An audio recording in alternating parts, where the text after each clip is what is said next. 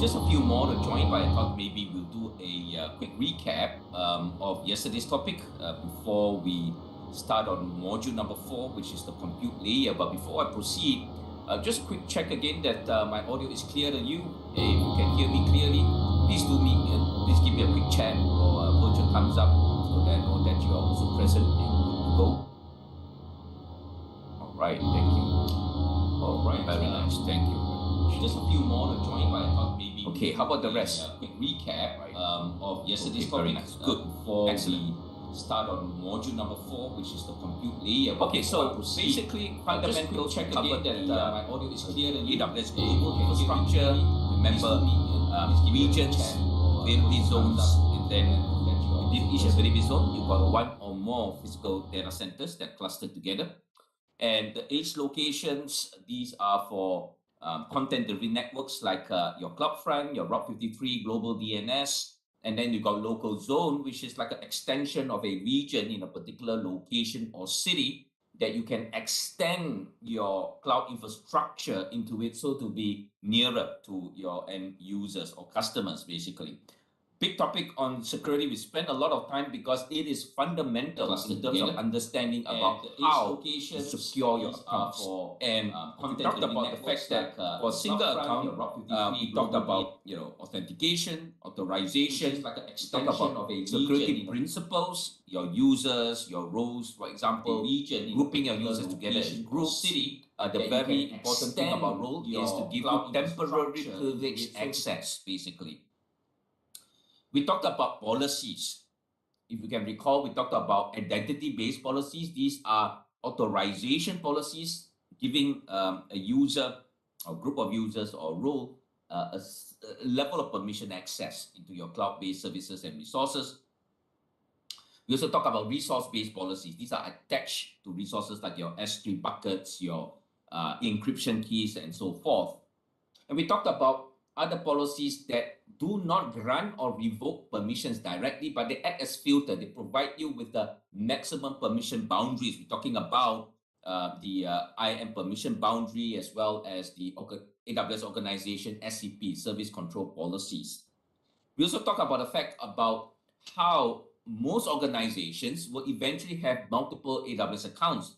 And one of the key reasons, or some of the key reasons why you might want to have different AWS accounts will be better governance, security, compliance, and isolation, because then you have different teams, different users that work with the cloud-based infrastructure for a particular product, a particular service, a particular environment, whether it's dev, or staging or production, or maybe some business division. We talked about AWS organizations, and means by which we can manage this multi-AWS account environment, how we can put it, your AWS accounts in a hierarchical structure with your root node and the OUs, the organizational units, and how we can apply policies like your SCP policies, service control policies, that provide you with the baseline level of security in managing your multiple AWS account. So other services that are related, SSO, AWS SSO, for example, single sign-on, user federation, users that are authenticated outside of AWS and needing access to your AWS environment. So these are kind of critical for us to just understand some of these key features. It will take time to kind of grasp fully, but take your time to revise and read through, because extremely important. And then we talk about networking. So fundamentals of operating safely on a cloud means that users need to know how to configure your virtual network environment. And hopefully that gave you, at least those of you who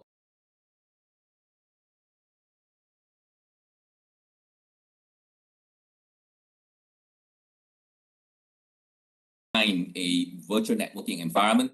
And I hope that the labs that we did, lab number 2, gave you the hands-on feel of how this networking environment is set up and configured. We're going to continue our discussions with the compute layer. After you set up your virtual networking layer, then we want to talk about the compute layer. Obviously, you have already done lab number 2, so you know that once we have set up the VPC, you can launch environment your easy that the labs cloud-based servers into this virtual networking environment. Nonetheless, we're gonna start on the compute module. Set up a little bit heavy as well, because this is also fundamental discussions aspects with the compute layer. After you set design virtual compute layer in a form of the compute layer as your main cloud-based server, that virtual server obviously, but other options as well, like serverless in the form of Lambda. So we're going to take a look at that, and then we're going to go for two other fundamental services today, actually, the storage layer and the database layer. So hopefully by early afternoon, before the mid-afternoon break, we have covered a fair bit of the fundamental services up to hopefully the database service.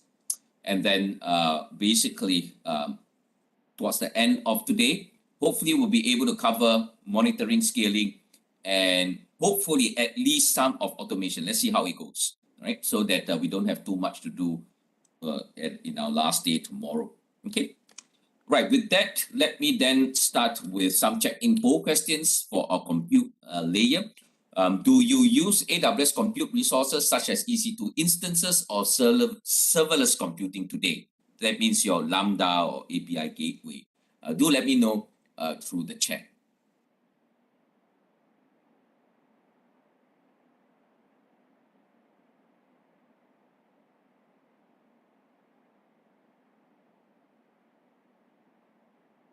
Any of you have done EC2s, running EC2 workloads or Lambdas today?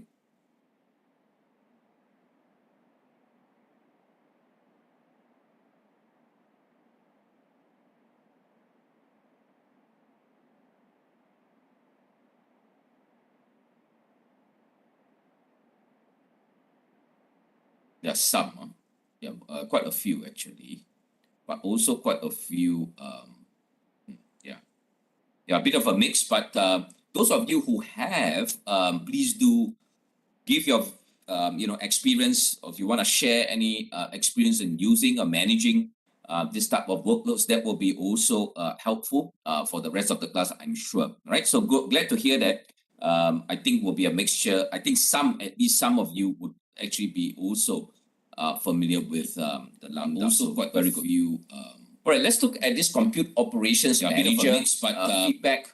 Right now, our compute needs are moving about a dozen different directions. We have demands ranging from your typical 3-tier web architecture to machine learning microservices. So it used to be the fact that, it's very standard, right? In terms of our 3-tier architecture, web tier, app tier, database tier, tried and tested, standard way of trying to think about, solution architecture. But, with emerging needs, with emerging architectures, you find that we need to also adjust and adapt to these newer architectures and newer requirements as well. Things like machine learning, your learning networks, and also your microservices. These are newer architectures that we need to be able to bring on board as well. And so our compute operations manager is saying we need to be able to meet a wide range of requirements for our customers with emerging needs, have that flexibility to account for these newer architectures, newer requirements. Cost management, as usual, remains central to understand how, as we architect this compute environment, cost must be at the back of our minds, because it will have some impact on cost. And we need to know, as solution architects, basically, we need to know the cost implications as we design out our compute architecture. And so these are the varieties of end user feedback and questions that we want to address in this module. And we want to look in terms of our reference architecture. Previously, we have done up the virtual private cloud, the VPC space. We're going to look at now populating that space with EC2s, basically your cloud-based servers, as well as serverless options like Lambda. And Lambda is a managed service, and it lives outside your VPC, right? The EC2 lives within your VPC. You're going to launch your EC2s into your own VPC. But when you use a serverless option like Lambda, the Lambda service lives outside your VPC. Now, there's a way to kind of link them back into the VPC if you need the Lambda to communicate with any of your VPC-based resources like your RDS database node, for example. Yes, you can do that through special endpoints that you can deploy. NIC cards basically get deployed back into your VPC, but essentially the Lambda infrastructure itself is separate and it is managed by AWS. All right, you just need to worry about your code. The actual infrastructure is 100% managed by AWS. All right, so quite a fair bit for us to cover in terms of these sections or sub-modules. And we're going to start with an overview of compute services. And this is the question coming in from the infrastructure specialist. We have tested EC2 virtual machines, but is there a managed solution to meet different requirements? So basically the key root of this question is like this. EC2 is your mainstay workhorse. Your typical server-based approach to thinking about our computing needs. But the question is asking, are there other options other than your EC2? And of course, the question is yes, there's a full range of AWS compute services, of which your EC2 is the mainstay, while is the typical server-based solution and approach, as I mentioned, and supporting services around that, like your EC2 auto scaling, your EBS, block store. This is your virtual hard disk or drive volume, for example. But there are many others involving things like your containers, serverless option like your Lambda. Fargate is your serverless option to host your containers, and some of the other supporting services like your load balancing, Outpost, where the whole cloud infrastructure is delivered to your on-prem data centers as a rack or a 10U kind of black box, if you will, that resides on your physical data center. And then you have other options like Beanstalk, which is a platform as a service. Again, this service runs the underlying application server environment for you while you focus on your web application. And then we have things like VMware Cloud on AWS or VMC on AWS. This is an option for customers who have on-prem their VMware environment, and they want to bring that environment to AWS Cloud using the same VMware environment. And this is a special option and feature available for those customers. But we just want to focus our attention on these key services around your EC2, supporting services around that, and also the Lambda serverless option for now. How did all of this evolve? Well, the pre-cloud days is basically your physical host on-prem, and then AWS came along in 2006 with virtual cloud servers. They were not the first that came up with a public cloud offering, but they were the first commercially viable public cloud offering. And then customers started to use their EC2 for virtualization of cloud. And then 2014 is where they started to roll out containerization. At the same time, however, same year 2014, they also introduced this serverless option called Lambda. By the time we get to 2017, you've got Fargate, which is a serverless option for your container environment. And then 2020, they started to innovate on their own AWS Graviton CPU chips. All right, so this is the evolution. Now, this slide is also important to kind of understand as a solution architect the trade-off decisions that you must make when you are choosing the right compute option for your environment, for your application. What should you choose? Well, if you need a lot of control, you need visibility, you start with your EC2, which is the main thing that we're going to talk about today. And basically, this is your infrastructure as a service.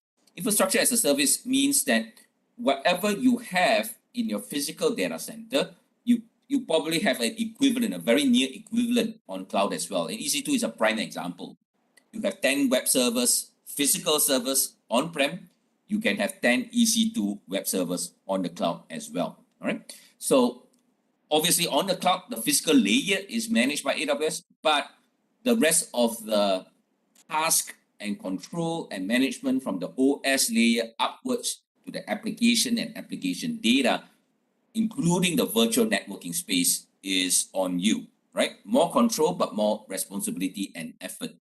Then you go a step up in terms of the container orchestration environment. Basically, you're still managing quite a fair bit, but the good news is that through ECS and EKS, the container management environment, in terms of the cluster of EC2 nodes that support your containers, is managed to a large extent by this container orchestration environment. But there is still a fair bit for you to do.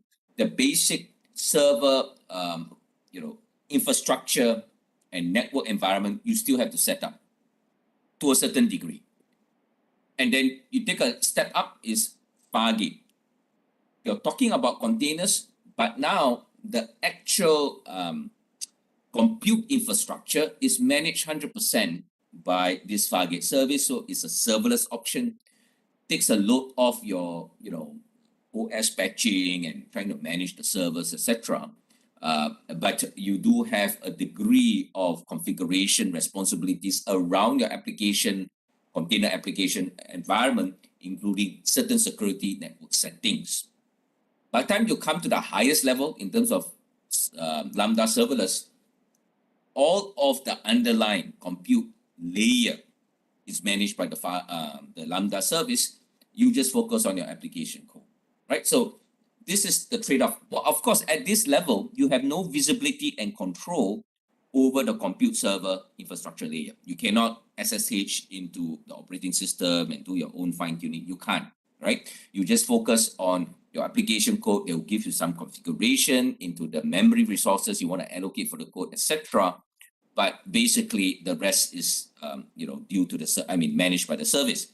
Now, so on this spectrum, you make a choice where you want to bring your organization, your team, your application to.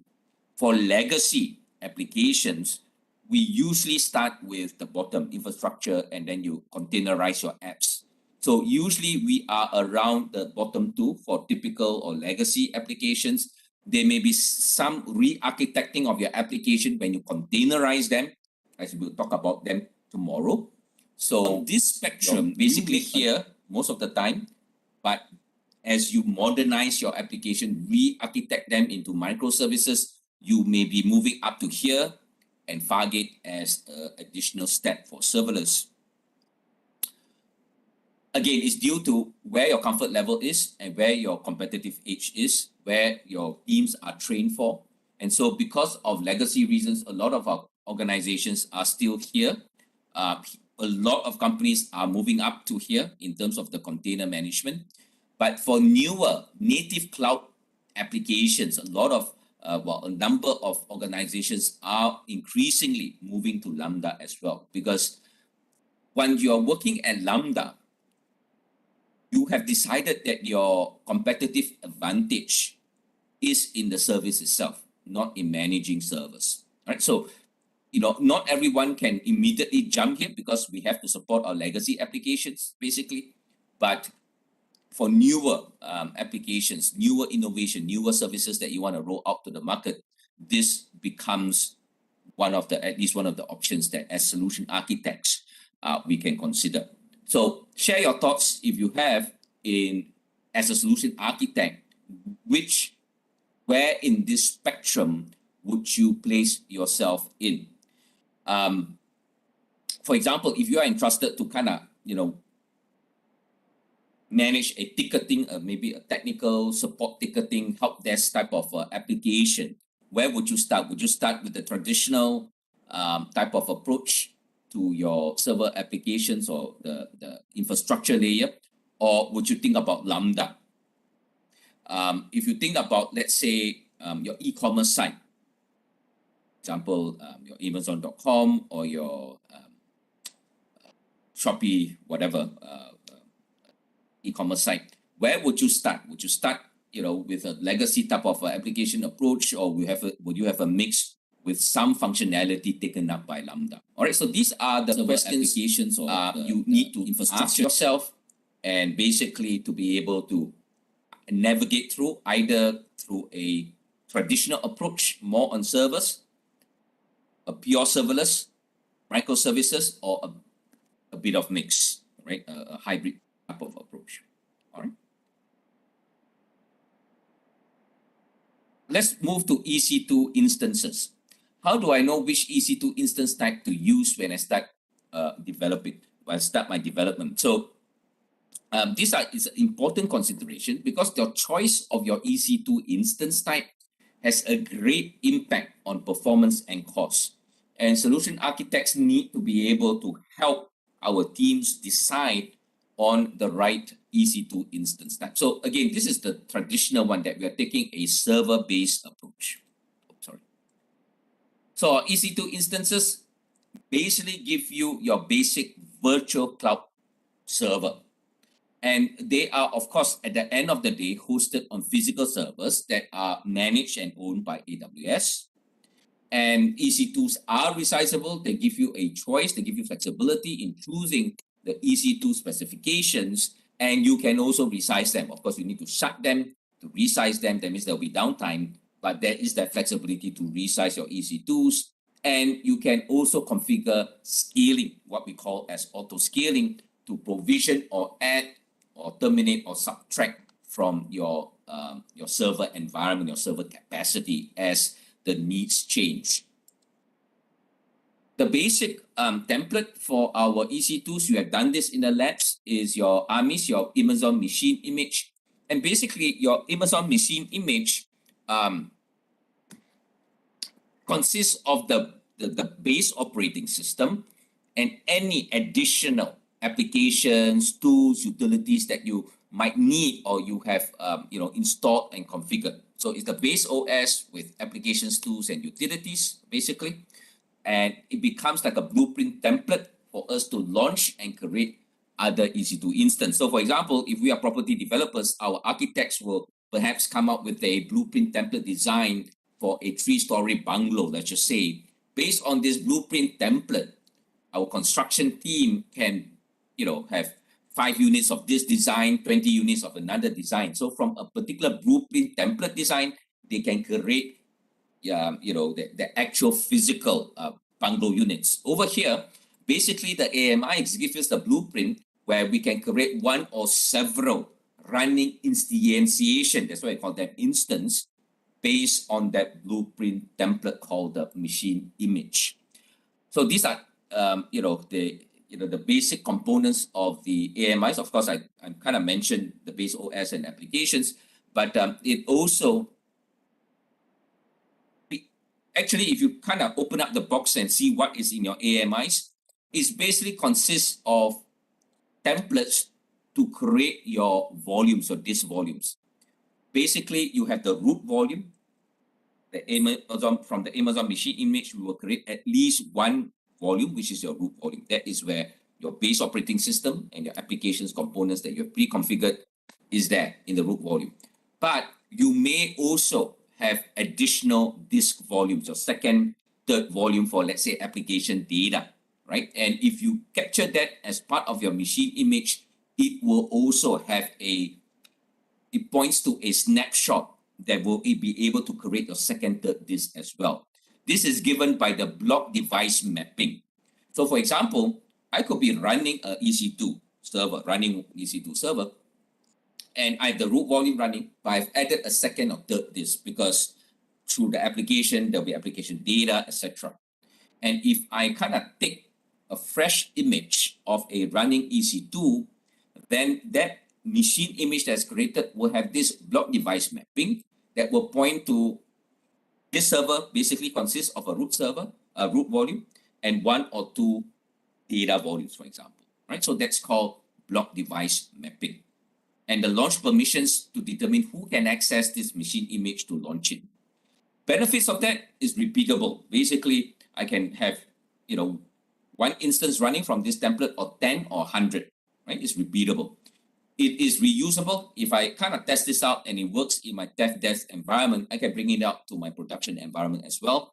And it's recoverable because if I launch this server goes down, I don't have to spend time to troubleshoot it. I'll launch another one, right? You can recover from a failure easier.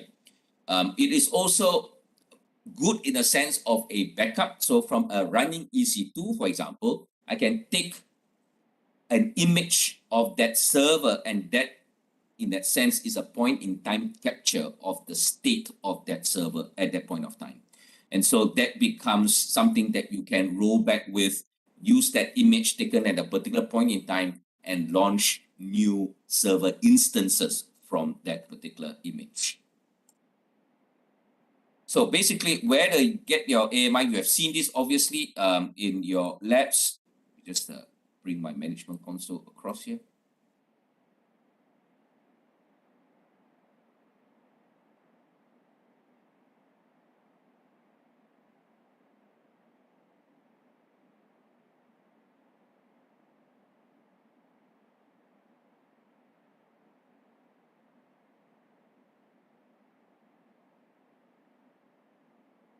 Right, so the quick start is the list of default out of the box image. So this is the default options that you can take that AWS will kind of provide for us. You have various flavors of Linux, including the ones from Amazon, basically. Then you have even Mac OS machines. You have Red Hat, SUSE, Ubuntu. You have Microsoft as well. And basically, some of them comes with, if you see things like, where's the base? Okay, if you see some things like Microsoft Windows Server 2022 base means the base OS.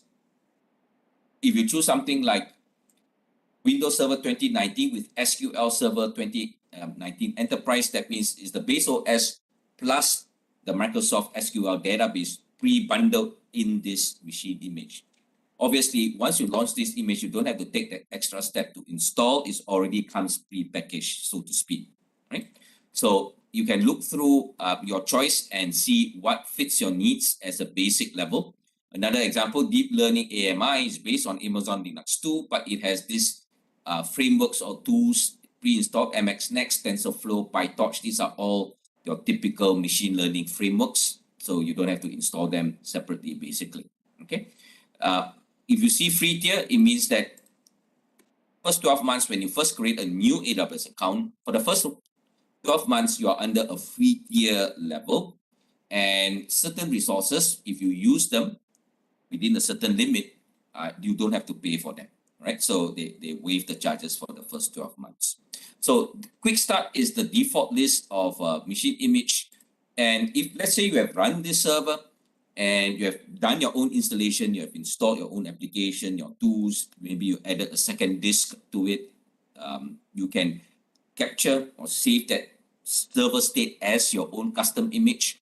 So under My Armies or My AMI is all your custom images that you have created, and you can choose this custom image and launch a new instance from this custom image. Right? You can also go to AWS Marketplace. These are third-party vendors that have built in their appliance, their solutions bundled together as a machine image, which you can subscribe from them. Then basically you launch it into your VPC, and the solution will, basically that solution will be bundled in, and you can run those solutions in your own VPC. And it ranges from infrastructure type of software, like from Juniper, Trend, Micro, some network VPN providers, etc., and then up to business applications, specific areas like machine learning. So you can look through this product list, and if you're interested in some, you can just subscribe to their machine images as well. Then you have community AMIs. These are from AWS developers and partner developers like Red Hat, where they provide you with certain machine images which you can run and test yourself based on certain specs, as you can see, that run and test in your own sandbox VPC for your own development work. But for now, let's just stick to the quick start. You choose the machine image, and then you choose the instance size, which is your server specifications, right? You got the family, which is given by the alphabet T, and then the numerical number 2, that's second generation, T3 third generation, C5 fifth generation, and then you've got the sizing. This is popular because is small in size, so very nice for demo and testing. So micro is one virtual CPU and one memory, for example. Again, free tier eligible means that you can run, for example, this up to 750 hours of runtime. They won't charge you, right, under free tier. So you basically, this is where the choice becomes important. Which instance type and sizing, it obviously has great impact on your performance levels and cost, basically, because it will determine the number or the quantity of virtual CPUs and memory, the RAM, that you configure for your EC2 instance type. And also it affects your network performance. So generally speaking, larger size instance type have better network performance, right?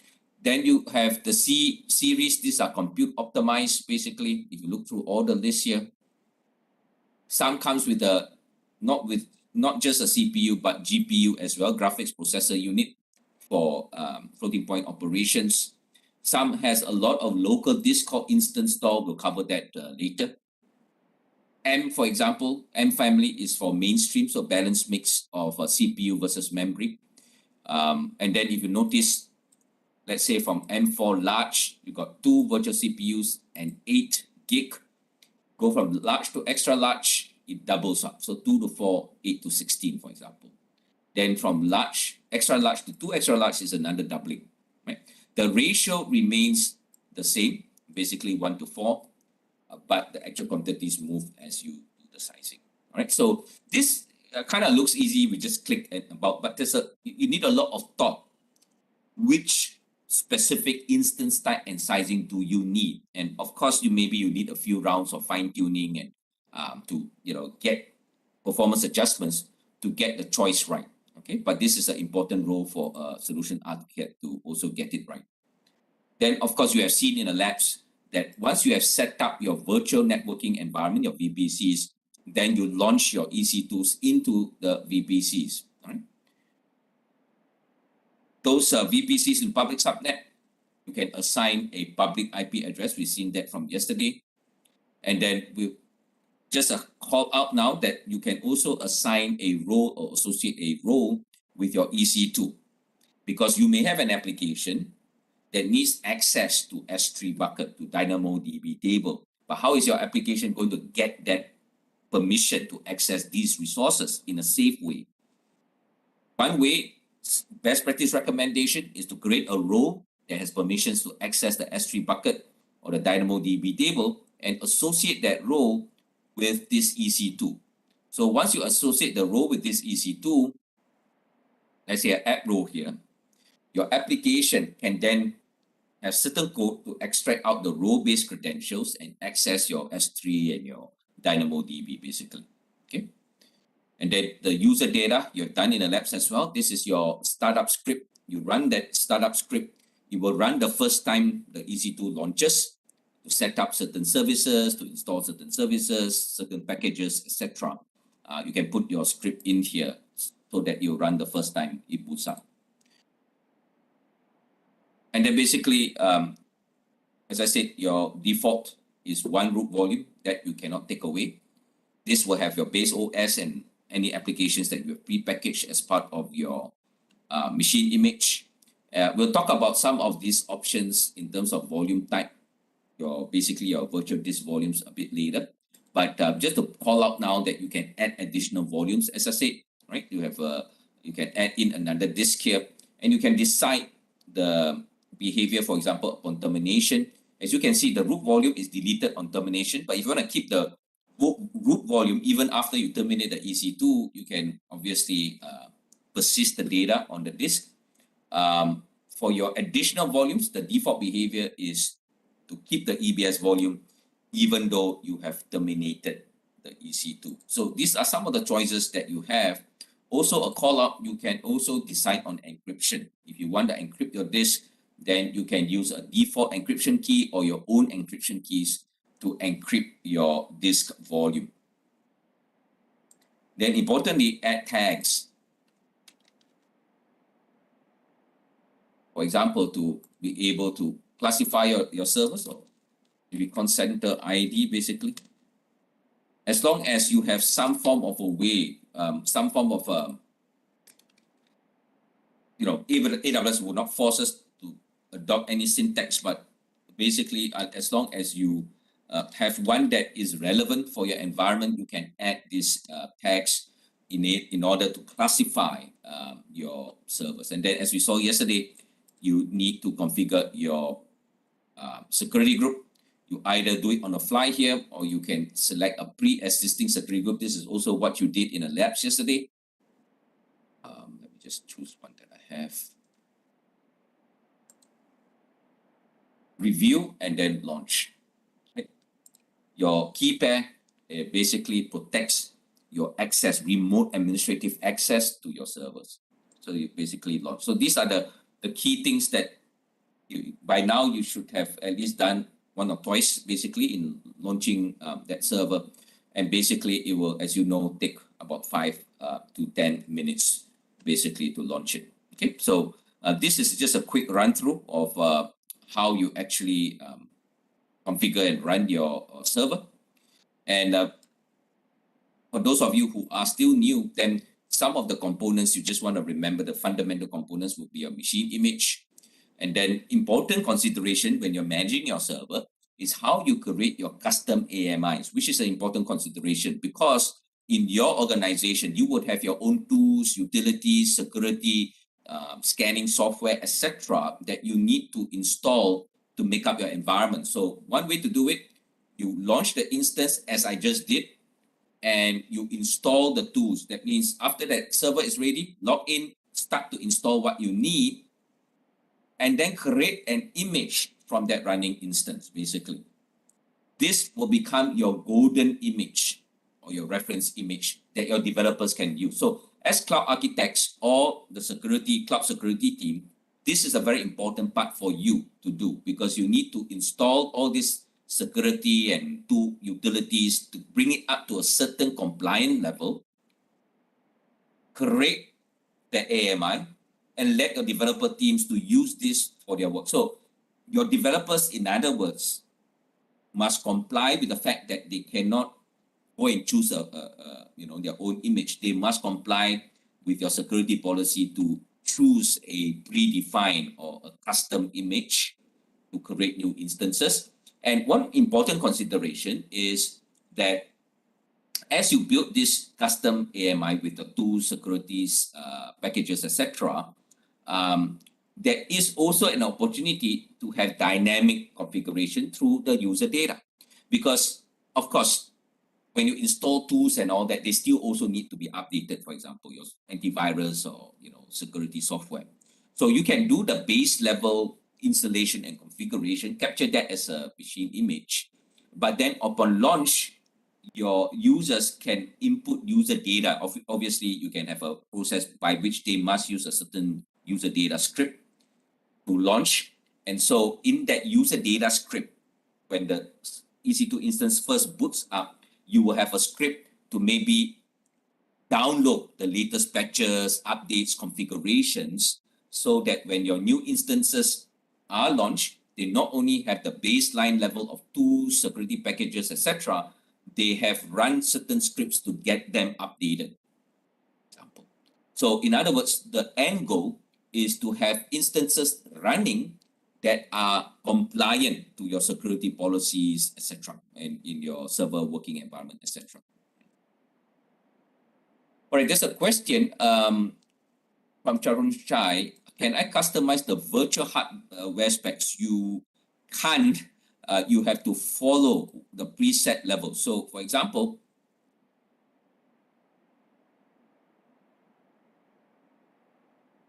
you have to accept the preset level. So you can't say, for example, okay, T2 small. You have one virtual CPU and 2 gig. Instead of 2 gig, can I have 3 gig? You can't. You have to follow the preset values. Okay? So you can change.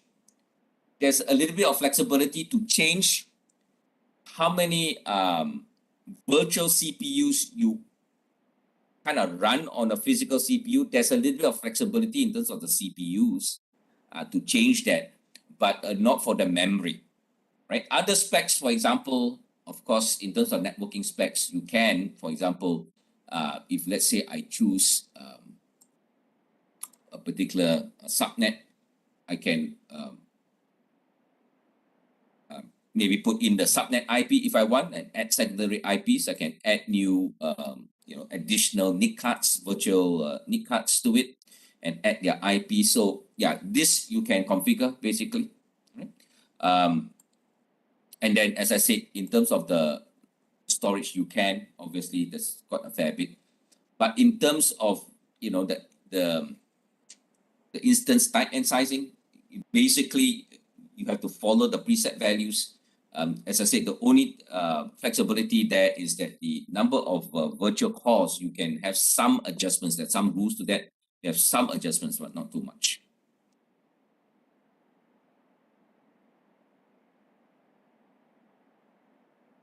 So this is the manual way. So basically what we try to say here is that, let's say this is already running. Okay, so it's already running. You log into this server, you do your own installation, install your applications, your tools, etc. And then basically you go and take an image, create an image, for example. And like what I kind of explained earlier, when you take an image, what happens behind the scenes, they're going to take a snapshot of your volumes.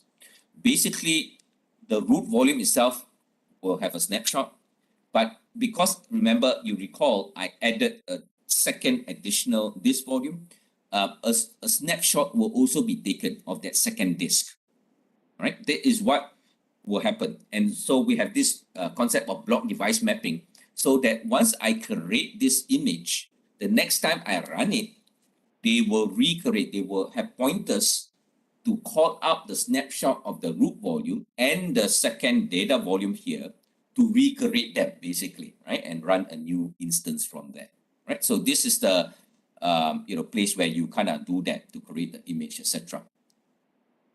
So this is one way to do it. And just a quick note that for Linux, can actually kind of run this create image, and it will, behind the scenes, it will reboot the server, etc. For Windows, just a quick note here. For Windows, you can't do that directly to create an image. You have to go into your Windows. You have to use our EC2 management utility to run a Microsoft sysprep. There's some Microsoft special scripts or procedures there to strip your Windows image from certain security and network settings before and shut them down before you take the image. If you take an image directly like that, that Windows image will not work. So for Windows, just a little bit of note here that you need to take certain image. But, if you're interested, Windows, you can ask me more during the breaks, but just a quick note from that. So what I've kind of showed you is the so-called manual way of doing it. Thankfully, we have a more automated way of doing it. It's called EC2 Image Builder. This is like your CI/CD pipeline for your images. That means you create a CI/CD to create your golden reference images. So basically, you start with the source image, and then you specify how you want to build. You have a build stage of your image. You build in components, that is, you install certain components in there. You specify the test, and then it outputs the custom image. So basically, this helps you, is a tool that helps you. This is more manual, and this will be more automated, right? Like a CI/CD, as I mentioned. So let me quickly show you this. Quite a nice service to use, Image Builder, to create, and the end goal is to create your custom images, right? So you can create a pipeline from scratch. Test pipeline, let's just say, and you can schedule how often do you want to run it. You want to run it every week, every 2 weeks, for example. And just to keep it manual, because I don't need to run it on schedule. So you can create your recipe. Your recipe is how you want to build and configure your images. Just a note here, for those of you working with Docker, you can actually use Image Builder to build your Docker image as well. But I'm just going to stick to Amazon Machine Image for now. Keep it as version number. So you can, what is your base image? You can select one of the pre-default images from AWS, or you could have your own images ready and you provide the image ID. I'm just going to start fresh with the Amazon Linux 2. There are certain other choices here as well, as you can see. And then I choose the one that is Quick Start Amazon Managed. And I choose the one that is x86 architecture. Good. I can have an option here to choose the version. So I always want to keep it to AWS, the latest available OS version. There are other, if you want a specific version, you can do that as well. And then the build components is what you want to install into that image. So I can say, okay, I want to install a CloudWatch agent. We're going to cover CloudWatch later, but CloudWatch is your cloud monitoring tool by AWS. And so if you want CloudWatch to extract your system level metrics from the OS and any custom metrics from your application, you have to install the CloudWatch agent. So in our example here, I want to say, yeah, instead of installing separately, I want to install the CloudWatch agent, bake it in as part of my custom image. And maybe there are other options here like Tomcat version 9. Let's say I want to, build this as a Tomcat server. So I specify Apache Tomcat as one of the build components here.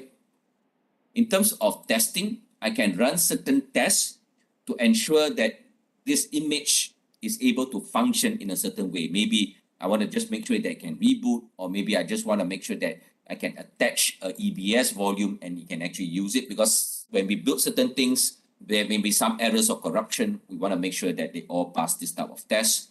Or I want to have maybe AWS Inspector to run a security test. AWS Inspector is a security assessment tool from AWS. And so I can install this Inspector agent to run the test on the image to make sure there's no security vulnerabilities after all the building process, etc. All right, so I can maybe specify that as a test. Let's see what others I have.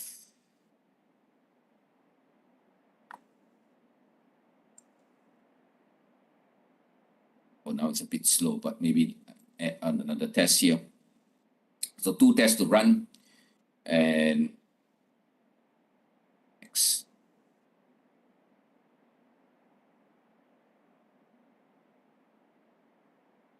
Okay.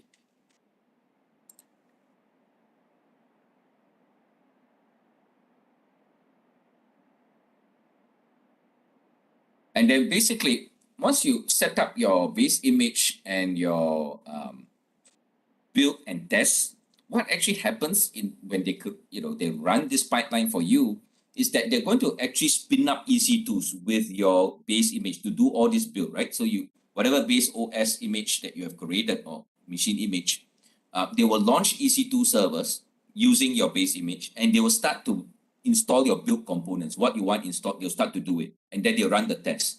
And then they'll take the image of those servers and then delete those test servers, basically, or the pipeline servers. So these are the infrastructure, right? So you can just accept the service default, or if you want to customize that test infrastructure, the instance type and all that for your testing, you can actually do that.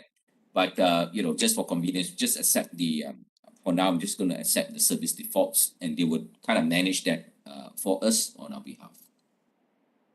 And you can distribute this image. So I can say, okay, for now, the default is for use for the same region. But if I want to use, if my present AWS account is a central account, and I want to create this image and kind of distribute it to other AWS accounts in other regions or other regions as well, I can certainly add this distribution, right? Now is the same region, but I can also add other regions as well, other accounts as well, and the output name of that custom image. So from one source, I can have then multiple recipients. Maybe I developer teams across regions and AWS accounts. I can use this distribution settings to distribute that coded So basically, this is all. Then you go ahead to create that pipeline. All right. So this is a tool that just I'd recommend to you. Okay, let me just go back here. This is what we just see, the image builder. Okay, let's look at some of these settings or concepts of shared versus dedicated tenancy. Now, the default option is shared tenancy. What does shared tenancy mean? Well, if you take this as a physical rack, and these are physical servers, the purple rectangle is a physical server, physical host, your EC2 will be sharing the same physical host as other EC2s from other AWS customers. This is your basic approach in terms of cloud servers, right? You have physical hosts, and then the virtual servers, the EC2s, are hosted on the same physical host. That gives you the economies of scale of the cloud, basically. Now, obviously, there's going to be very strict isolation, virtual isolation or logical isolation between these virtual servers. They will not know that each other exists. They cannot communicate with one another. AWS is responsible to ensure that a hacker that gains one EC2 cannot penetrate into the hypervisor virtual layer and the control plane to access another one. All right, so that's AWS responsibility to make sure there's strict logical isolation. However, for stricter security compliance, sometimes our security auditors will say that you must not share the underlying physical layer, the physical host. And so you can have two choices here. The first is dedicated instance. For dedicated instance, when you launch the EC2, you can say that I want it to be dedicated instance.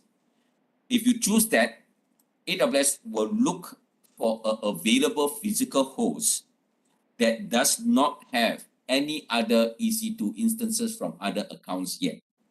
That means it's free. It's completely free. There's no EC2 running on it from other AWS accounts. And then they will place your EC2 on it. And they will dedicate now this host to you. You don't see the host, but they guarantee you they will not launch other EC2s from other AWS accounts.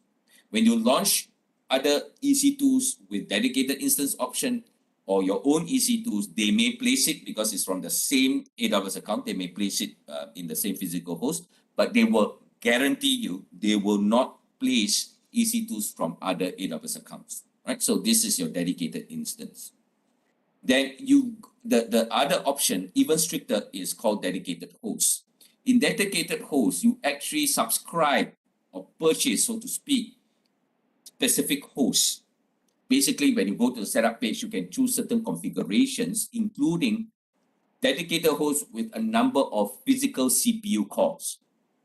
Over here, these other two options, we do not have visibility into the host. Like, for example, the default shared tenancy, you just configure the virtual CPUs, but you have no visibility into the number of actual physical core. Even for dedicated instance, you choose the virtual CPUs, but you don't see or you cannot configure or you can't choose the physical host in terms of the number of physical cores. They just guarantee you that you'll find one that doesn't have any other EC2s from other accounts and they'll place your EC2 here. However, for this one, when you choose dedicated host, you can actually choose the specs according to the number of physical cores for that physical host. Now, this is important for situations when you have legacy software license agreements that tie you to the number of physical cores. Some of your legacy software licensing, they don't have provision for this virtual CPUs. They say that this software license is only valid if you run on a physical hardware with 8 physical cores, for example. Right? So for those type of compliance, you need to have dedicated hosts because you can say, I want to subscribe to this dedicated host with 8 physical cores, for example, and you run your EC2s on it to be compliant with your license agreement. All right, so that's one key feature of dedicated hosts. The other feature of dedicated hosts is that you have placement control. That is to say, let's say I've purchased 3 dedicated hosts. Each one comes with its own host ID. When I launch my EC2s, I can say, let's say I launch 4 EC2s. I can say the first 2 EC2s, put it on the first host number 1. The other two put it on host number 3, for example. I can, have this type of placement control. So it gives you visibility into number of physical cores, and you can choose, you have placement control to decide where this EC2 will reside in a particular host, right? Any questions here in terms of your shared and dedicated tenancy? Obviously, this is going to be much more expensive. This is the lowest cost shared tenancy, followed by this one, and then this one is obviously at a premium. Your instance type is given by this type of syntax. The alphabet is the instance family. So C is compute optimized family. The numerical here is the instance generation. There's an attribute here, for example, N with enhanced networking. And then the sizing, large, extra large, to extra large, for example. Yeah, Chik Hong, there is some degree of configuration details, right? Including the number of physical hosts, right? So there is more customization. And when you kind of subscribe to the dedicated host, of course, it's pre-packaged. I mean, you go in, there's a menu, and you choose a pre-packaged configuration. It's not like you can build everything from scratch, but there's a pre-packaged configuration you can choose. And the main thing that customers choose will be the number of physical cores, because that is directly related to their software licensing agreement. This is not an option for bare metal. That bare metal is a separate issue. Bare metal is a separate option where the whole server is given to you. You install your own OS, hypervisor, or whatever, right? So that's called bare metal. There's a bare metal option called T3 bare metal. You can check it out. Obviously, in terms of the physical hardware specs, they will have their own options for you there. But the dedicated host is not so much to get bare metal type of server option. It's more or less, you're still working with virtual server. The hypervisor is still by AWS, but the main thing is you want a configuration that has a number of specific hardware cores because of your licensing agreement, right? So you can check out those options, dedicated host for your licensing option placement control, and separately is your, let's say, I think it's still i3. So you can check this out as well. i3, just put it in the chat. i3 bare metal option. Okay, just do check it out, and you can have a discussion with me later on during the breaks or after the class if you're interested in a little bit more of the bare metal option. Okay. All right. Now, of course, we are all at risk of hardware failure.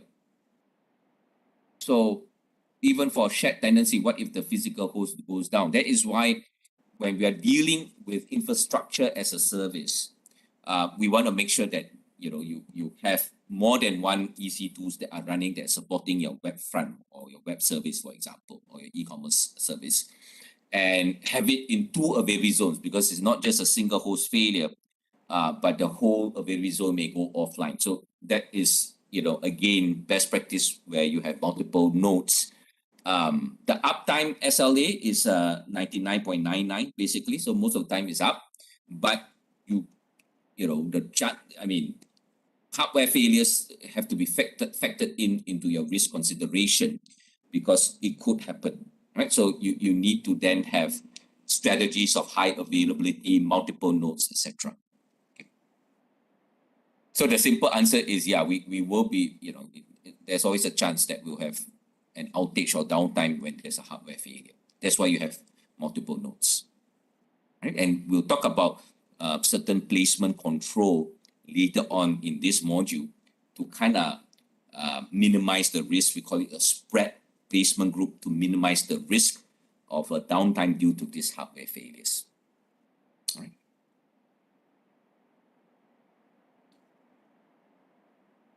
Okay, now if you look at this instance family, these are the major grouping according to your end use case scenario. So for general purpose means your broad-based general server-based applications, your inventory software, your financial accounting software, your maybe customer relationship CRM solution, your website or your web application, where you want a balanced mix between CPU and memory. Usually the ratio is actually 4:1. Between memory ratio of memory to virtual CPU is a 4:1 ratio.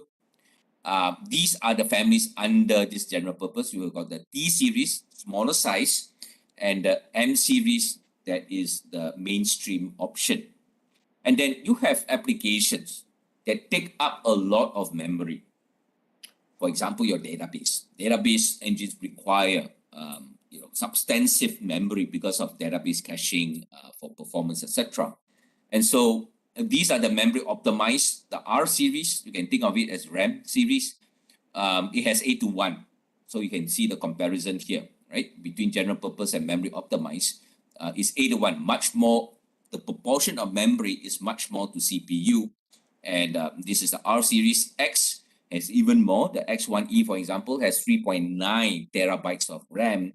This will be, for special database like your SAP HANA in-memory database, where it has the 100% of the database is on memory, right? Other things like Redis has similar as well. It's all in-memory database, basically. You have storage optimized, that they have a lot of fast local disk access in the form of instant storage. I'll talk about that later. But these are directly attached local disk resources that your application can use for fast local disk access. And again, I will kind of elaborate on that later. The C series is compute optimized. In proportion, they give you more memory. More virtual CPU power. So the ratio again changes. It's a little bit more aggressive in giving you CPU resources. This would be applicable when your application needs a lot of computational power, run a lot of analytics or calculations that needs a lot of CPU cycles. This will be a good choice for compute optimized. I forgot to mention, in terms of storage optimized, some like graphics processing, graphics rendering, you need a lot of fast local disk access because there's a lot of intermediate results that you want to save to disk and quickly read them again for the next round of computation. So some form of analytics and graphics processing, they use big data, for example, they use a lot of local disk resources. So storage optimized good for those kind of use cases. And then you have accelerated compute, where, for example, the G series, the P series, it not only comes with a CPU, it comes with a graphics processing unit as well from NVIDIA for floating point operations. So if you have 3D graphics processing, for example, you use a lot of floating point operations. Your regular CPU can run those floating point computations, but it's slower. It takes longer to compute.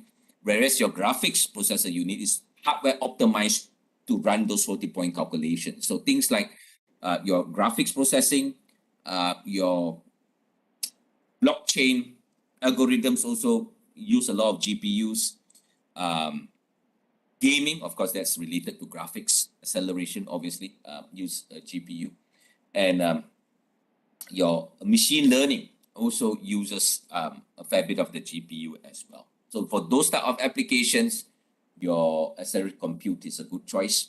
And you have others like FPU programmable gate array, FPGAs. These are specific semiconductor chips for acceleration. So, very customized type of applications that can use the FPGA to speed up in their computation. Also, when you talk about generation, so basically R5, 5th generation, R6 is 6th generation, for example. Best practice, go for the latest generation.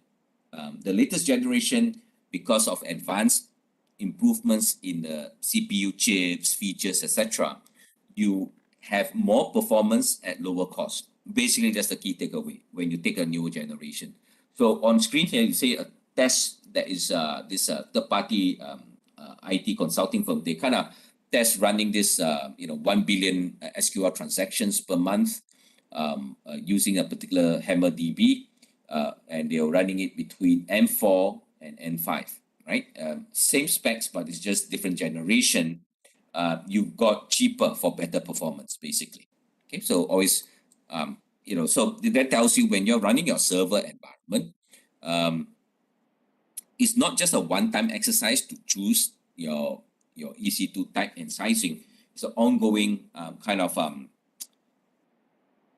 effort to make sure that you have sized your EC2 correctly, they're performing at an optimal level, and also to upgrade as newer generations of your instance type come on board. Then you have a migration process to take advantage of this additional hardware improvements, right? In terms of newer generations of your instance type. Now, to help us with this performance tuning or optimizing the choice of our EC2 instance type and sizing, thankfully now we have this service called Compute Optimizer. It will kind of scan through or monitor your EC2 workloads and in terms of performance, the utilization, etc., and it will give you recommendations, right? So if let's say you have over provisioned your EC2, you chose maybe C5 4 extra large, you may not actually need that, right? It's expensive. You may not actually need that. If you can make do with a smaller size one, they will give you a recommendation to downsize it. Or of course, if let's say your EC2 instance type too small, not enough resources, right? You're not performing well, they will give you a recommendation to upsize it, right? So this helps us come to the correct decision on what is the correct EC2 type and sizing. Please run this constantly for your EC2 workloads. It also covers your Lambdas as well. They can also, because one of those of you who have used Lambda, one of the configuration setting for Lambda is your memory allocation, memory resource allocation. The more memory you give your Lambda, the faster you execute. Your Compute Optimizer 2 can also give you recommendations into your memory allocation. How much memory should you allocate for your Lambda functions as well, right? So this is a very nice tool to have, and it's integrated with other services like your Cost Explorer, so that if they think that you can save costs by having a different set of this is your memory allocation, memory resource type allocation. Then the Cost Explorer 2 actually integrates behind the scenes with Compute Optimizer to give you those type of recommendations. All right, let's quickly look at this instance lifecycle. So basically, you launch, it goes into a pending mode, and then once it's ready, it's in a running mode.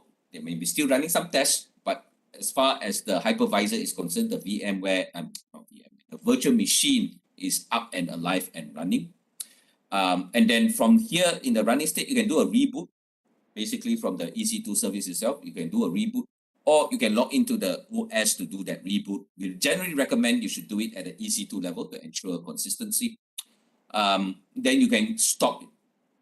You can stop the EC2. It goes in the stopping state, or certain EC2s now have the function to also hibernate as well. That means they store the contents of the memory to disk. You do have that option now, but basically it goes in the stopping state until it goes to stop. And then of course you can, from a stop EC2, you can start it up again. You can terminate, it goes in a shutting down mode, and then it gets terminated. So basically for your EC2s, once it's in a running state, the meter is running, you pay for it. It's electricity and water.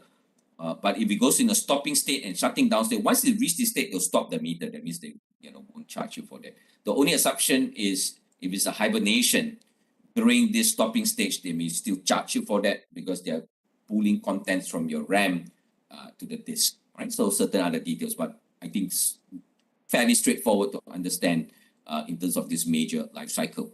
Also, in terms of the user data, basically these are scripts, as I said, to kind of run it on the first time the EC2 launches. And this will be things like, for example, to do a YAML update for your Linux server, to basically, how do I call it, start this web service and to keep it on, basically. And so it kind of makes sense that this is usually some of the things that we do the first time it runs. Then if the EC2 is running, even if you stop and start, your web service is already running. So most of the time, it kind of makes sense to kind of just run it once. But if you want EC2 to run this user script every time you stop and start, you have to do certain other additional configuration so that it runs every time you stop and start. But most cases, we only, and it's a default as well, we only run once the first time boot of the EC2. You can also, if for Windows, you can use your PowerShell scripts to run it for your Windows instances as well. Instance metadata is configuration details of your instance. For example, the instance ID, the MAC, the public host name, IP address, private host name, private IP address, and many others like your machine image ID, etc. And these are part of the configuration properties of the each EC2 instance. And they are stored in what we call instance metadata, or there's a service called the instance metadata service for each of the EC2. And it's stored in this location, URL location 169.254.169.254 slash latest slash metadata. Now, this URL is only accessible from within the EC2, right? It's not accessible over the internet or over the network or something like that. It's only accessible for applications or scripts running on the EC2 itself, right? And in this example, this 169.254.169.254 latest metadata, and then they are trying to access the public host name, right? This property to extract out that value. So in this example, we are using user data to extract out a metadata property, assign it to an environment variable host name. Right? So this is on your Linux, obviously. By default, the host name usually takes the local host name, but in this sense, we want to customize it. So we have this user data script to have a curl command to extract out the public host name and assign it to the Linux host name. Right? So this is what the script is trying to do. This is just to show you that you have instance metadata and you can make use of certain properties of the instance metadata as part of your setup of your server. Also, it's not shown here. Remember, I said that when you create or configure your EC2, you can configure a role to be assigned to your EC2. Well, if you do that, when basically the EC2 service will assume the role on behalf of the EC2, take the temporary role credentials and put it in the instance metadata. There's a property name, something along the lines of role credentials or something like that, which becomes your instance metadata. And so you may have a script or part of your application logic to have a curl command to extract out the roles credentials, use that role credentials to access your S3, DynamoDB, or whatever, the permission level of that role, basically. All right. So that is also making use of the metadata. And by the way, for those role credentials, EC2 service will automatically refresh the credentials after the role expiry, because the role maybe is only a 1 hour duration. The EC2 service will continually refresh to get the fresh updated role credentials on behalf of the applications running on the EC2, right? So that's a very useful feature. We also have EC2 key pass. This will protect access remote admin login to the EC2. So for example, if you have a Linux server, you, like what I showed you, you kind of define the key pair. So basically how it works is that the EC2 service will keep the public key. You have to download and secure your private key. So when you want to SSH into your Linux server, you have to present the private key. They will kind of match it to the public key and authenticate it for you to be able to SSH into your Linux server to manage it. So this is like a, you want to think about it, it is like a warehouse or the, gate to your warehouse. You have a big padlock that is like your private, that is like your public key. It's a huge padlock. It's public, everybody can, access it, but only the private key can unlock it, basically. All right, so there's something similar here. You have to secure your private key. If you lose your private key, that AWS doesn't keep a copy, right? You just make it available for you to download. After that, they'll wipe it out from their memory. You have to secure your own private key. And if you lose your own private key, then you have, basically you can't log in to manage your server. There's a way to recover that, but I won't go into the details. But basically you have to secure your private keys.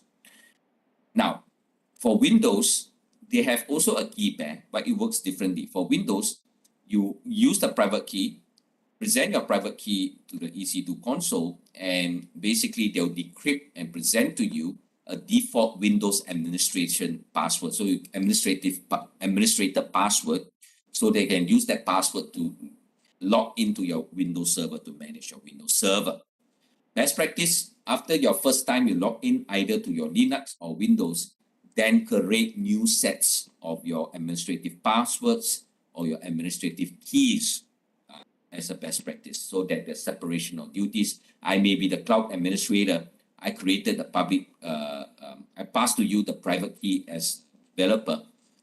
Only you should have that access to the server. As a cloud administrator, I shouldn't have administrative access. So when I pass you the private key, go into your Linux, start to generate new keys, right? And inactivate the original key. So these are some of the best practices that you need to take when you're managing your EC2 servers.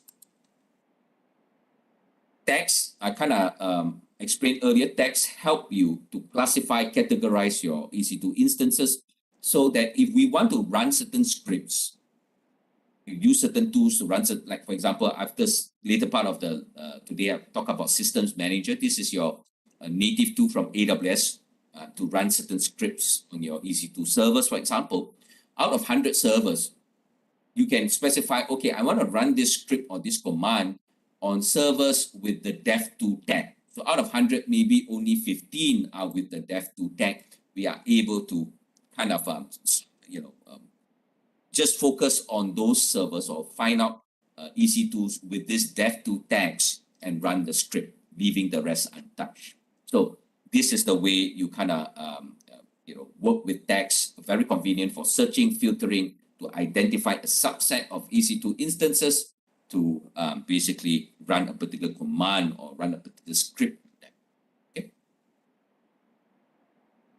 A launch template is very convenient to capture the configuration of your EC2. Now, what you went through the labs and what I've done earlier in the demo is we did a manual process, right? Using the wizard or whatever to choose the AMI, the instance type, the network configuration, etc. That's very manual. For operational basis, you should capture all this EC2 specification in the form of a launch template to capture all these specifications so that you can always make reference to a launch template when you're launching your EC2, right? So you can do that when you're launching your own EC2s on demand, or when you, later on, when we talk about auto scaling, your auto scaling configuration can point to a particular launch template so that the auto scaling service will know the specs of your EC2 to launch for you, basically, right? You can also, very importantly, as part of your infrastructure as code, use templates, CloudFormation templates, to reference the launch template to tell CloudFormation, this is the specifications of the EC2 when I want to launch the EC2. You can also create a EC2 fleet. That means a number of X number of EC2 instances that you want the AWS to launch for you based on this launch template, right? And you can access or specify the launch template, obviously, through the management console, the CLI, or API programming call as well. All right, let's look at EC2 pricing options now. How can we optimize our spend, the amount of money that we spend on our EC2 service to provide a reliable service? This is the cost analysis. So it's always going to be a trade-off between cost and performance, obviously, but cost is a major component of trying to make sure that we are very efficient in our specifications so that we don't overspend in terms of our EC2 pricing or EC2 expenses. So there are a number of pricing options here, and we'll go through some of them in terms of the major options you have.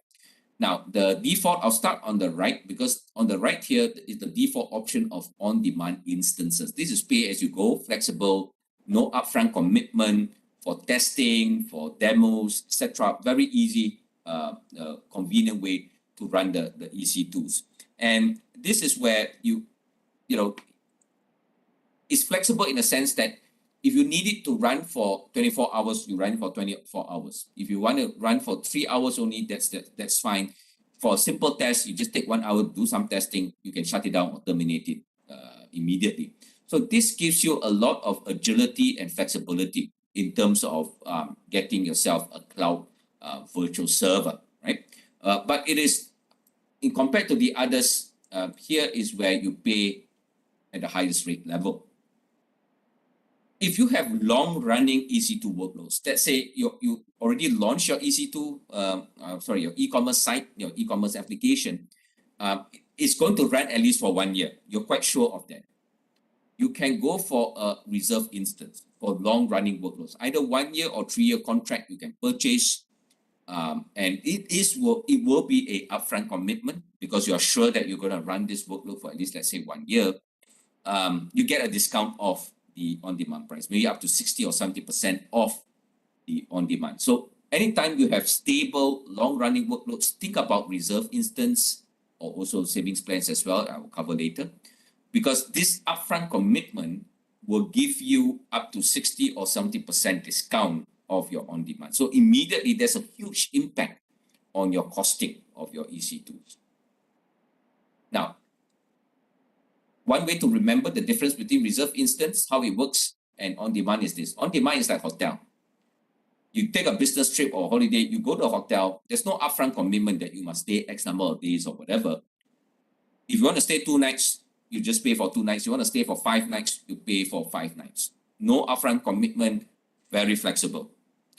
Reserve instance is like you have a 1 year rental agreement for a condo apartment.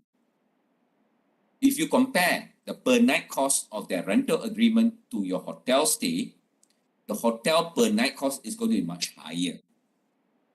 However, if you have a 1 year rental agreement, it's a long-term commitment to stay. Whether you actually stay or not, you have paid for the apartment. You cannot tell the landlord, I'm going on a 2-week vacation. Can I not pay the rent when I'm on holiday? You can't, right? Whether you stay or not, you're committed to pay, basically, right? So this reserve instance is something similar. You are committed to run your EC2s. Whether you actually utilize that or not, you already paid for it. Basically, that's what it means for a discount. So this reserve instance is kind of based on an EC2 instance type. So I can buy maybe 4 reserve instances, C5 large, for example, right? So based on a particular instance type and sizing, and also on a particular region as well. Savings plan is something similar. It's also an upfront commitment to run EC2 workloads, but it's a little bit more flexible than your reserve instances. There's a little more flexibility in choosing the regions, for example, or changing the EC2 instance type, etc. Right? We look at some of the differences there, but this concept is the same. Upfront commitment in exchange for a discount. Spot instances are situations where, let's say you take a region like Singapore, at any one time, AWS will have ample capacity. And according to their forecasting, if they do not foresee customer demand for a particular instance type and capacity, they will release it to the spot market. Again, it's based on a particular instance type. So there'll be a spot market for C5 large, for N5 2 extra large, based on a specific EC2 instance type and sizing, but they'll put it on a spot market, and you will actually bid for the spot pricing. You will put a maximum price that you're willing to pay for this spot instance, and if the market price is below your maximum bid price, you will get the spot instance to use. Basically, that's what it means. There is basically a condition that if the spot market price exceeds your maximum price, then they'll take away your instance. They'll give you a 2-minute notice, and they will terminate or hibernate that instance depending on how you set it up. Right. So in a nutshell, these are the different purchasing options, and as you can see here, you can get 70, 80, or 90% of the on-demand cost. So choosing the right, in other words, the key takeaway is choosing the right purchase options has a huge impact on your EC2 costing. Right? So this is your a reserve instance type, you can get up to 70% off the on-demand price, but you have to commit to a particular instance family. All right. Convertible, there's a bit of flexibility to kind of convert your instance type and sizing, but based on certain conditions, a lower level of discount. Savings plan, compute savings plan is the most flexible. You can choose any region. You can choose your very flexible in terms of your instance type. Your very flexible whether you want Linux or Windows. You can switch tenancy, shared tenancy, dedicated tenancy. So very flexible. In fact, it can include your Lambda usage and your Fargate container serverless usage as well. EC2 instance savings plan is a little bit more specific. You have to commit to run it in a particular region and in a particular instance family. But the sizing is flexible. That means, let's say, from M5 large, you can change it to extra large. It's flexible across sizing. The OS, you can change between Windows and Linux, and the tenancy as well. So if you compare between the savings plan and reserve instance, I won't go through in detail. Key takeaway here is the compute savings plan has the most flexibility. You can see that you can change things like your instance family, instance size, OS, includes Lambda usage, for example. So the most flexible is compute.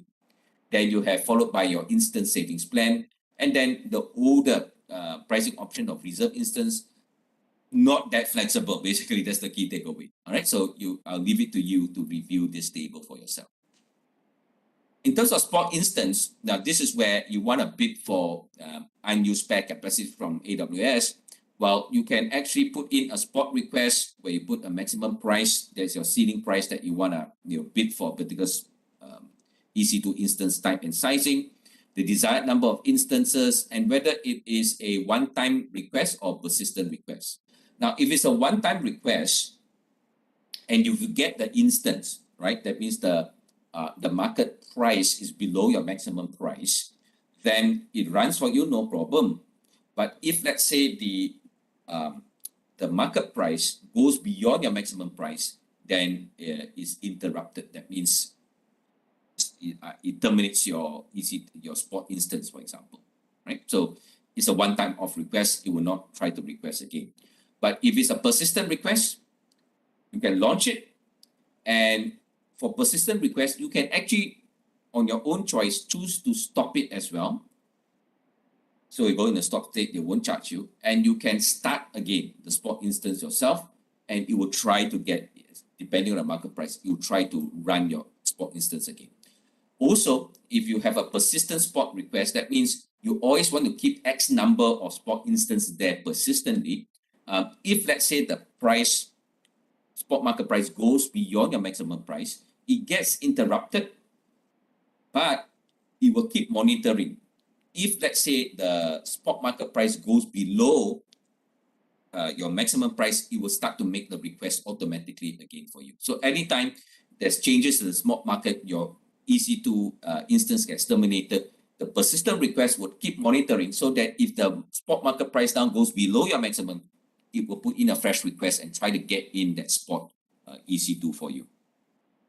So roughly, this is in a nutshell how the spot instances request works. So spot instances are kind of good for distributed workloads where perhaps you have a master node and worker nodes that does some computational task. The master node usually will keep track of the state of the task, so that even if your worker node gets terminated, it will not crash the overall application. The master node will just reassign that task to another worker node that is running. So it's if you have this kind of situation, or you have stateless type of web services, stateless means that stateful information is kept in an external database, so that when let's say the spot instance gets terminated, your overall application will not run into problems. That means it will not crash, or it will not be in an inconsistent state. Now, what do we mean by state information? If you take, let's say, your e-commerce application, let's just say, and you have a shopping cart type of feature there. As your customers add in items, products into the shopping cart, the shopping cart is a stateful data, right? Because it keeps track of the products and the items that your users have put into the shopping cart. right? So if you want to make your application stateless, you keep these shopping cart contents in the external database, not into the individual e-commerce server. Because if the server goes down, you have lost your state information. Your users will have to recreate the contents or put in search of their old contents and put it back in the shopping cart. So if you have web services that are stateless in that way, that means all stateful information is in a external database, then you can also use Spot instances as well, so that even if they get terminated, the important state information is not lost. For all this type of applications where you have either a master node and distributor node, worker nodes, or stateless applications, then you can take advantage of this type of Spot instances. It's also good best practice to combine your purchasing options. So if you have, let's say, e-commerce applications like Shopee or Amazon.com, we have a base level. We know that based on performance characteristics, we always need X number of EC2, let's say 10 EC2 instances as the base. So you keep that, you enjoy the discount. Also, if you need a little bit more flexibility in terms of your base instances, you can opt for the compute plans with more flexibility, right? So a combination of reserve instances and savings plan will help you optimize the cost of your minimal base level of server infrastructure and capacity that you need to be running all the time. And then you can have a combination of spot and demand to take care of the peak and valleys. So during weekends, for example, e-commerce site might be a little bit more, busy. So you basically scale additional EC2 capacity using a combination of on-demand and spot instances to maximize your cost optimization. Any questions so far before we go for a break? Any questions on the pricing option for EC2 and EC2 instance family? Any questions? All right, if not, then enjoy your 15-minute morning break. Thanks for your patience. I'll put a countdown timer for us. All right, enjoy your break and I'll see you back in 15 minutes.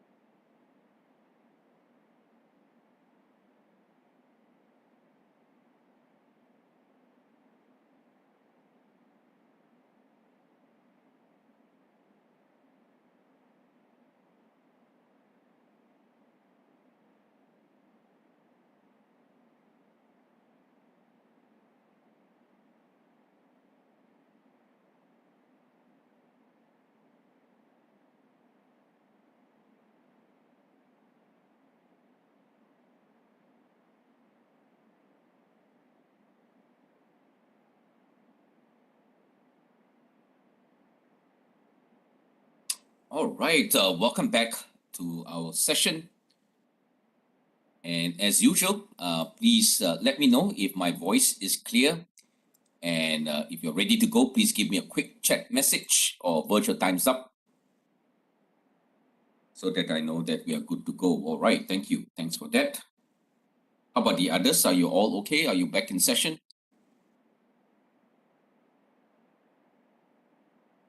All right, good. Thank you. Okay, we continue on our discussion on this EC2. We've left off. Thank you, Tara, and the rest were responded. Thank you. We left off on the positioning options. I'll leave it to you to revise. Obviously, these are things that you need to revise and read up on. But just to kind of give you some highlights on how they actually work. Now we want to talk about the instance storage. Okay, our developer, the development manager here says our developer needs EC2 storage that supports 32,000 IOPS. 32,000 IOPS means in out per second. This is a measure of this read write operations that can be sustained per second. Now, let's talk about some options here in terms of EBS. EBS stands for Elastic Block Storage, and block storage is the underlying technology of your disk technology. So when we create block storage for our servers, basically it means that we provision virtual disk volumes for our EC2 servers. Now, this is a representation of your EC2 and the EBS volumes. Now, one of them is your root volume that has the base OS and applications that are pre-installed as part of your machine image. But as I said, you can also add in additional disk volumes for your EC2 for your own customized use. When we do that, if you look beneath the hood, the EC2 is obviously hosted on a physical server, a physical host. And in the Amazon AWS data centers, you have massive consolidated racks, physical racks of physical hosts that will host your EC2s. So there's one section of the data center, maybe an entire series of server rooms that just have racks and racks of physical hosts that will host your EC2. Now, where does the disk storage come from? The disk storage comes from another area of the data center where you have consolidated storage. Some of you coming in from on-prem data centers, this will be your storage area networks, right? Highly consolidated disk arrays of physical hard disk that will give us the common pool of these resources. And then, of course, there will be a storage virtualization layer where you can then provision virtual disk volumes, your EVS, based on this storage virtualization. But the key thing here is that these are not physically together. One is in one part of the data center, maybe in, let's just, for example, just say server room 3 on level 2. This could be, in server room 8 on level 3, let's just say, of the physical data center. And you have obviously fast local network links to link your EC2 to your disk volume. So in other words, your EBS is equivalent to a network attached drive because the disk traffic travels through the network. Okay. Now, of course, they do have optimization to make sure that there's dedicated path in terms of the hardware, the physical network, etc., to carry this traffic. So that is in most general server application, the performance here is good enough. Okay. Other things to take note of is that because they're physically distinct or separated, the EBS volume, the life cycle is independent of the EC2. As I showed you in the demo earlier, you could terminate the EC2, but you can persist the EBS. Now, for example, if you have a data volume that stores all the application data in this second EBS volume, you can make sure that it's configured to persist even after this EC2 instance is terminated because you can reattach this volume to another EC2. As long as they are in the same availability zone, you can attach to be reused by another EC2. And so the volume persists independent of the EC2 instance and is defined within the availability zone.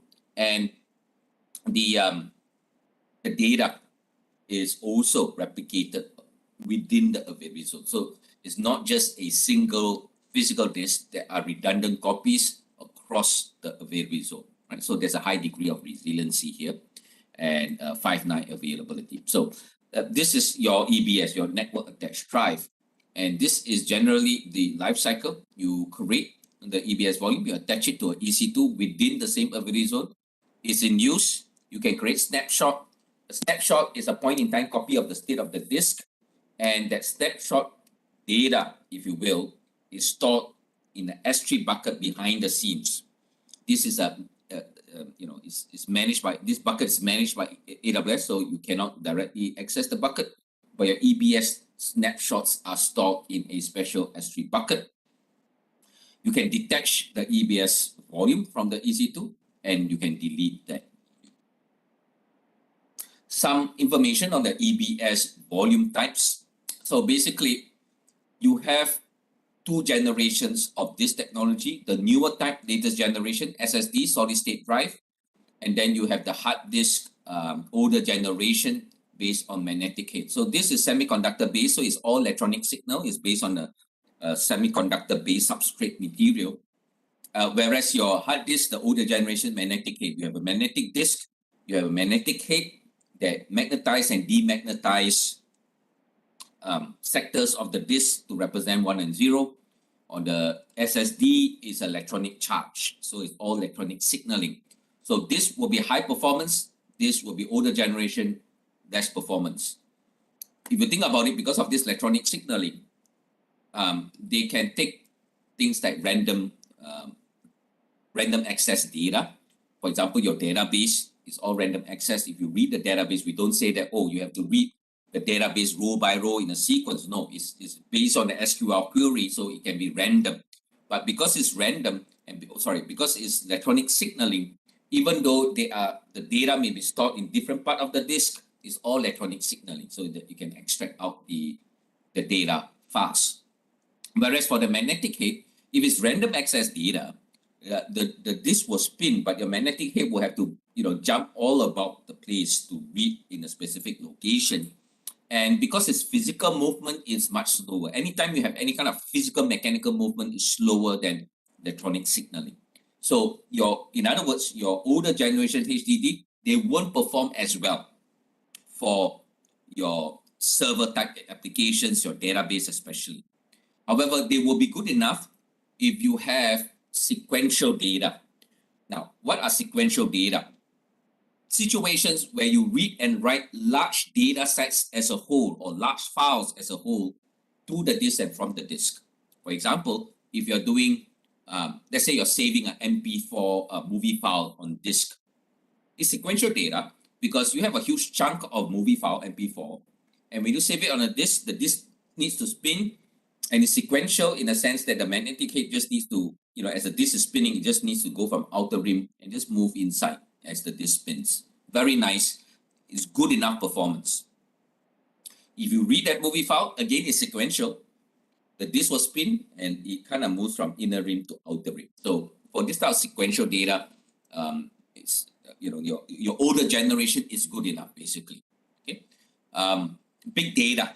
You read and write large data sets, large data files to and from disk. This is more sequential as well. So the magnetic head don't have to jump all over the place. So for this type of special applications, this will be a good lower cost option, good enough lower cost option. For your server applications, go for SSD in terms of the general purpose ones. For high performance, go for provision IOPS, the IO ones. Now, again, IOPS stands for in out per second. So if you have a very busy database or high performance critical database, then you might want to invest in a provision IOPS type of disk. For most server application, you have general purpose. That will be the best balance between performance and cost. So this is a table that just compares between these volume types. So GP2 second generation, GP3 third generation. All right. So size up to 16 terabytes. The max IOPS in out per second is 16,000 on both sides. Older generation, they're bursting. That means older generation GP2, you can start with the lower base, but when you need the additional IOPS, it allows you to burst up to a certain level depending on what is known as your IO credits. As long as you're working on a base level, a lower base level, you collect IO credits. And then when your applications need to burst because of loading up a program or something like that, then you can consume your IO credits to burst. How long you can burst depends on how much IO credits you have. So that's the older generation bursting characteristics. Newer generation, no more bursting. You can actually up to 16,000 state the IOPS performance that you need. Then they won't burst, but you pay for what additional IOPS that you allocate up to a maximum of 16,000. Huge jump in terms of the throughput performance from second generation to third generation. So third generation gives you fairly good performance for most applications. Then your provision IOPS. These are for busy, high critical, high performance applications when you need very good speeds. As you can see, up to the second generation, up to 64,000 IOPS at 1,000 throughput. IO2 Block Express is a newest or the latest addition, which you can see a tremendous leap in terms of the IOPS performance. Right now, it is supporting only the, if I'm not wrong, it's the R5 or R6 G type of instance type. They will expand support as we go along, but it's for very high performance database needs. Basically, that's what it is in terms of the IOPS performance, and take a look at that throughput as well. So this is the latest advanced feature in terms of the SSD. HDD lower cost, so good enough performance in terms of the throughput for sequential data. You can see the IOPS is low, but the throughput is not too bad. It's a little bit can go a little bit higher than the GP2, but of course your other options here are still faster. But still, this may be good enough for certain scenarios, and you should choose it if you don't need the IOPS performance. Core HDD is the cheapest option for maybe non-production data, right? This maybe for older files or it's no longer in active production, but you still want to keep it on disk, then you can opt for Core HDD because it's the lowest performance. Key takeaway, choose the correct level of performance you need. Don't go for the Ferraris immediately. You don't need a Ferrari to go to the market to buy eggs and vegetables. You can do it, but it's a gross misallocation of costs. You need the Ferrari only for very specific use case. You pay for that. If you want to go for groceries, maybe take a Honda small form factor, a Kia a small factor cheap car to go for all this type of use cases. So match the requirement to the right option, balancing performance and cost. That's always something that is necessary, because again, this kind of looks good, but it's all money, right? It's, at the end of the day, it's cost. And do you need this Ferrari option, or can you make do with the GP3, for example? Right, so you have to make that kind of determination. Now we come to instant store volumes. Let me go back to the illustration here. So this one is, we say, is a network attached drive. Is on a different host, and they are separated physically. Okay. Now, for instant store, as you know, when we buy a physical server, that physical server can also come with local attached drives, right? As part of your server, basically. So over here at this host, you have directly attached drives as well, tied to the host. And we want now to make, as an option, to make this instant storage, or this directly attached local storage or disk, made available to this EC2. Why? Because we want faster IOPS or higher IOPS. Because here you're traveling across the network. Here, if it's this here, is the same physical plane, it's the same physical host, it never goes out to the network. So much more IOPS here. You got a few 100,000 IOPS here, right? Compared to 64,000 here. So here you can, for read operations, for example, you can hit easily 360 plus thousand IOPS in terms of performance. So this option is called instant store, and this will be equivalent to a directly attached drive, basically, right? For very specific use cases when you need fast disk performance. And applications that need that is things like graphics processing, where if you do 3D graphics type of rendering, there are intermediate results, and they need ample storage to store these intermediate results and then use it for the next round of calculations, or some form of big data analytics as well. You can think of it that way as well. You have maybe intermediate results between computation. You want to read that file to disk and then write that file to disk temporarily and then read it again. So for this kind of applications, your instant store will be quite ideal for that. Now, the thing is that this instant store acts as a cache. Ideally, for temporary data, we always use memory RAM, but memory RAM is more expensive than disk, right? And if you need ample, the cost could be high. You just put a lot of things on RAM. So the next best option is to have fast performance disk, and this is where instant store will come into play, because as I said, you got a few 100,000 IOPS in terms of this performance to be able to get the file. Well, there's always a catch, and the catch is that if you stop the EC2, you have lost access to the data on disk. So, in other words, the data on your instant store is not persistent, unlike the case of the EBS. The data on the instant store is only your temporary cache location for temporary files. If you shut it down or you terminate the EC2, that is lost to you, right? So if you have things that you need to persist from the instant store before you shut down, there must be some additional script that you have to, maybe save it into an EBS, or, some results you can save it to an external database of a sort before you shut that down. So be aware of these characteristics.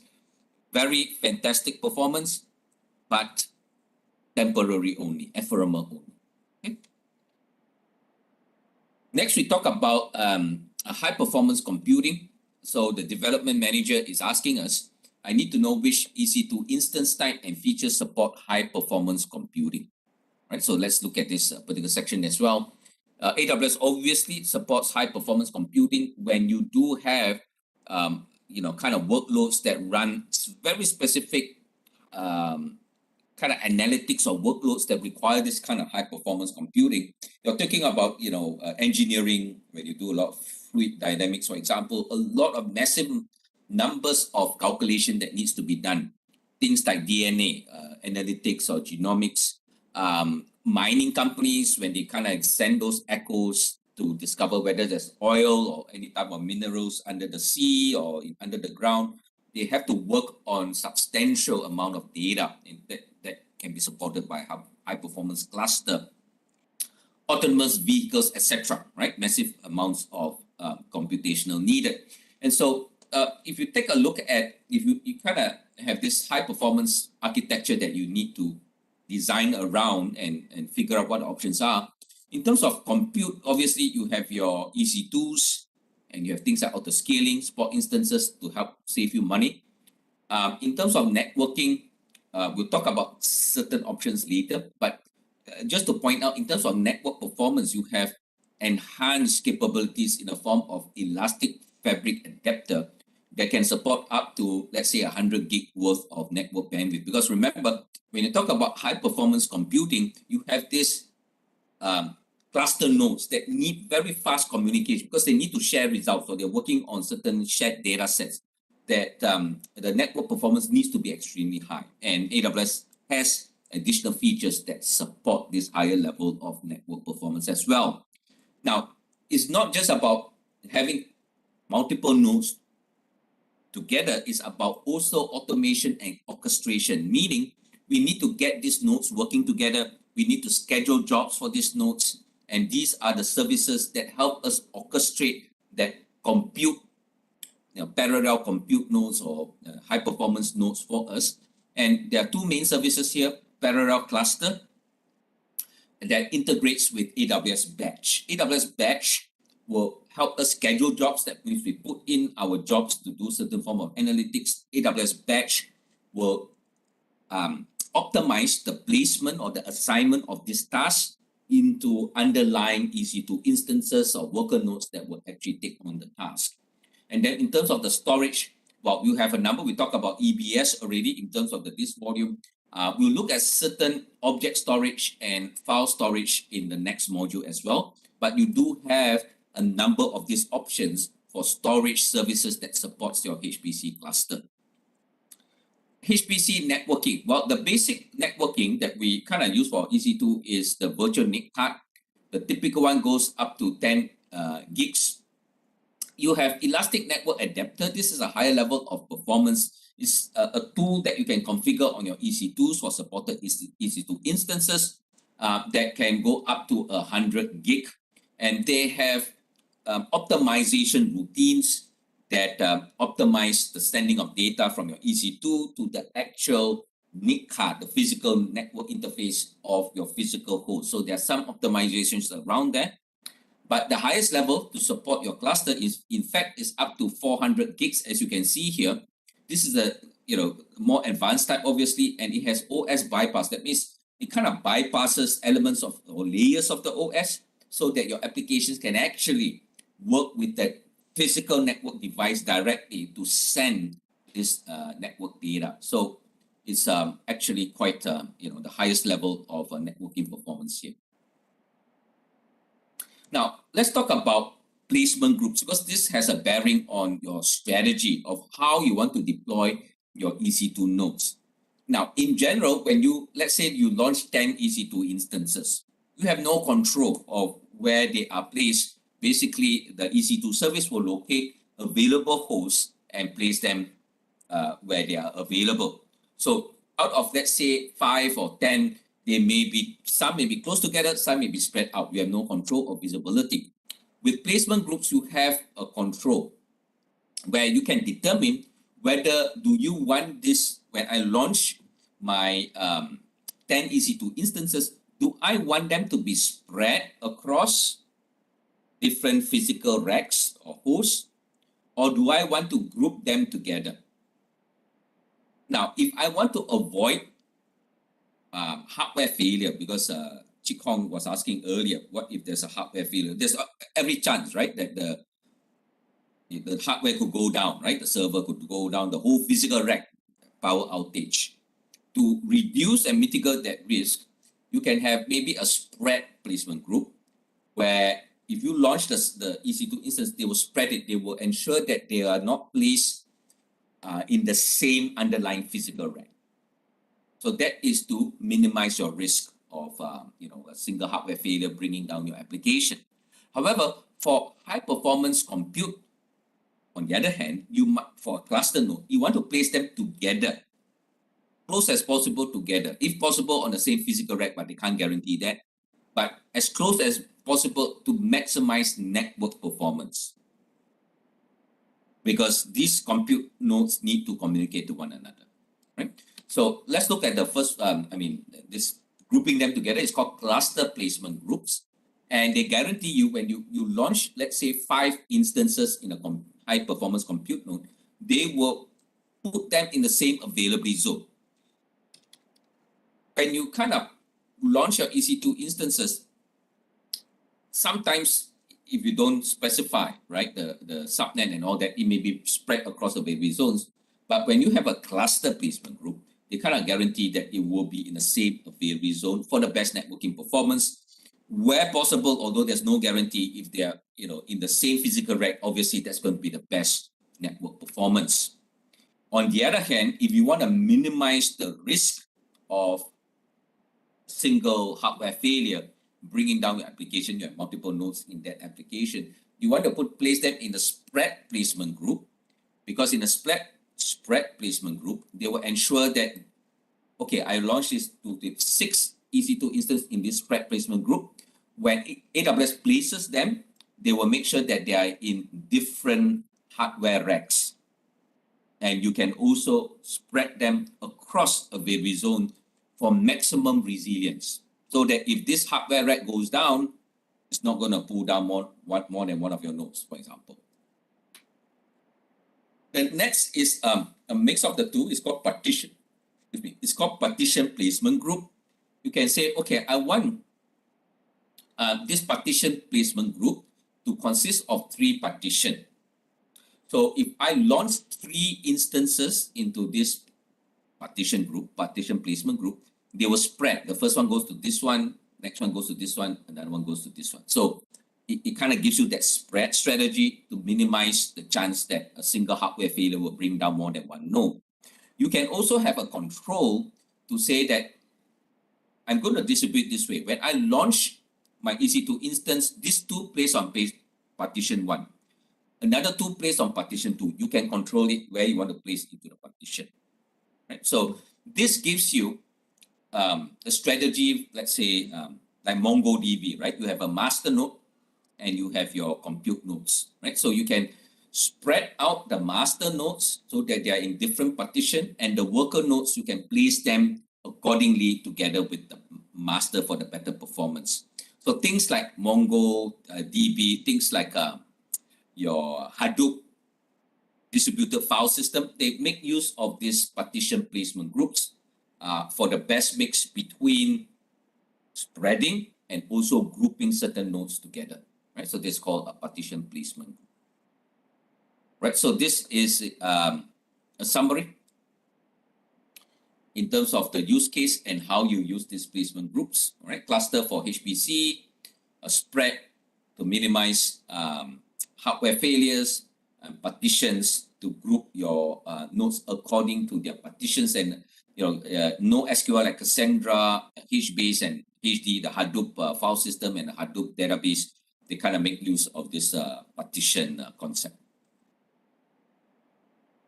All right, finally, let's take a look at Lambda.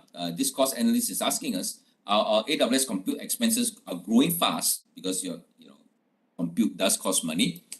Do we need to run all of our applications and all our functions on EC2 necessarily? Is there no other option? Well, there is other options. For example, your serverless computing.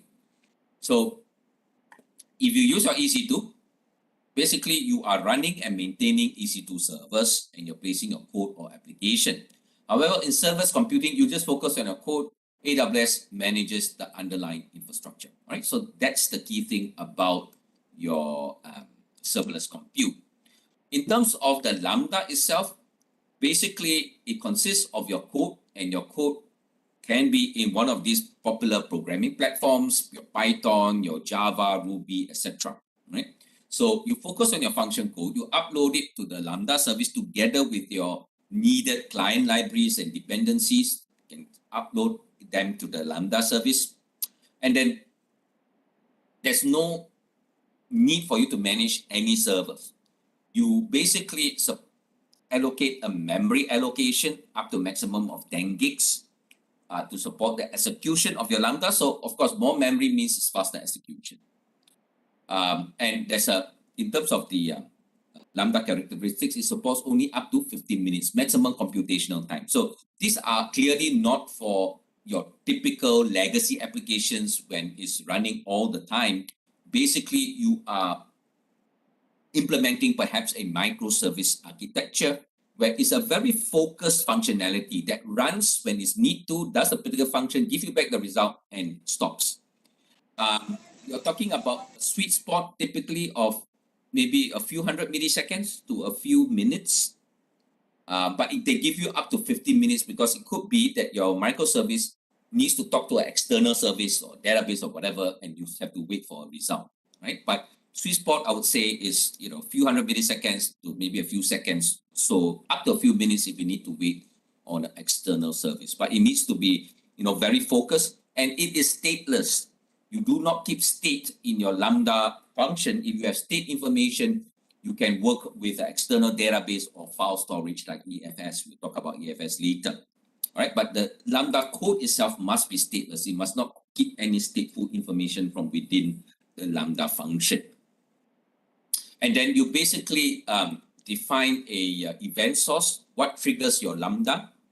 It could be someone uploaded an image into the S3 bucket, and you can configure a S3 bucket notification to trigger a Lambda to go and download the image and do some image processing, for example. So the event source will invoke the Lambda. There's an optional response from the Lambda. If you want to configure that goes back to the event source, that will be possible if you want to do it that way as well. And then the Lambda function can integrate and work with other AWS services, your DynamoDB database table, your S3 bucket, etc. Now, what are the possible event sources? Well, as you can see, a lot. For example, DynamoDB. Any changes of your DynamoDB, new items created, items being updated or modified, it goes into this feature called DynamoDB Streams. It captures all the delta changes. That DynamoDB Streams can trigger your Lambda. So any change or new items on your DynamoDB database can actually trigger a Lambda to go and work or fetch the new item or modified item to do some form of processing, right? Your code services can trigger your Lambda as well for certain functionality or logic you want to trigger. Your event bridge, very important. Event bridge will also cover later on as part of this course, where it monitors change of state in your environment. What's a change of state? Well, this EC2 got shut down. That's a change of state. Your auto-scaling service launched new EC2 into your environment. That's a change of state. So you can have this event rules being configured, and if there's a change of state, you can then trigger a Lambda function. Step function, we'll also take a look later. Step function is where you have a workflow logic of certain states. For example, when you process a customer support ticket, you may have specific states that you need to go through, a workflow type of logic. Each of this state can trigger a Lambda function to take certain, what you call it, action or certain logic implementation. Your queues, new item on a queue can trigger the Lambda function. Notification can also trigger the Lambda function. Changes in your S3s. Your end user, as I mentioned, upload images in your S3. We can configure S3 notification to trigger the Lambda. IoT, some of you are on IoT, so you know that IoT services, AWS IoT, can trigger Lambda function to take certain logic or processing when new sensor data comes on board. Alexa, the intelligent voice service, when you buy the Echo device and say, "Good morning, Alexa," that triggers the Echo device will capture your voice in MP3, sends it to the Alexa cloud, they interpret what you just said, what's the weather today? And then based on how they interpret it, they will trigger a Lambda function. So if you're asking for the weather, for example, the Lambda function can go ahead to connect with the weather forecasting service to get the weather forecast for your location. So many others, including the load balancer, which we will also see later, that load balancer can also trigger a Lambda function as well, so that you can actually have a serverless implementation of your microservices strategy. We'll take a look at this later part of the course as well. But a key takeaway is very flexible, extremely flexible, and many types of trigger points for your Lambda. So you could implement your web application, let's say, as a microservice, where each Lambda does a particular functionality, right? Depending on how your users interact. Maybe, as I said, maybe your web service is an image processing site. Your users upload images. Then it kind of goes into S3 bucket. The S3 bucket will trigger the Lambda function, for example. Or particular Lambda function can act as a recommendation engine if the users kind of clicks on a certain product in your e-commerce site, backend triggers a Lambda function, accesses a recommendation database based on the user track record, and then presents the recommended list back to the to the customer browsing on your e-commerce site. Search functionality can be triggered by a Lambda function when users are trying to browse through, search for a particular product. that can trigger a Lambda function that then it links up to a database, etc. Right? Backends can be implemented by your Lambda function as well, so that if let's say your users upload products into a shopping cart and they check out, that checkout can trigger a backend Lambda function to do the checkout processing and send it onwards to say a how they call it, an e-payment type of functionality. Data processing possible with Lambda as well. You could have, for example, a data processing series of steps that you want to process a certain, I don't know, maybe sales figures on a monthly basis. You go for a kind of a step function where you have a workflow, certain steps where you extract data, strip out certain pieces of data, filter through the data you want to check, and go to another state where you actually run certain computational analytics on that data. Well, that could be implemented by a step function, and each step function state can make use of Lambda, for example. So as I mentioned, other things like Alexa, the intelligent voice chat box, where the users are communicating through chat, that can be also whatever the user is asking for. As long as we interpret the intent, we can trigger a Lambda function to fetch certain things for the end user request. IT automation, again, that could be again another step function where you do some workflow type of logic, or it could be using things like systems manager, where you can have an automated workflow to maybe scan certain disk, or maybe you take an EBS snapshot of certain EC2 instances in response to certain events.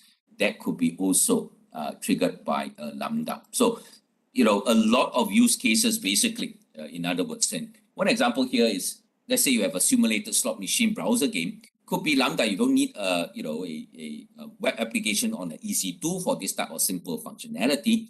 You could just have a browser script, right, that's downloaded when a user visits your game site, and then based on the interaction of the user to kind of play with this browser machine, the script calls through an SDK.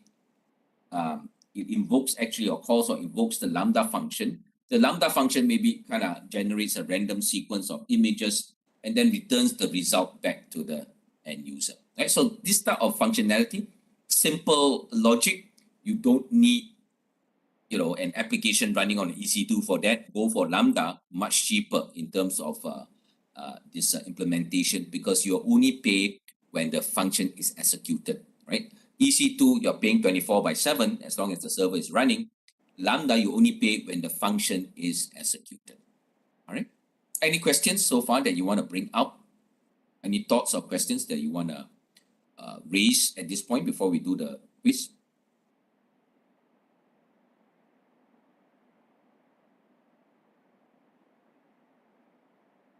Okay, let's look at this quiz then. Which of the following are true of AMI? Select two.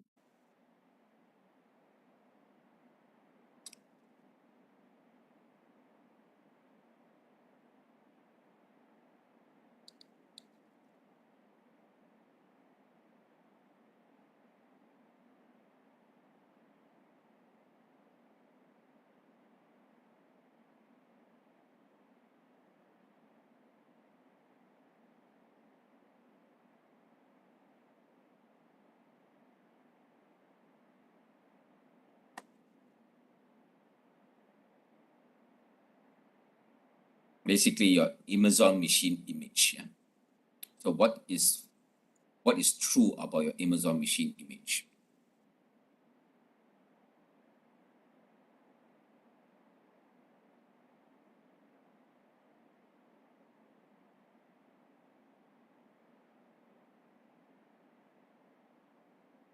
Two correct answers. Yeah? You have to select two answers.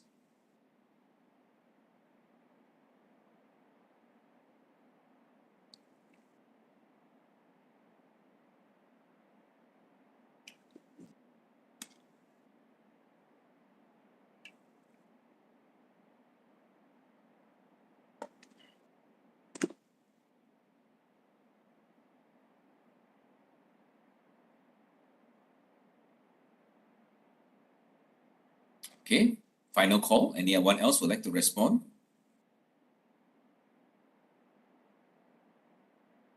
Okay. Okay, let's take it one at a time. A, Amazon machine image can specify the subnets for the launch. Well, Amazon machine image, the main thing is to get the base OS, pre-configured applications, and the block device mapping. So they don't specify the subnets.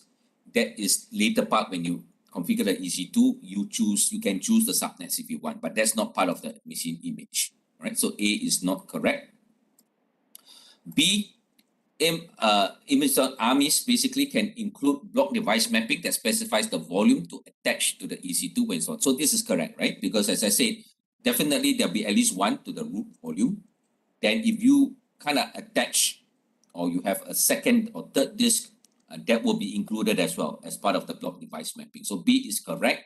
C can be only obtained by AWS from AWS Marketplace. That's not true. Obviously, you have your the quick start, which is your default managed images that AWS gives us, or you can have your own custom image as well. So C is out. D, you can launch multiple instances from a single AMI. That's true. That's one of the key features of the machine image. E, AMIs can only be used by users within a single account. It's not true. You can share with other accounts as well. Remember when I showed you the image builder at the last part, when you distribute the machine image, you can also specify other accounts as well. And even if you don't use image builder, you can share that machine image to other accounts as well through the launch permissions. So B and D are the correct answers. Okay. In the instance type name M6G2 extra large, which aspect of the name indicates the instance family and helps to determine its best use case?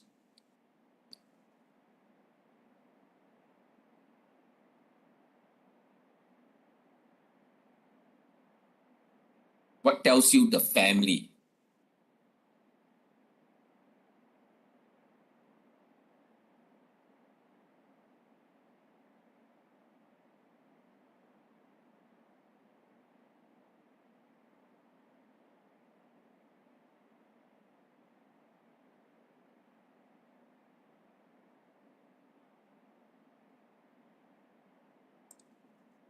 Okay, very good. Now, I just quickly show you. You can, if you want a quick reference to this EC2 instance type,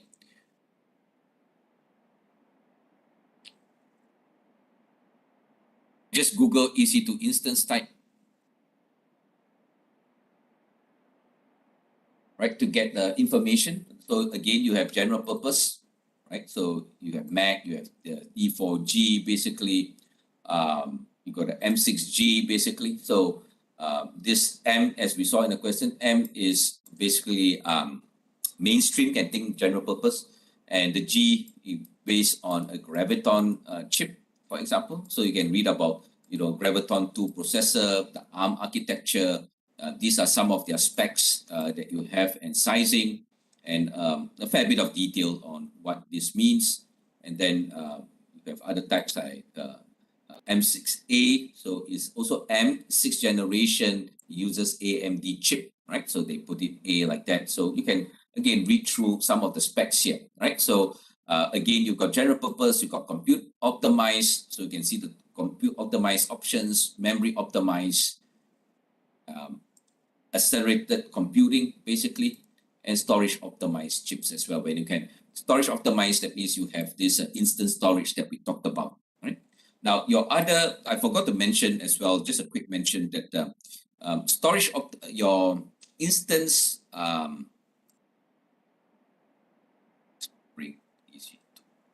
your instance storage is something that is preset. It's something that's preset. Let me just quickly show you.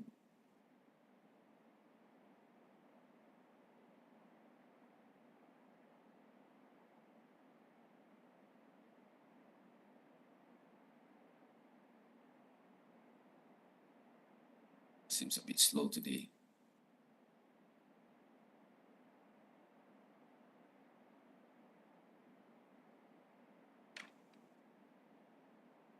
Okay. Instead of waiting, just to let you know, the storage optimized choices will definitely give you the most instant store options. But other instance type will also give you options as well. So when you choose the instance type, take a look at this column called instance storage. Now for certain EC2 types, you actually have this instance storage being filled here in terms of the number of instance storage. So these are the like 24 based on the number of gigs. That's the amount of instance store that you will have. Now, of course, you cannot modify. I mean, you have to basically accept the preset choices. So you can just go through the list, take a look at this instance storage, look at the preset choices. Certain C types and M types and R types, they do have the instance store preset configurations as well. So there are, other options there as well. But for the most, you go for the instance storage optimized instance type, where you have a lot of this instance storage disks, right? Just to quickly let you know so that you can explore by yourself.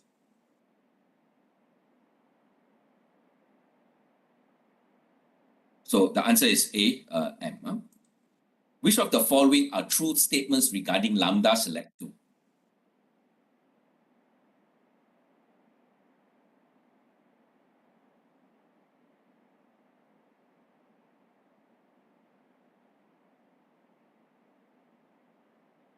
Which are the following true statements regarding Lambda?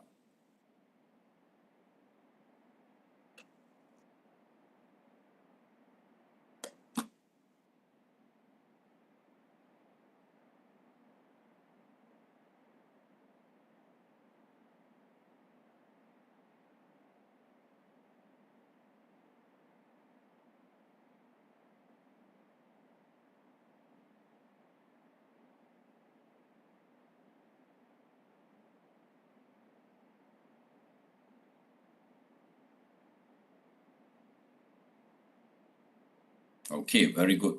Correct. C and D, right? Very nice. Okay, that's a wrap for this module.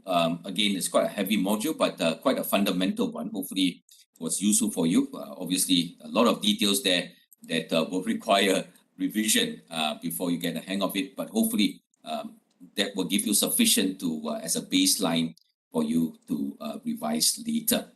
We're going to move on to module number 5, which is storage. And let's quickly look at this check-in poll question. How much storage, to your mind, in terms of a rough estimate, do you or your teams use in your AWS accounts? Generally, right? There's no, don't expect an accurate answer.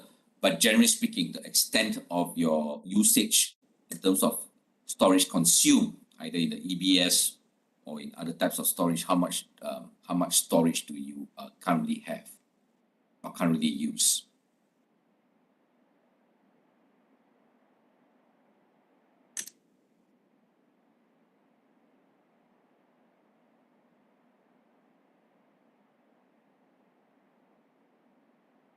Okay, very good.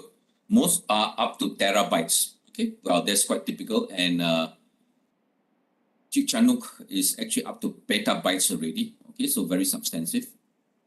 Right, anyone else? All right, okay, so quite typical. Of course, if you're just starting, it could be just in gigabytes if you're still starting, but once you are running workloads, it will run into terabytes. And for certain, if you're there long enough, then it will grow to petabytes as well, right? There are 3 storage types that you will have from a cloud-based platform. You have block storage, file storage, object storage. Block storage is the underlying technology of your disk technology, your EBS, your instance store, and all that. Basically, the idea is that if you store a 10 gig file on the block storage, they'll break it up into small blocks of a certain size, depending on the hardware vendor. But the idea is 10 gig file is split up in small blocks, and then the disk I/O controller will place the blocks accordingly to certain positions on the disk. And if the file is needed then the I/O controller will pull up all the blocks, recreate the file, and present it back to the operating system. If let's say you need to make any change, let's say out of the 10 gig file, you make let's say a 5 meg change. Basically, they won't change all of the blocks. They will look for the blocks that are affected by the change and only change those blocks. What it means then is that it works in an incremental way, which means that it's high performance. So if you have situations where the files are changed frequently, server-based applications, databases, etc., that block storage gives you the best performance because of this nature that they can change incrementally. File storage typically builds on the block storage, as you can see, but there is a file protocol, there is a file hierarchy that is maintained on top of the block storage. So this file hierarchy is, your folder hierarchy basically, right? Your main folder, subfolder, etc. And this will be your NAS box, your file servers, etc., or Windows file servers that will give you that shared file folder where you can put folder permissions, access, etc. Right? So this is the basis of file storage. It allows applications, servers, etc., to share a common file storage system based on well-known protocols like Network File System, NFS, or your Windows SMB, NTFS, etc. And then you have storage. You have object storage. Object storage works on a per object basis. So let's say you take the same 10 gig file, you save it in the object storage. Out of that 10 gig file, you change 1 meg of that 10 gig, they need to destroy the old object, they create a new object. Or if your object storage is versionized, they'll keep the old version, but they have to create a whole new version of that 10 gig file, even though you just change a small element of it. So in terms of performance, object storage is much slower than your block storage. And it works only on this per object basis. So it cannot match the performance of your block storage, and it will not perform well when you have fast changing files, or the files are being modified, etc. However, it is very cost effective because out of the three, it is the cheapest storage because it works on a massive consolidated pool of storage resources.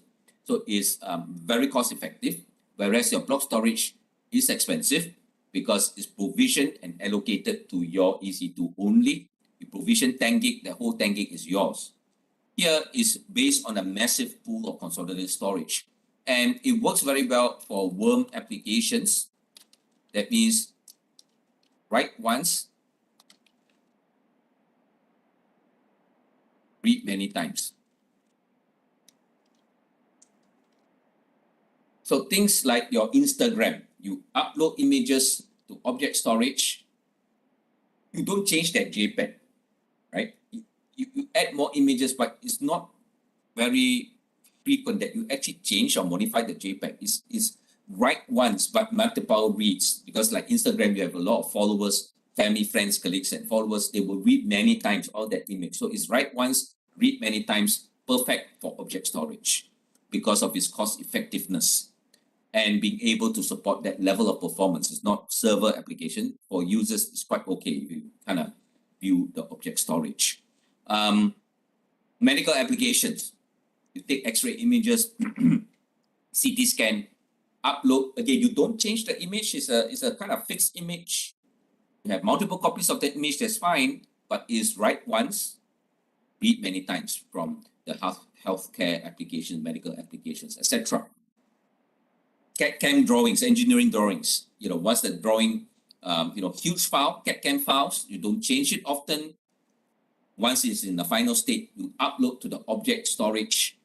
Makes sense because the storage is cheap and you have multiple reads based on that. So all these type of situations, you can benefit from object storage, and a cloud-based object storage like S3 that is from AWS. There's no limit to how much this storage can grow. There's no limit. There's a per object limit of 5 terabytes, but there's no limit to how many objects you can store.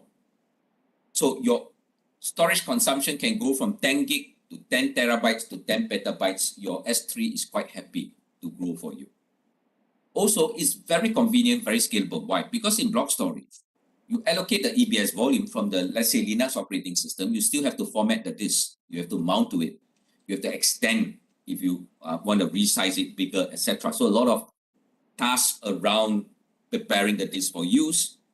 Whereas object storage, no such thing. There's no file system for you to manage. You just upload to the object storage. It will manage the underlying system for you. You just need to, put your files, images, whatever, and you grow in an unlimited way in that sense. Okay, so these are the main options. As a solution architect, we want to make sure that we make the right choice in terms of use case. So that if you think to yourself, if you have, let's say, e-commerce application or architecture, under what scenarios will you keep things block storage locally to the server? What will make sense? What will make sense if it's in a shared file storage? What will make sense to keep in an object storage? So, for example, if you have transactional data that you need to work on based on maybe search item, or when the users want to view a product catalog, if you think about it, very little needs to be on the block storage. It could be working on an external function that triggers a search engine on the back end, returns the result. Maybe temporary can be stored in an instant storage or block storage. That's fine. But these are for real-time processing where you need the speed temporarily. But things like the pictures for products, for example, or streaming videos for certain products on how to use that product on your e-commerce site, that could be all on object storage if they are not frequently changing. In terms of the look and feel of your website, content management, where you have your HTML files, your CSS files, etc. Again, if they're not changing very frequently, can be object storage. But if they are changing frequently, some of the files are changing frequently, then you can think about a common file storage as well, right, to serve that out. What I'm trying to tell you is that as a solution architect, is not one size fit all. You have to take it as a whole and decide different applications, different scenarios, what combinations of object storage what type of storage services do I need? Some may be block storage, some may be file, some may be object. But you need to know the characteristics of each storage type to make the right decisions, a cost optimized and performance optimized decision to implement that. Okay? So for example, in an Instagram type of social media app, some may say, why not store all on block storage? But if you think about it, that's not very viable, right? Because you've got millions of users. How do you match the user to the right EC2 with the right block storage? Even if you can do that, it's going to be very, very expensive. You're talking about billions, if not trillions of images. How can you, if you just pay this premium block storage price, you're going to go bankrupt, right? You can't. So the viable way is object storage, that the user images are all on object storage. Again, you leave very little in terms of block storage only for processing that needs very fast access to local data or block storage data for the performance to support the application running on the EC2. But think about long-term storage, think about either file or object. Okay, so things like that, you have to think through carefully how you want to allocate this type of services. So let's talk about storage and look at this particular scenario. In terms of team lead of the storage services here, we are pushing our physical storage capacity on-prem and our budgets to the brink because it's expensive to keep on buying physical disks. So they kind of think of ways to say, okay, how can we improve this? Because you run a mixture of Windows, Linux hosts, and then we kind of on-prem use shared file systems that are central to our current architecture. But now, if they are going to cloud, we need to rethink, re-architect our solution to say that can we use a combination of block, file, and object. Okay. With over 1,000 customer care pros, these are their technical support personnel, each pushing gigabytes of project documents into our system, the storage demands will only increase. So again, once you're on the cloud, once your solution moves to the cloud, the question is, how do you allocate between block, file, and object? Take advantage of object storage for cost benefit. And basically, how do you migrate data from on-prem, if you're migrating your application, how do you migrate your data effectively from on-prem to the cloud?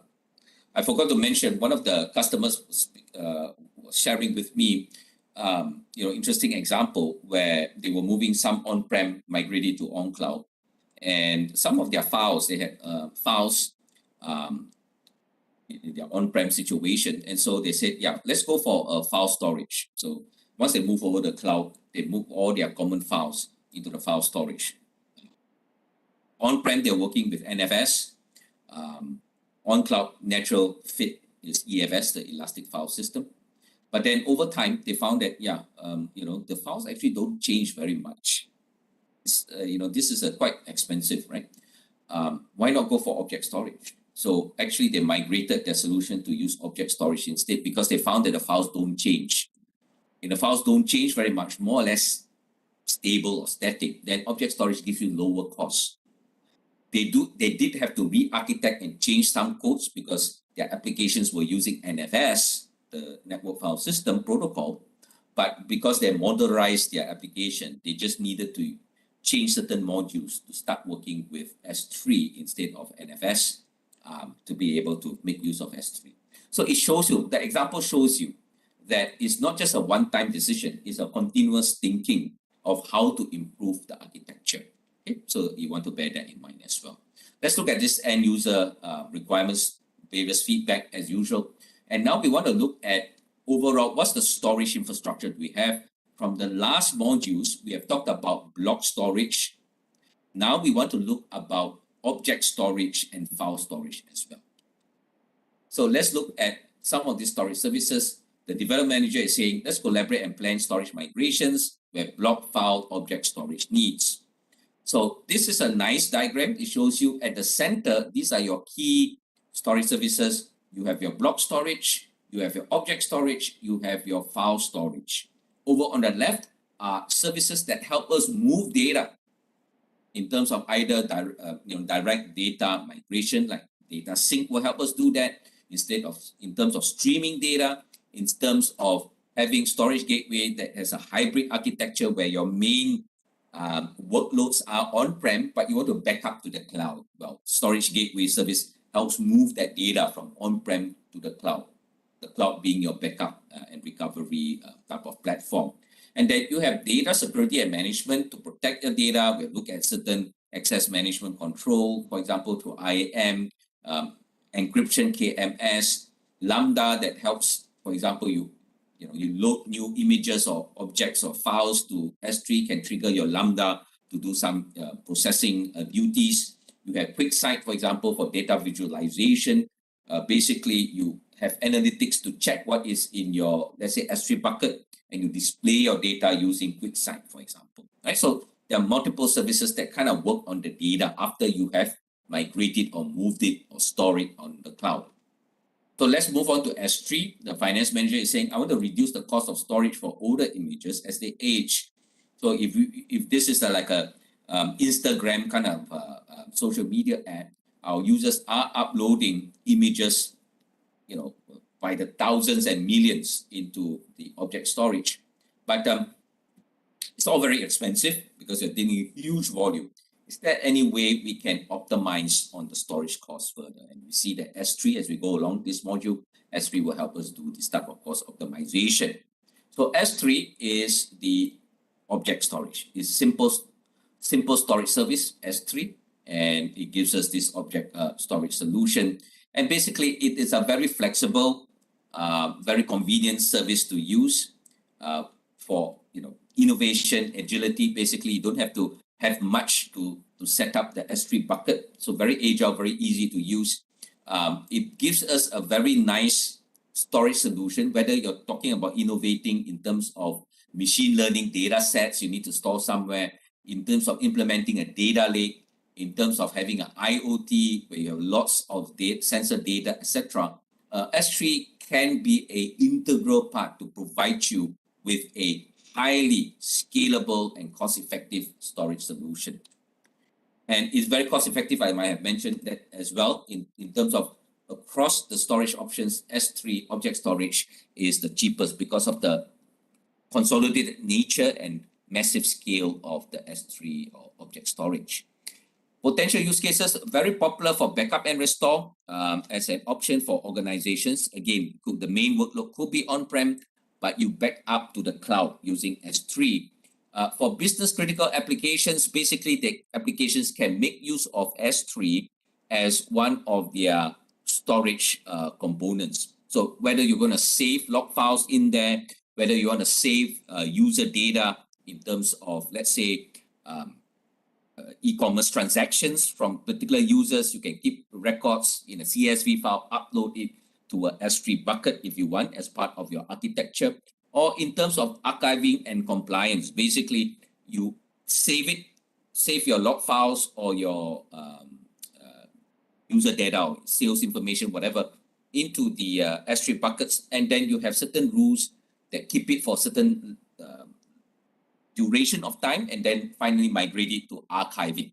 Basically, we'll see some details of that in the coming slides. Basically, you start with a logical construct called the bucket. The bucket is a logical container of your objects, maybe related objects. Say you could have an S3 bucket for log files, you could have another S3 bucket for your images, etc. Or you could keep everything under one bucket. Right? You have an image folder, your log folder. It's up to you. There's no restriction. It's how you want to organize your buckets and how you want to organize your images or your objects or content. So basically, from the S3 service, you create your buckets, and the bucket name must be unique. It must be unique across all AWS customers. The reason being, each S3 object must be uniquely identifiable through what we call object URL. It's a uniform resource locator. It's like an address to be able to uniquely identify your S3 object among trillions of other S3 objects. And the way we do it is to make sure that the bucket name that you choose is unique across everyone. So that means that simple names like test bucket or my sample bucket is already taken up by others. You must have some way to kind of make your bucket name kind of unique. Maybe you have an acronym of your organization, with some numbers or whatever, to make it unique to your own. And then once the bucket name is unique, basically they will use the bucket name to create the object URL, as you can see on the screen there. So this part is, let's say, is the bucket name. And then the last part here is your object key. The object key will uniquely identify your object within a bucket, right? So it could be, let's say you have a subfolder, let's just say, that will be part of your, what is known as a prefix, and then the file name itself. In combination, it becomes an object key, right? So make sure that the object key is something unique so that we can have a unique object key within the bucket. And if the bucket name is unique, then this object URL will be globally unique. Basically, control access to your bucket.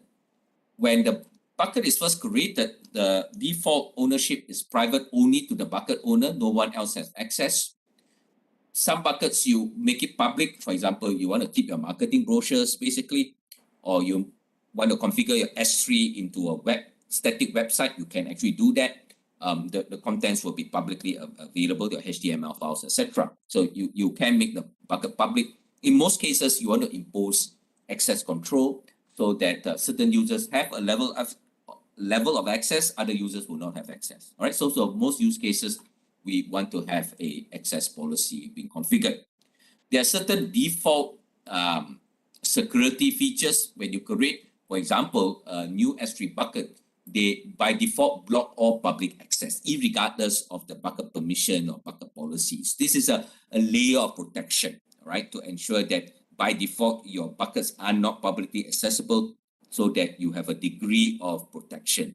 Now, of course, if you want to then make it public, you can disable this block to make your bucket publicly available. But they want you to be sure when you make your buckets publicly available from a security standpoint. You can also implement S3 versioning, which means that the objects are versioned. Without versioning, when you have an object and you upload a new object with the same name, it overrides the old object. So if the old object is deleted or terminated, and that new object takes its place. With versioning, instead of destroying the old object, they will keep it as an old version and assign a new version ID to the object you just uploaded to S3 bucket, right? So that by default becomes the current version. In other words, you have a version trail of objects with different version IDs. Okay. Now, when you have a version, when you have S3 versioning enabled, then you can have undelete. Basically, when you delete a version object, the object is not actually destroyed. They'll put a delete marker to hide the object so that it's no longer visible to users or to your applications. Now, to undelete, all you need to do is to delete the delete marker. To remove the delete marker, that object becomes visible again, right? So that's the key portion of the versionized bucket is to allow you to undelete. And also, you can see this version trail here to roll back to an earlier version. So now let's say the most current version is the one on top here. Now, if you want to recover the earlier version, what you need to do is to download this version, upload it again, it becomes automatically a new object with a new object version ID is created for it. Right? That's how it kind of, that rollback so-called works. If you need to roll back to revert back to an older version. Now, if you want to delete a specific version permanently without the delete marker, then along with your delete command, you can actually provide this version ID to delete a specific version, and this will be a permanent delete. Okay. Other features, basically, object lock gives you a retention period that no changes or modifications are necessary, can be done within this retention period. So these are additional features that help you achieve some form of regulatory compliance or your own internal compliance in terms of retention.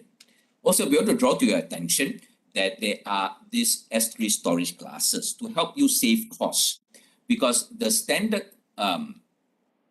S3, the default class is called S3 standard, and S3 standard is basically for frequently accessed data, right, from milliseconds access. But these are, let's say, on Instagram, you upload the Instagram images, and for the first 30 days or so, a lot of your followers, etc., they'll be looking at your images, etc. So a lot of access. So this is called frequently accessed.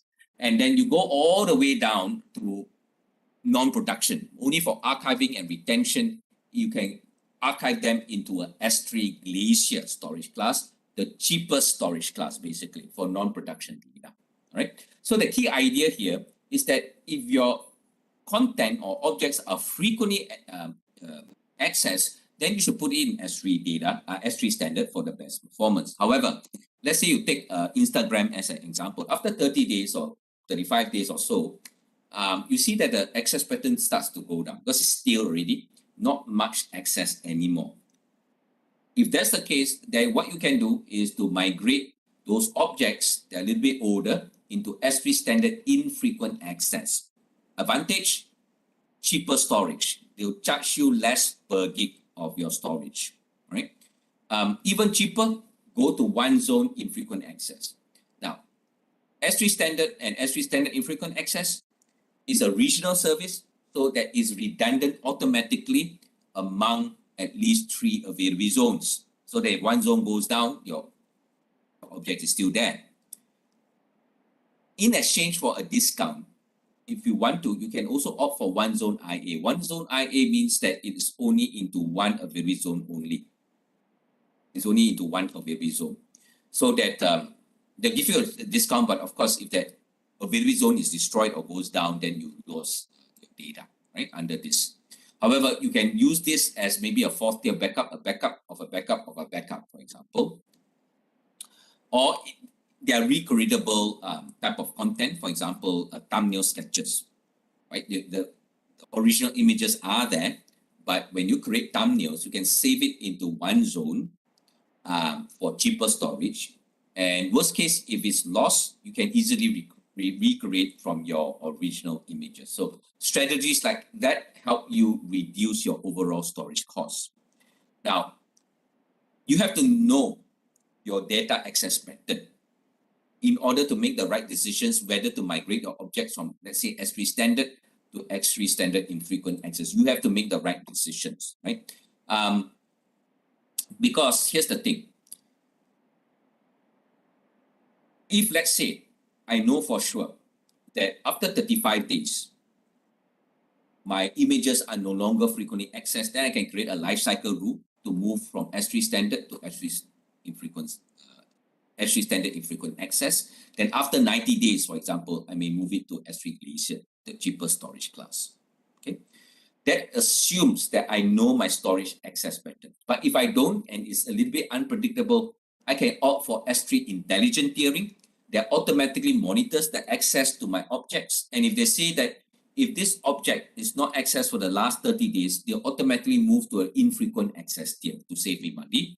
And the minute or the instant that the object is accessed again, I can move it back to frequently accessed tier for the best performance.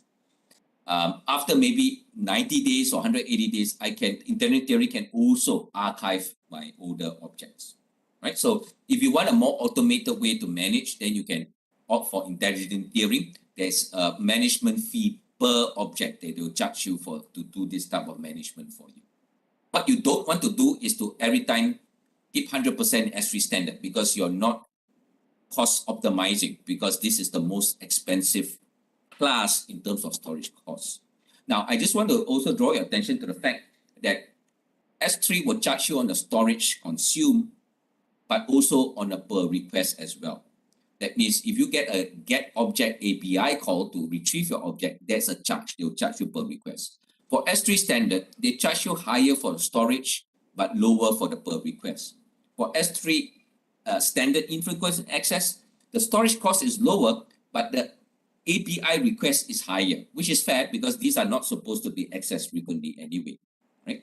What you don't want to do is if it is frequently accessed, that means multiple calls a day to access the object, don't store it in frequent access. Don't say, oh, why not I take advantage of the lower storage cost? I put all my images into S3 standard infrequent access, even though they're frequently accessed. Well, if you do that, you actually end up paying more because there will be much more API calls and they'll charge you the API calls, and there's also a retrieval cost to it. In the end, it will cost you more. So you have to know your access patterns to take advantage of these S3 storage classes. General guideline, if your objects are accessed more than once a month, put them in S3 standard. If it's accessed less than once a month, then you can think about, let's say, S3 standard infrequent access. Also a note here that the Glacier storage classes, now they have three Glacier classes. You have instant retrieval, where you can retrieve your objects in terms of milliseconds, just like the rest. Flexible retrieval time, basically, you're willing to wait from a few minutes to a few hours to retrieve your archive files, and then deep archive, longer time to access or retrieve, but the cheapest in terms of storage costs. S3 Glacier basically is for your long-term archival, lowest cost, basically automated encryption, data at rest. You can also have data access, basically on this type of access retrieval times, basically more flexibility here. And of course, you can grow up to exabytes, basically very, scalable. And management features like vault lock, retrieval policies, etc. Like vault lock, you can actually implement a retention period and durability, right? High durability. Now, just a quick mention here.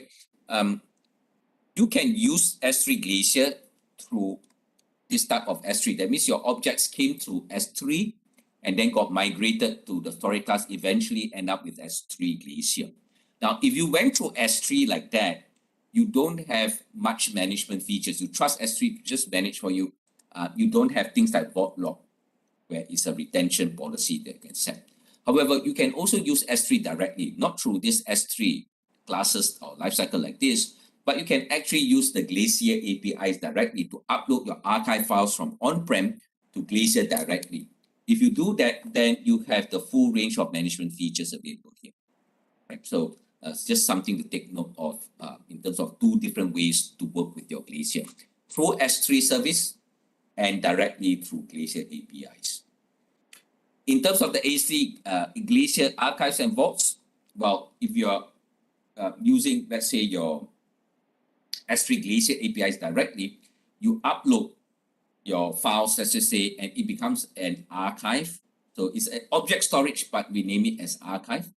And the collection of archive files is called a vault.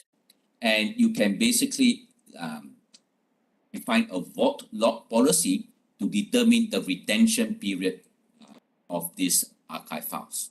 Okay, so this will help meet your compliance when you go for your auditing. You can show your vault lock policies that will show that you're compliant to your retention policies. And then you've got under this Glacier Flexible Retrieval class, you've got these different retrieval times expedited within minutes.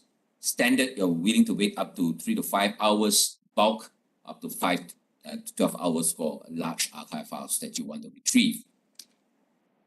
Lifecycle policies is the one that I mentioned earlier, that you can set rules to say that, okay, my objects are uploaded to S3 standard.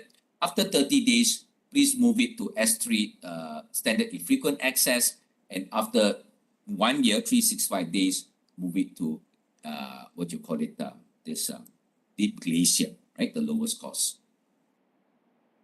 Now, it's also important for you to understand the encryption options for S3. The one option is, when you see SSE, it's called server-side encryption. That means you trust the S3 service to encrypt and decrypt the objects for you.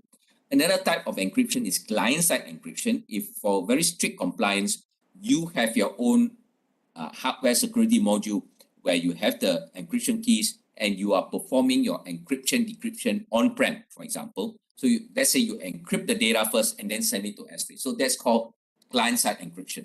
But what we're talking about here is server-side encryption. That means you want S3 to do the encryption management for you. The first choice is SSH S3. This is server-side encryption with S3 managed key. So basically, S3 service itself will contain a master encryption key, and they will generate data keys to lock up your objects individually. So each object has a data key. KMS. KMS is Key Management Service. And this is an independent, separate KMS. I mean, the KMS is a separate service from S3, but it's a service that allows you to create and store your customer managed key or master key yourself, more control basically, using KMS. So your customer primary key is with the KMS service. And then under this option, the S3 service will request a data encryption key from your KMS service based on your customer managed key. And they will use this data encryption key to lock up your object, and an encrypted form of that data key is also stored with that object. So that when S3 needs to decrypt the object, they will present the encrypted form of the data key back to KMS, is verified together with your customer primary key, and then the open text data key is returned back to S3. S3 will use that to unlock your data for you. So this is what actually happens behind the scenes, right? In terms of this type of what we call envelope encryption.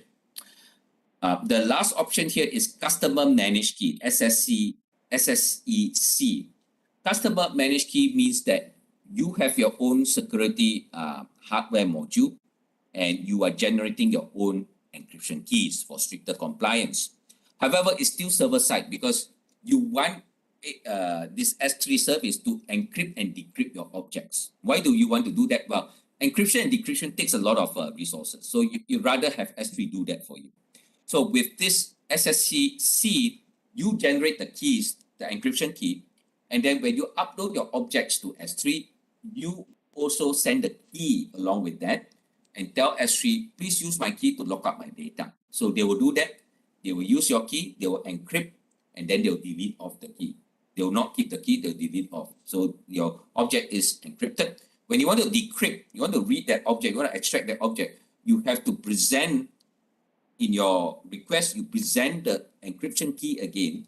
S3 will take that key, unlock it, and present back the file to you. Now, here's the difference between this and this, or this and this, right? The other two options, the keys are kept at AWS side. This option, customer managed key, the key is actually kept and maintained on your side, on your on-premise. Right? So if you have a scenario that your security auditor says you must create and control your keys, then you have to go for this last option here. But other situations when your compliance is not so strict, you can trust AWS to generate and manage those keys under the first two options. Better yet, go for the second option, best practice, because this is a separate service from S3 that will keep and manage your keys independently of the S3 service. The first option is you use the default S3 encryption to generate the master key, encryption key, the data keys, and it's all within the S3 service. Right? So that's the key difference between the two. This one, first one, all managed by S3. Second one, you have an independent, separate key management service for you to create and manage your keys. Okay. Any questions around these encryption options? Okay, data replication. You replicate your S3 objects. Well, the S3 itself is redundant across available zones. However, for additional redundancy, you may want to replicate the bucket within the same region or cross-region as well. So your bucket may be in Singapore, maybe you have another bucket in Jakarta region, and you have a cross-regional replication. So that when you upload objects to the original source bucket, you'll be replicated across to the destination bucket as well. So that if anything happens to the source, you still have the destination bucket. Right? So basically, you have to set the source bucket, and then you select your destination buckets either in the same region or cross-region.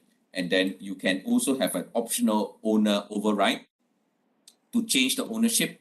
So source owner, basically the owner of the bucket at the source level. And also when the objects go across to the destination, you can change the ownership of the object to be the destination bucket owner, so that the destination bucket owner will have control over those objects. Right? So these are an optional step that you can take as well.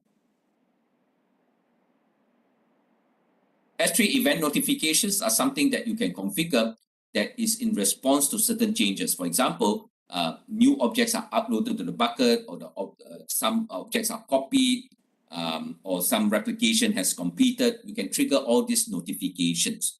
Now, one example you see on screen here is maybe your users are uploading objects to the bucket, and you configure S3 event notification to trigger the Lambda function to extract out the metadata, or the work on extract certain metadata or tags of the object and save it into a database and returns the result or any other updates or notifications that you want to have on the metadata of the objects, for example, and then save it back to S3. So the key takeaway here is that any action on S3 can trigger the Lambda function to take certain customized action.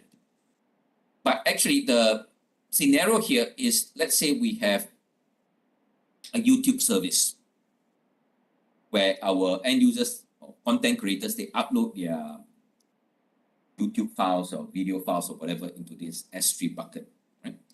And then each new upload of content triggers a Lambda function. We extract the content, we do some filtering, and we send it, instead of DynamoDB, we send it to recognition service to kind of like scan through the content and see whether there's any inappropriate content or not. So basically, this type of recognition, which is also AWS services, intelligent is AWS services, image recognition. When they scan through your video or image, if they detect that some inappropriate images, they will feedback, and the Lambda function, based on the feedback, will update a certain object tag or metadata to say that this is marked as inappropriate, so that when other users search for content, these contents that is marked inappropriate, that's marked as inappropriate will not be displayed. Right? So these are various scenarios that are possible with this type of S3 event notification. In terms of transfer acceleration, when users upload images or videos, think of Instagram and YouTube, for example, our end users are going to use the public internet. I mean, their upload is going to go through the public internet by default before it ends up in a bucket. So if our bucket is in the Singapore region here, and our users are in London and New York, for example, when they upload their files or movie files or images, it's going to take, obviously, a longer path through the public internet. If you want to speed up the upload, we can enable S3 transfer acceleration instead, so that they will use the CloudFront edge location, where if there's an end user is trying to upload, let's say from New York into our S3 bucket, they upload, let's say, their video or images, they will be automatically redirected to the nearest edge location in New York.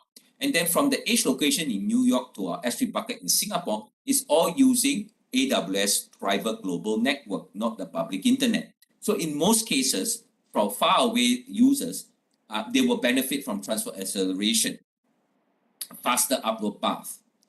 Of course, depending on location, if this bucket is in Singapore and the user is in Singapore, Singapore has good internet infrastructure, then you will not benefit from transfer acceleration, right? Because this will be likely fast as well. But for users that are away from Singapore, then you will start to benefit from this transfer acceleration. Right?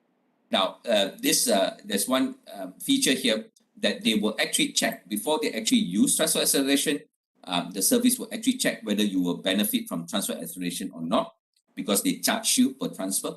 And if you actually don't, because let's say this is a case where Singapore user is trying to use transfer acceleration to the S3 bucket, if you don't really benefit from the transfer acceleration, they don't charge you, or they'll push the file through the public internet actually. So they are fair that way, right? They only charge you when you benefit from this type of transfer acceleration. Also, multi-part upload. When you're uploading a huge file, you might want to break it up so that you don't have a single point of failure. Let's say if you upload 500 meg object to S3 bucket, it's just a single upload stream. If there's any failure, errors, you have to start again. If you use multi-part upload, you can use a OS utility or tool to break up the file into small chunks and then have parallel uploads. You can use multi-part upload to have parallel upload streams. Basically, each part will have a unique part number so that when the upload is complete, they can reassemble the parts together in S3. But the key thing about this parallel uploads is that they are independent streams, upload streams. So if there's one failure, you need to just restart that stream. The other streams will not be affected. And also, there is no expiry time. They can be running for days, or if you need 1 week, you can run for 1 week to upload all the parts. And once it's finished, then it's reassembled as S3 at the S3 level. Access points give you various paths for different groups of users or applications to access your S3 bucket with their own unique access control policies.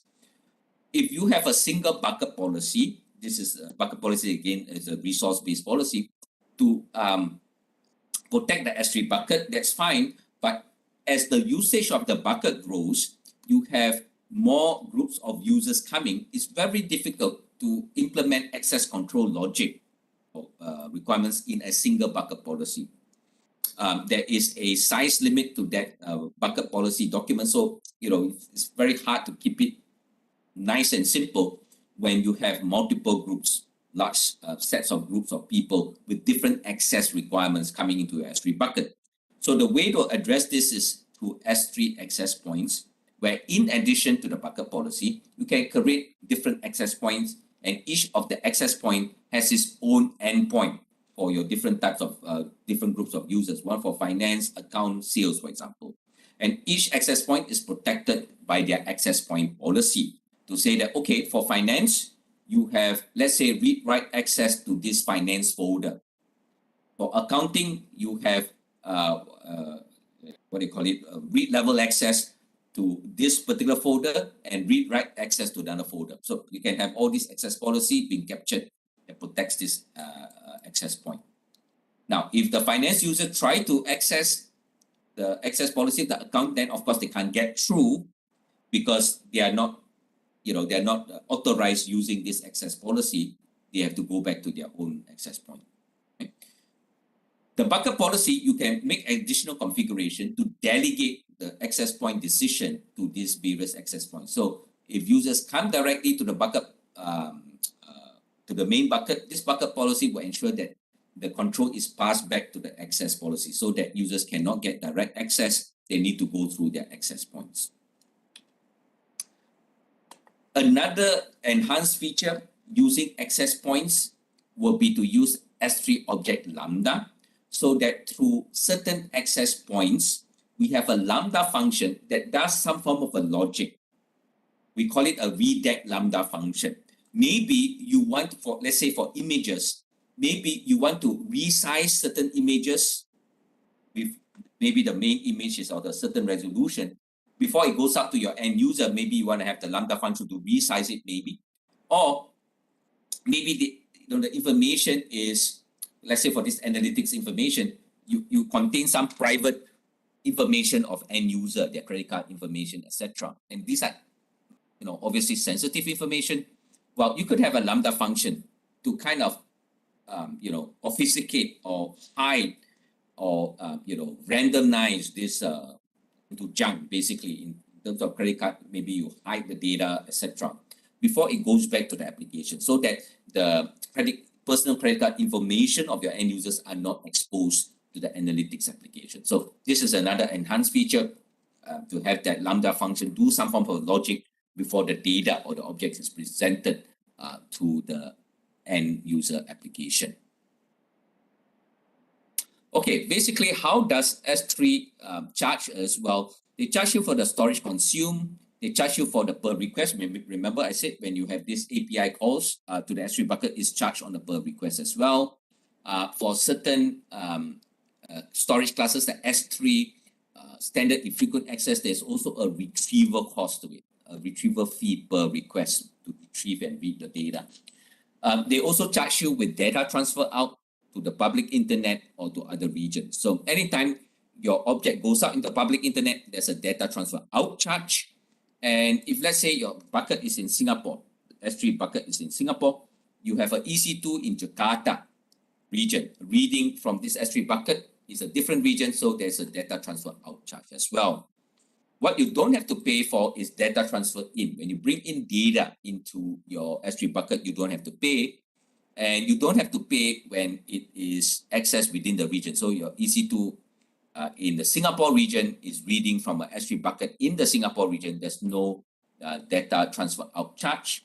Or if you're using CloudFront to serve, let's say your S3 bucket is in Singapore, and we use CloudFront to transfer that movie file to your end user in London using CloudFront, there's no data transfer charge for that as well.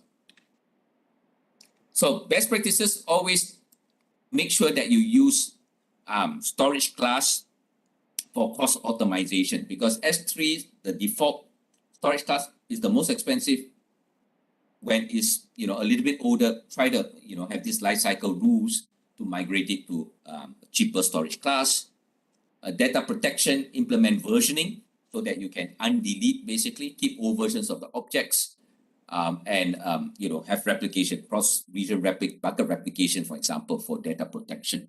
Now, a quick note about versioning. If you versionize your bucket, you also need to have lifecycle rules to control how long to keep the version, so that you do housekeeping, so that it doesn't keep on adding to your versions and just keep them forever.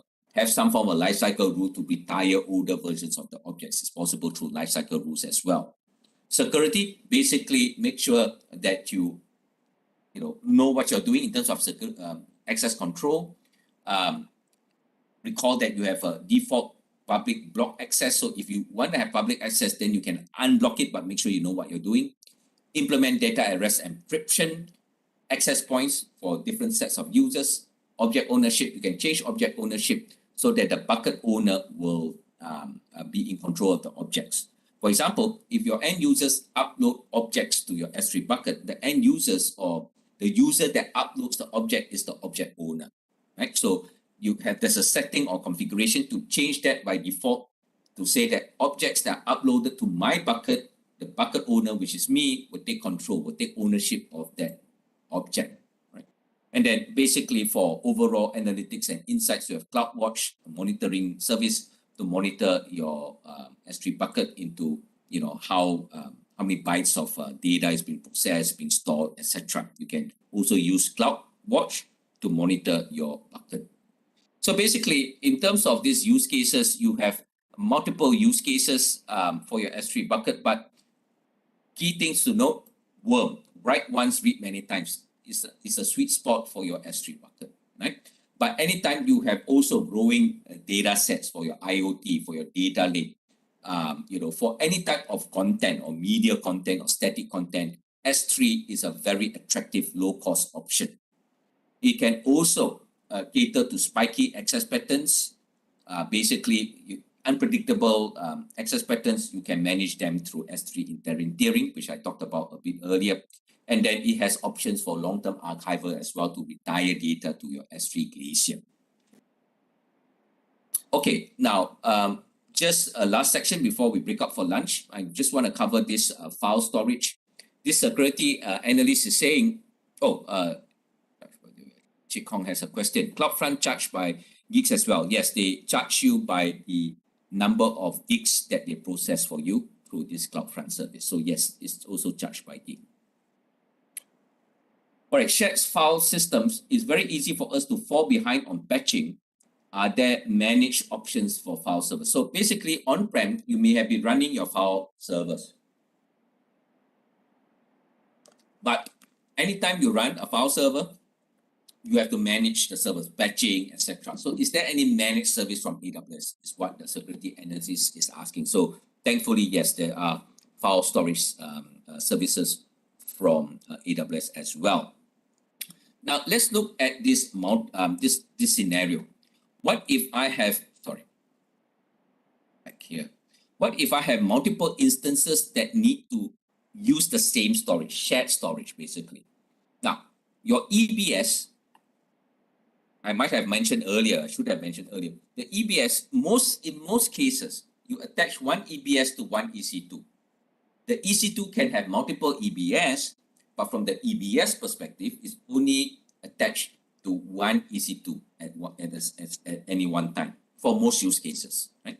There is EBS called multi-attached EBS for a unique case where you have a Linux cluster or a cluster where you can attach the same EBS volume to up to 16 instances for cluster applications. So, but that's more unique. Most of the time is one EBS that is attached to only one EC2 at any one time. So if you have a situation where, let's say, you have thousands or hundreds of EC2s that need to access the same storage, then EBS is not the right answer. Well, let's say we think about, we just covered S3. Why not use S3? Because S3, you have multiple EC2s that can access the S3, which is true.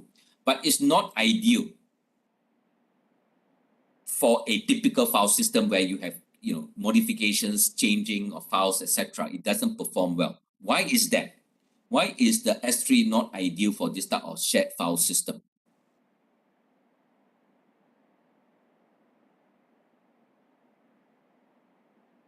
Anyone?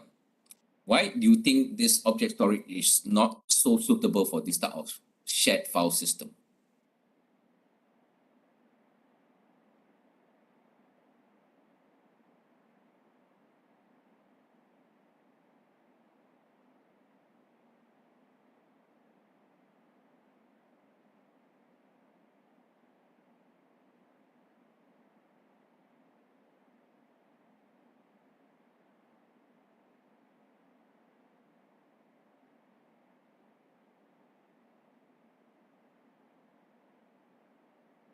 All right, Chik Hong says it's an API call.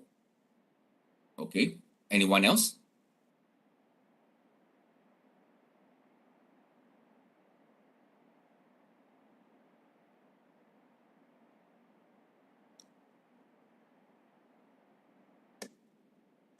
Well, usually your file storage is also built on block storage.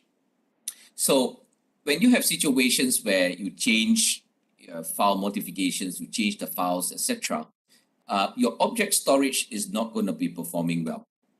Yeah, object storage cannot sustain that. And of course, if you are using a file protocol like NFS, then it's a different way, it's a different protocol, right? Natively, S3 doesn't support NFS. You have additional tools that can, but natively it doesn't support NFS, right? So for this and other reasons, it's not an ideal, it's possible, but not an ideal option, especially if you have frequent modification of the files. So for that, you need a cloud-based file storage system, EFS for Linux, NFS protocol, and FSX for your Windows SMB, and there'll be other options there as well. But for your Windows as well, you can use FSX for Windows. So these are using file protocol. So if you need that, then this will be your ideal option. Okay. Now, as I said, the other customer that was discussing with me, right? They actually started to use this first, but because they found out that their files were not actually changed or modified often, basically static, they actually eventually moved into S3 because they didn't, need that level of performance basically. But they need to change, right? Because as I said, S3 is not native to NFS. So they actually did some modification on the application to start to use API calls to the S3 instead. So a little bit of modification, it wasn't too hard for them because they have specific modules that are, separated, that's just talking about NFS and all that. So they just needed to modify those modules to start using the S3 API calls themselves. But this just to show you that you have to always review and see what is the best next step, whether the current solution or current architecture is actually optimized or not in that sense. Right?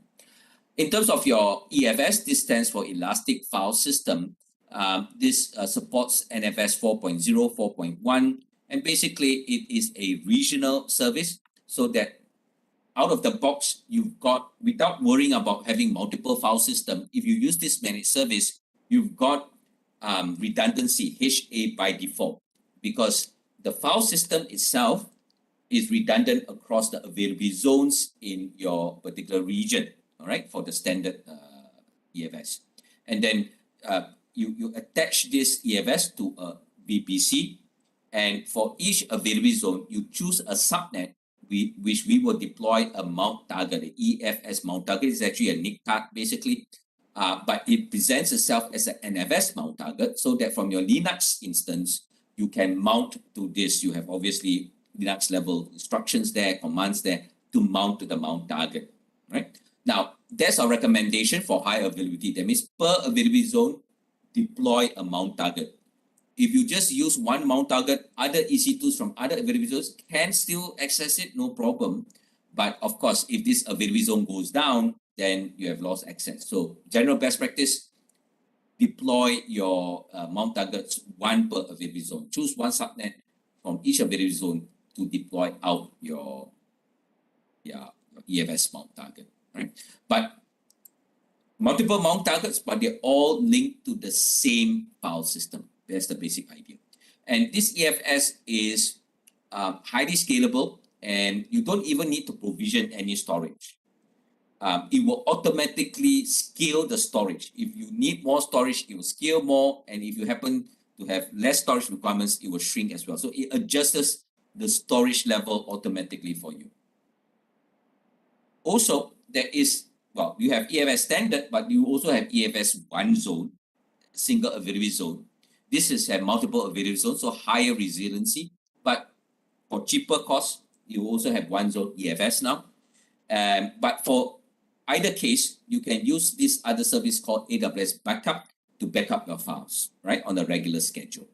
So there are different options now to help you optimize your costs and also in terms of your backup, to back up the files in your EFS.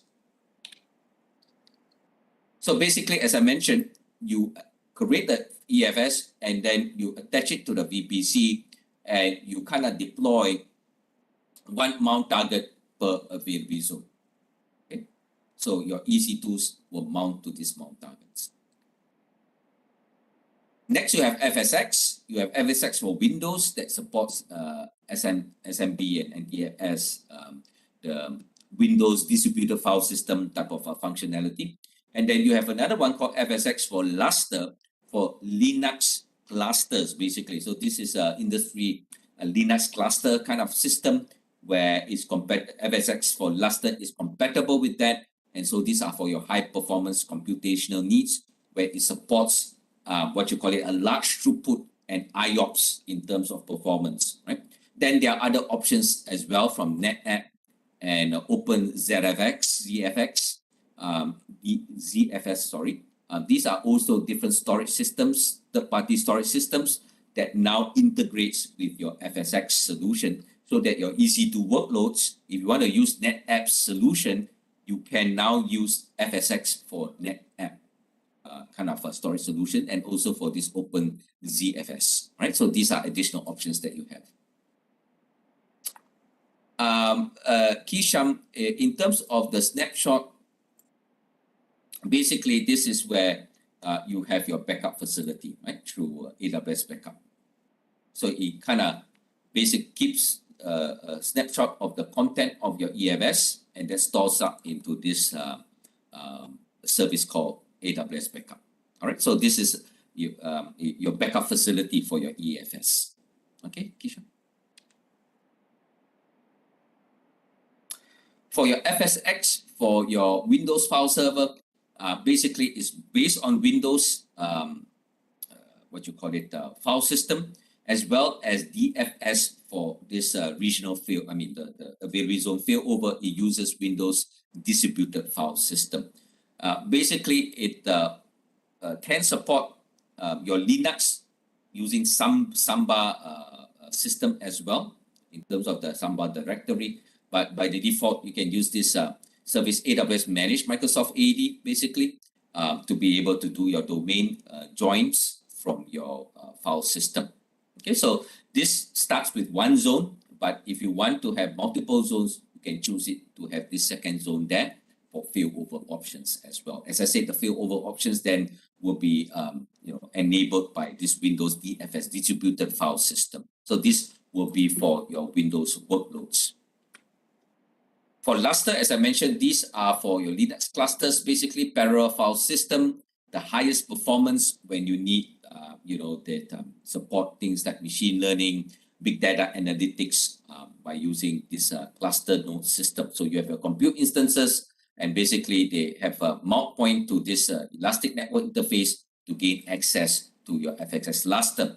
There's an optional S3 integration between your FSX Lustre and a backend S3 bucket here so that it can optimize because your data sets are growing. To help you save costs, some of the older data sets or data sets for storage can be kept on S3 cheaper.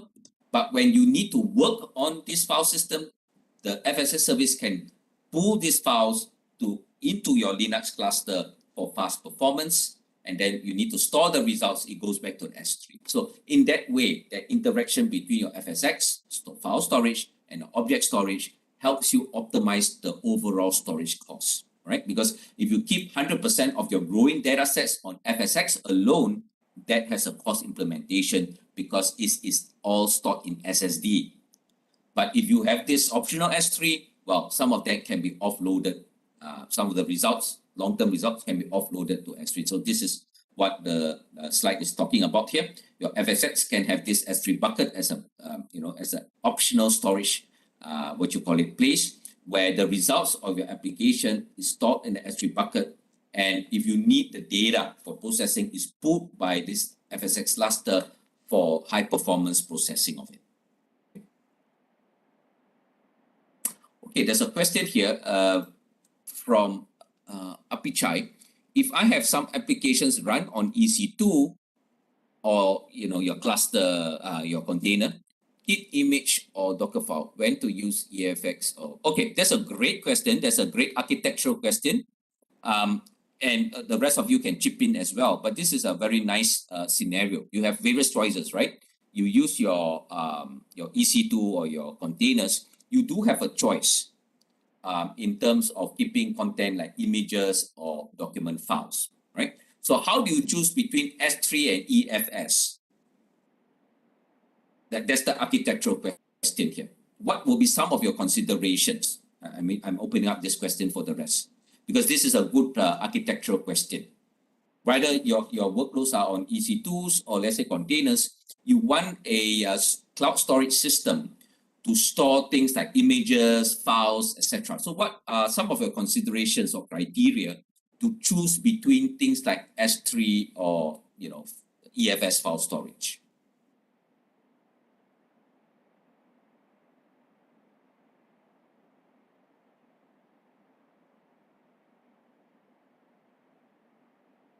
Okay, I will give you the answer. I'll talk about it after lunch. Maybe I'm standing between you and your lunch break. Thanks for your patience. Let's call a 1 hour lunch break. And when we come back, we'll consider this question that Apicha has. I'll round up on this module and I'll start on the database module and we will have a lab later in the afternoon as well. All right. Enjoy your 1 hour's lunch break. Apicha, hold on to that because I want the rest to kind of think about it as well. And after lunch, we'll take up that question. Right? Have a wonderful lunch. I'll see you after 1 hour. Please look out for my countdown timer. All right. Thank you and see you later.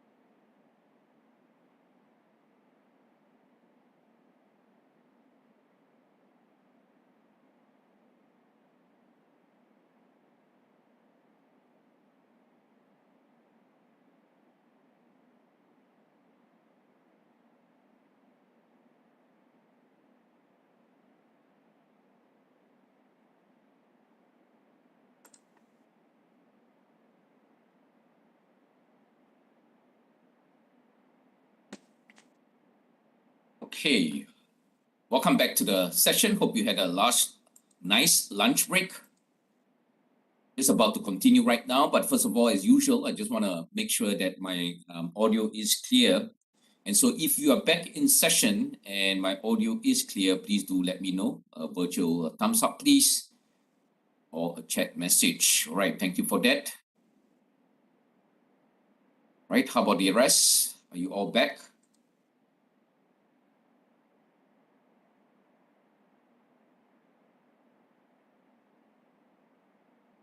Okay, very good. Thank you. Yes, very nice. Thank you. All right, good. Okay, now we were, before lunch, we were talking about what Apichai brought up. Basically, if we have a scenario where you have application running on your containers or EC2, and you have some form of a mixture of content or files, maybe some images, document file, what will be your considerations?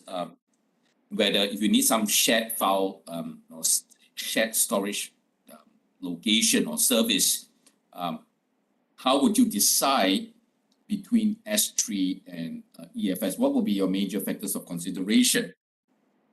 Okay.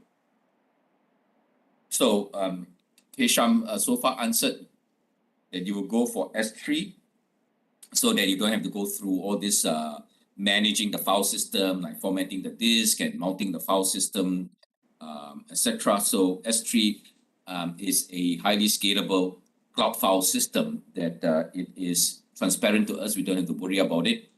It will just grow according to our needs. Now, are there any other factors of consideration that you will use to make this architectural choice? What other factors of consideration would you make?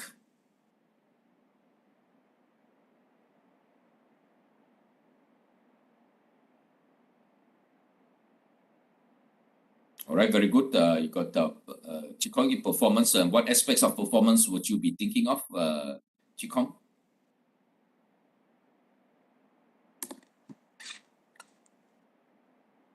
All right, the read-write access level, very important. And so if you have more of reads, doesn't change that much, more of reads, then S3 would be quite a nice option. Basically, with the good enough performance and it is cost effective, and you can grow unlimited scale. So that will be a good choice. If you have a lot of writes, if there are a lot of changes to the file, like typical content management system, think of your WordPress type of applications where you might be updating files, block entries, etc. If you have a lot of situations that the file modifications is dynamic, then S3 will not perform well. And this is where you need to think about file system. In fact, if you have cluster level performance, high performance cluster, is not just a file system. You have to have FSX for Lustre that we see on the slide there that will give us that high performance up to millions of IOPS. If you have that kind of performance, your S3 will not be able to sustain that kind of performance. So you have to choose between FSX for Lustre or EFS, right? For certain situations, depending on your read-write access patterns. Okay, so it is important for performance. High performance cluster is not just a file system. Access patterns, FSX files that you want to choose. Now, Apichai mentioned image and file. So image, usually we don't change the image that much. Typical scenarios, you don't change the image that much. If they are mainly static images, then S3 is a good choice. A document file, you are changing the file, you're modifying the file often, then EFS might be a good choice because, again, if you have a little bit more writes, etc., then S3 possible, but it will not give you the performance. Okay, so like what the customer was discussing with me or shared with me, they actually started with EFS. They started to store their document files into EFS, but they kind of realized that they actually don't change those files option. It's just, as a matter of record, they place files in the shared file system, but they don't access it often. And so they took the decision to migrate them over to S3 instead. All right. So it really depends on the access patterns of those files. All right. So at the first level, I would say that if you have static images, keep it at S3. If you have document files that change or modify often, like content management systems, etc., then EFS might be a good choice first. But it's really up to you to kind of monitor the access patterns, and if they are a little bit more, if those document files are really not changed at all or accessed too often, then S3 will be actually a better choice. Okay. Apichai, are you happy with that, or are there any other considerations that you can think of?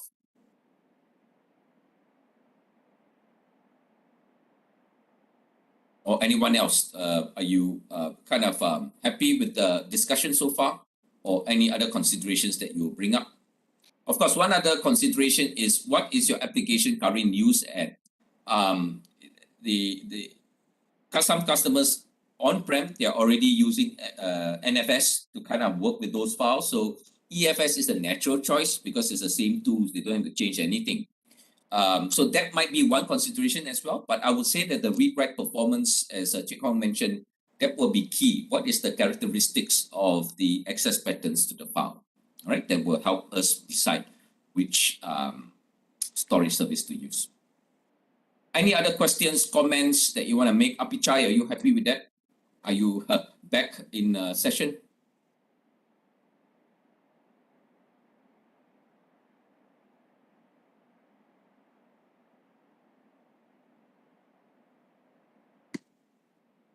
So maybe case Apichai. All right, good. Thank you.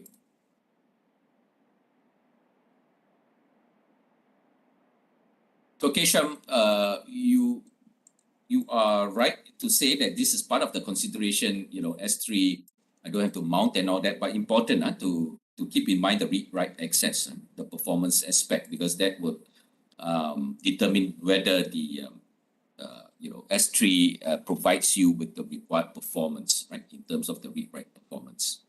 Please take note of that as well. All right, moving on now. We've stopped here before the break. Let's move to data migration tools, and the section that we're going to look at in terms of this end user feedback is migrations can be painful. Excuse me. What is the easiest way to cut over to AWS for storage? All right, let's take a look at this section. So basically, how do we migrate data from, let's say, on-prem to the cloud? Well, over on the right, you have the online method. Online means you use the network, and there are a number of tools here. Storage Gateway supports, we look at Storage Gateway a little bit later in the following slides, but basically it's a nice service to have. It kind of helps us implement a hybrid cloud architecture where, for example, you have your on-prem workloads, but you want to backup and save data to the cloud. And this is a very nice solution to have. It kind of supports some of the mainstream protocols like SMB, NFS, iSCSI type of protocols, so that you can interface and integrate with your current solutions, applications, tools that you have on-prem, and yet be able to back up to native AWS storage services around S3 and Glacier. You have Data Sync, which is also a data migration service, and basically it helps you migrate over your file storage on-prem, NFS, SMB again, and then move it across to S3 or to your what was I going to say? EFS, right? The EFS or NFS, the file storage. So basically, Data Sync gives you the ability to migrate from on-prem to either object storage or file storage. Basically, that's what it is. And then you have the AWS transfer family that is compatible with your FTP type protocols, the SFTP, secure FTP, so that if you're already using FTP tools, you don't have to change your tools. You can use the transfer family to bring over or transfer your files over to this transfer family service. to store your what you call it, your data, your files, etc. on the S3 on the cloud. So all these tools are choices we have depending on the scenario. So this is, basically if I have a hybrid cloud situation and this industry leading protocols makes it convenient for me just to integrate it in. Data sync, if I want to have some form of a data migration to migrate over from on-prem to the cloud, this will give us some options as well. Right from, as I said, from file storage to file storage, on-prem to on-cloud, or on-prem file system to S3 object. So it kind of meets that need there, and those that are using the FTP protocol. Now, if your bandwidth is insufficient, or if you have large data sets that cannot be easily migrated over through the network, then we have offline methods. That means not using the network. And this will be your Snowball. These are physical appliances that are shipped to your on-prem data center.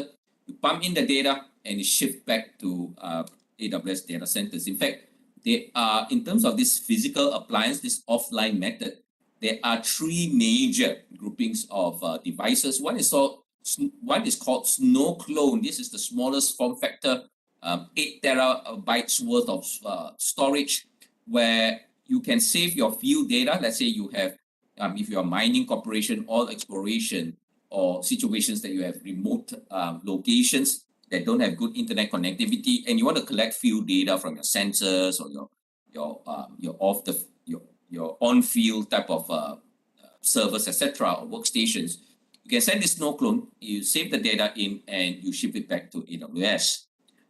Snowball Edge is slightly bigger. Basically, these can contain up to 48 or 80, depending on which you choose. We'll look at some details later, but up to perhaps 80 terabytes worth of data. And so this would help you in terms of moving petabyte scale type of data migration. So if you have, of course, one petabyte is 1,000 terabytes. So if you have near that kind of scale, a few petabytes, they'll send a number of this, you can order up a number of these Snowball Edge devices and pump in the data, send it across back to AWS. And the largest one is called Snowmobile. It's a whole container truck.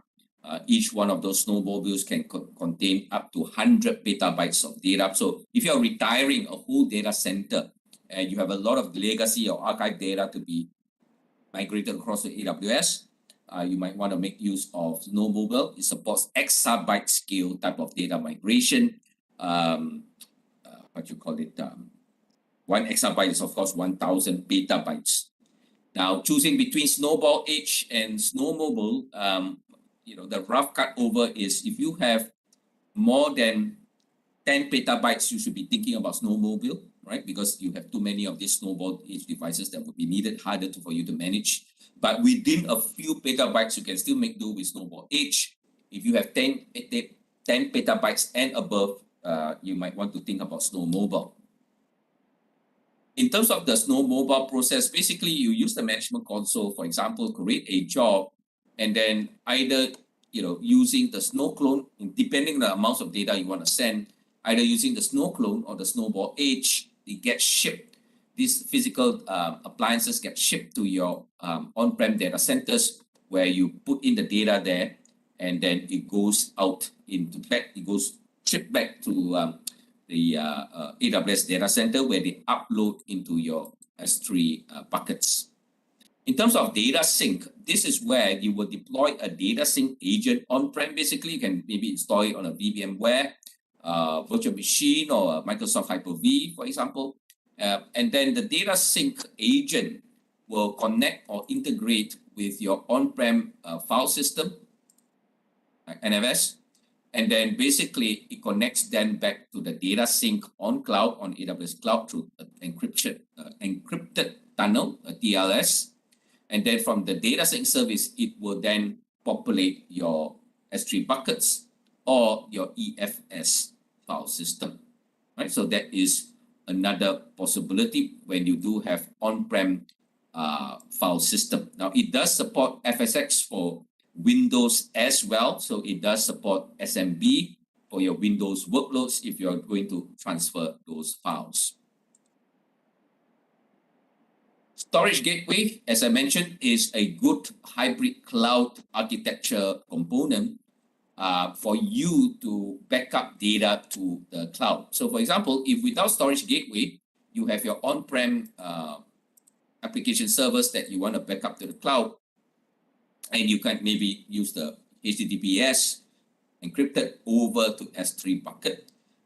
Yes, it can work, but it's kind of difficult to manage in terms of latency, in terms of failed uploads, and you need to repeat the job, etc. You don't have much buffering, features to kind of improve on this upload transfer to the S3 bucket. And this is where your storage gateway comes in. One type of storage gateway is called a file gateway. And as the name suggests, it kind of integrates with NFS as for Linux and SMB as well for Windows. And basically, this gateway appliance again is a software or solution that you install on your on-prem servers, basically through VMware Virtual Machine or Microsoft Hyper-V, and this becomes your integration mount point for NFS or SMB.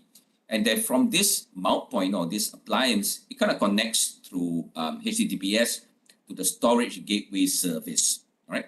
And it saves files into your designated S3 bucket. It will appear as S3 objects here. And basically, you can, in terms of helping with the upload process, you can, of course, assign some local disk here as cache, basically, so that for files that are frequently accessed, you keep the frequently accessed files on the physical cache here for performance, while the bulk of the files, you can save it to S3. So S3 is your main storage server, storage service that backs up your file storage. And if there's any file requested that is not present locally, of course, then they will have to fetch it from the S3 bucket with a little bit of, added latency.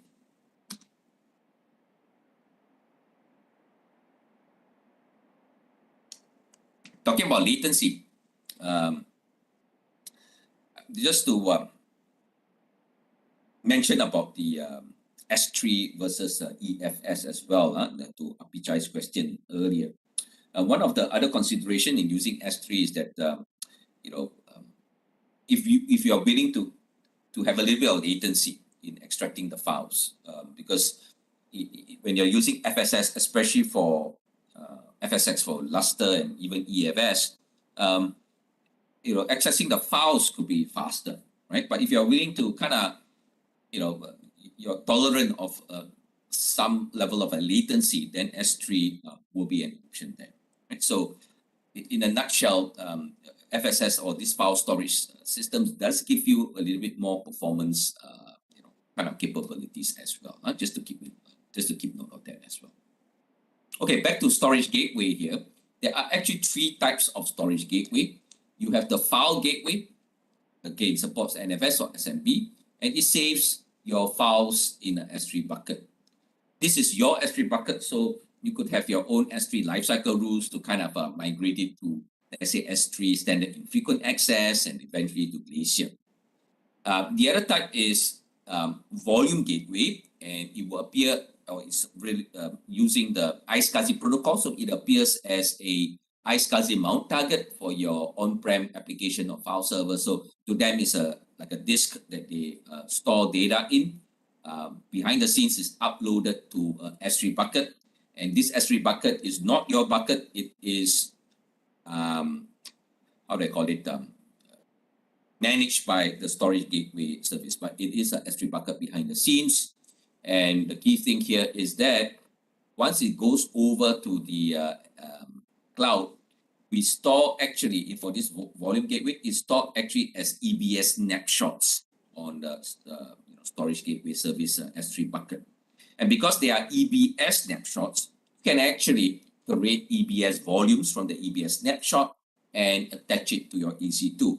Now, an important implication there is that With this, you can have your DR set up on the cloud because the volume gateway basically backs up, let's say, data from your on-prem. It goes as a EBS snapshot here.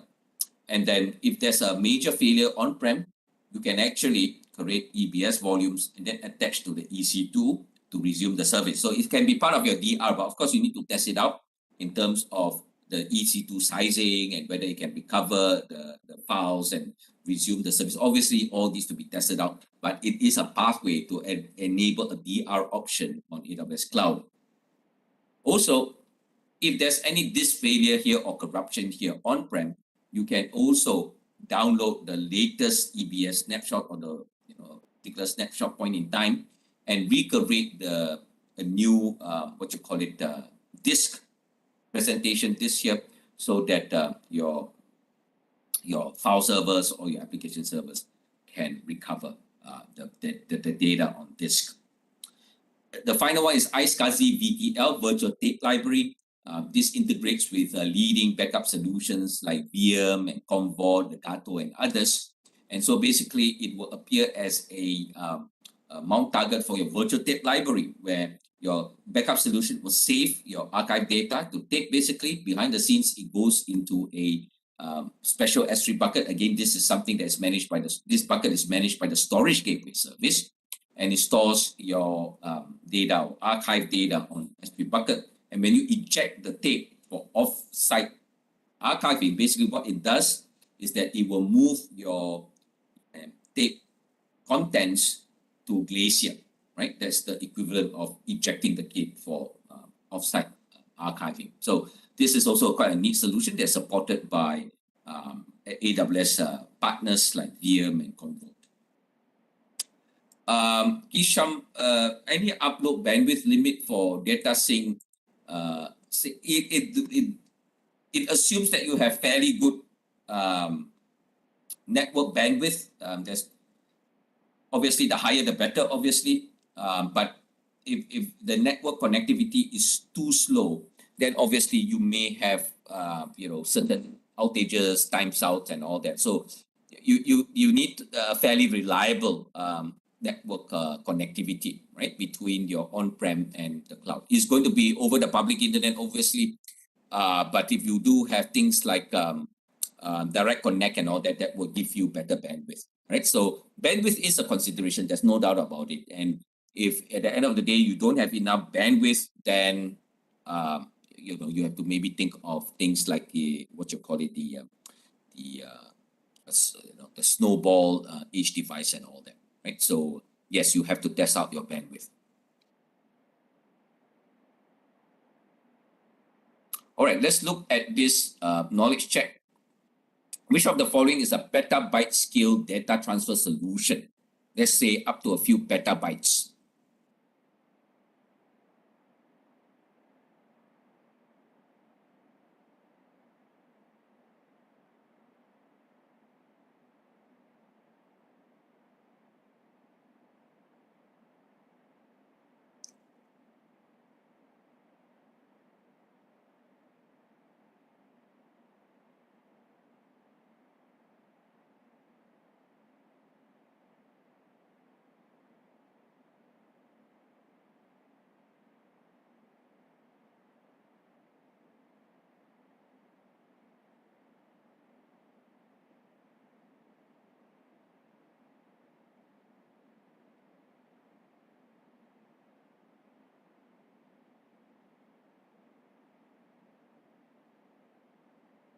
All right, everybody says A. Well, this time the answer is C, actually, right? Because Snowmobile is an exabyte scale solution.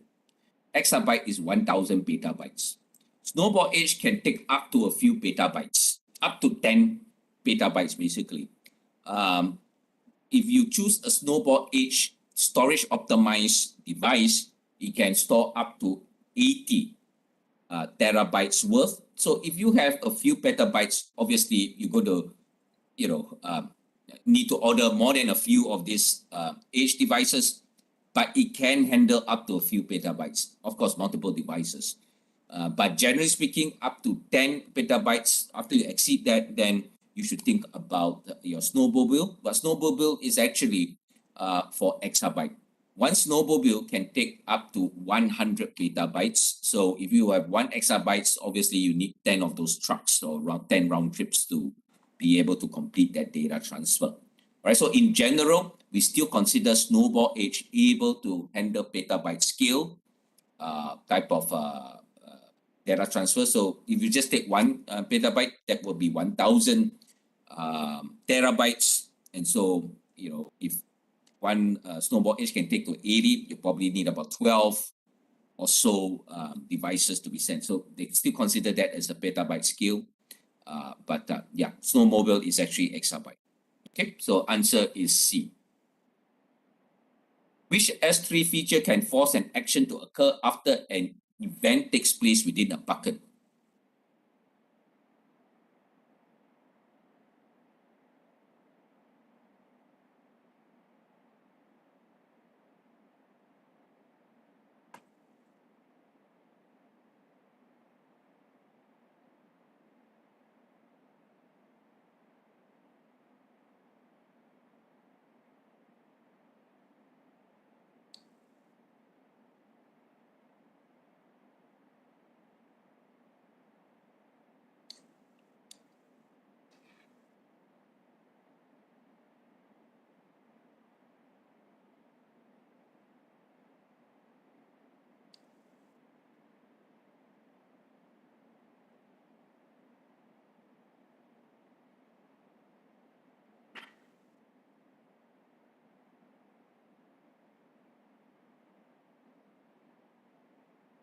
Okay, yeah, there's a difference between B and C. Well, the correct answer is B because this is the feature on the S3 bucket, the event notification. The event notification can then integrate with Lambda to take a Lambda function. But Lambda is not the only choice.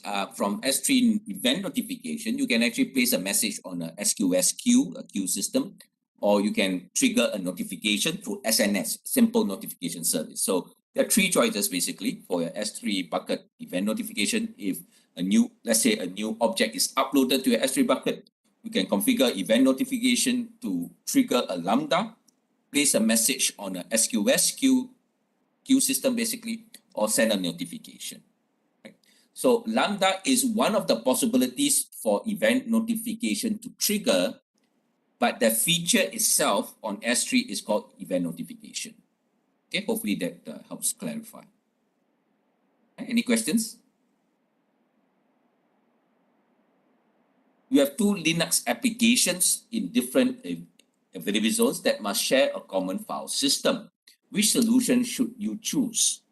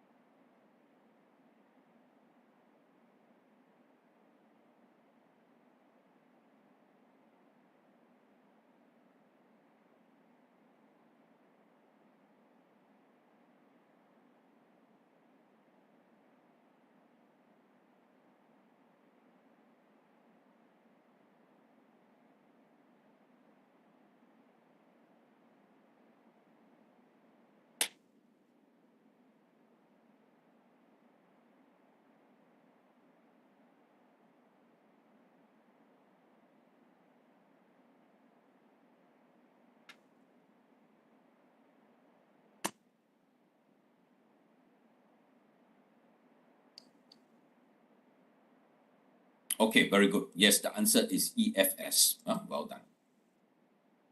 Which of the following protocols are options in AWS storage gateway appliance?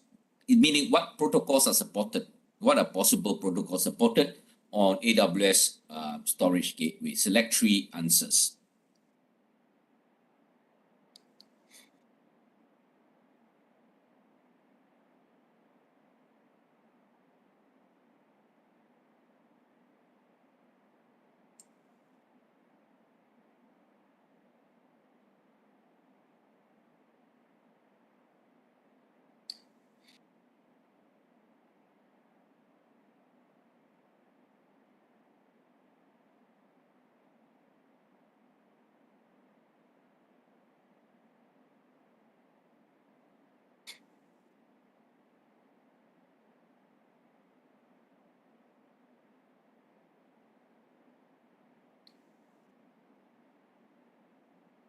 Okay, very good. Excellent. Yeah, you got this iSCSI, SMB, and NFS. NFS and SMB are two options available under file gateway. The iSCSI is under the volume gateway. Okay, very good. Okay, that's a wrap from the storage services. Any questions so far that you want to ask, or any points you want to bring up for further consideration or discussion at this point?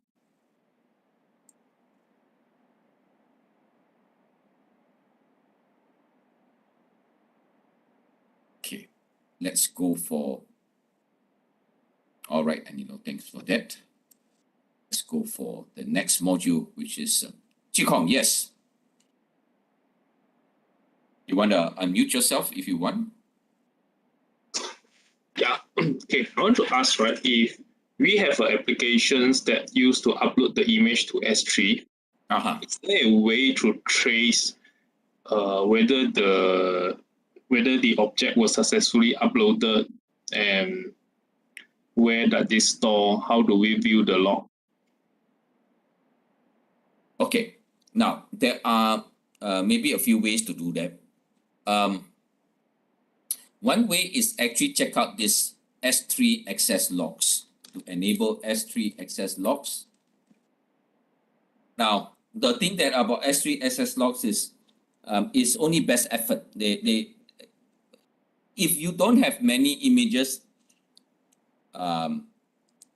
you likely get all of the log entries. But when you deal with a lot of images, multiple thousands or 100,000s, millions, their access log is not guaranteed in that sense. Every upload is captured, but it does give you an idea of the access patterns to your S3 bucket when you check or you enable and you check your S3 access logs. Okay, so that's just to give you a rough idea. But if you have not too many objects, then access log could give you a good idea. Although it's as the documentation states, it is not absolute guarantee that you log every action to upload or any action or access to your S3 bucket.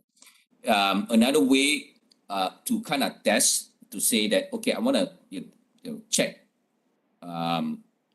that certain objects are perhaps uploaded or not. You can do an inventory run. You can run an inventory job to get a list of objects already uploaded in your S3 bucket and do your verification from there. But it is asynchronous, right? So it's not in real time.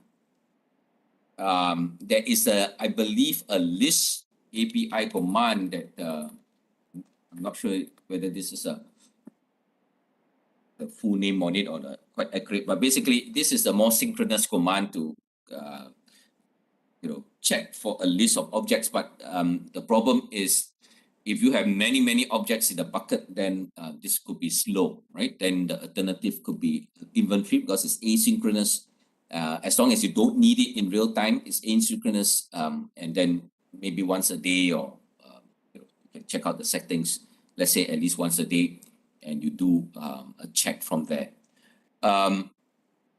If you actually need in real time, then it's going to be possibly some form of a combination of, let's say, event notification. When you actually you let's say you want to trace the uploads, you have S3 bucket event notification, and then maybe you kind of trigger either a Lambda function to kind of get the event, see the file, etc., and then update a DynamoDB table, and then you have an application to read off the DynamoDB table to kind of trace and see whether the object has been uploaded or not. Or if you don't need it that real time, then the S3 event notification can put a message on queue, and then your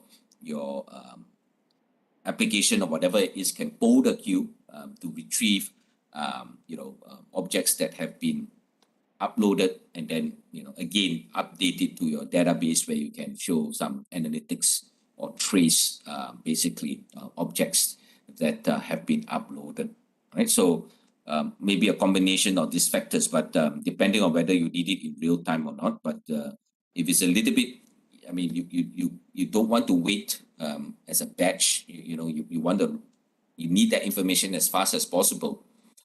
Then you probably need to have the S3 event notification, and then from there you trigger the Lambda function, right, to keep note or keep track of the object that has been uploaded and then update into a database like DynamoDB. Okay. Okay, I have another question here.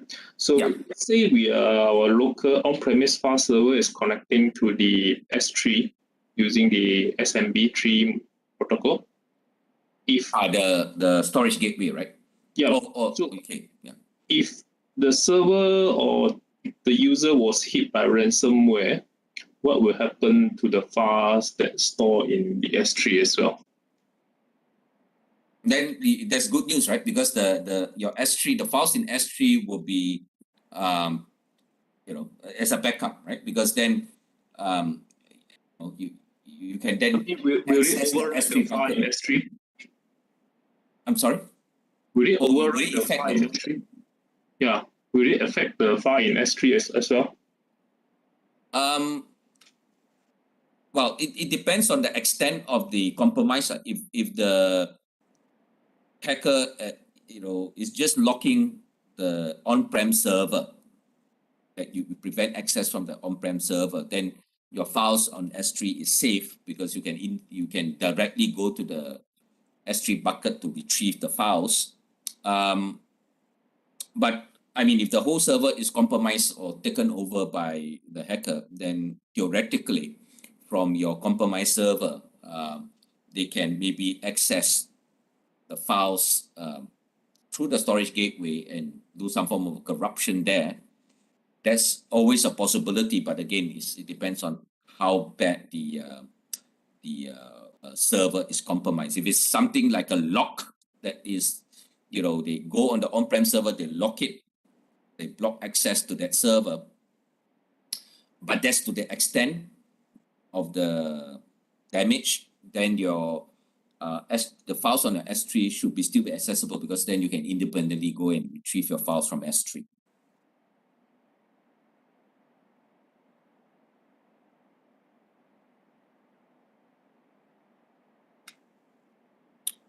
All right, so that's that's probably the case that is still accessible.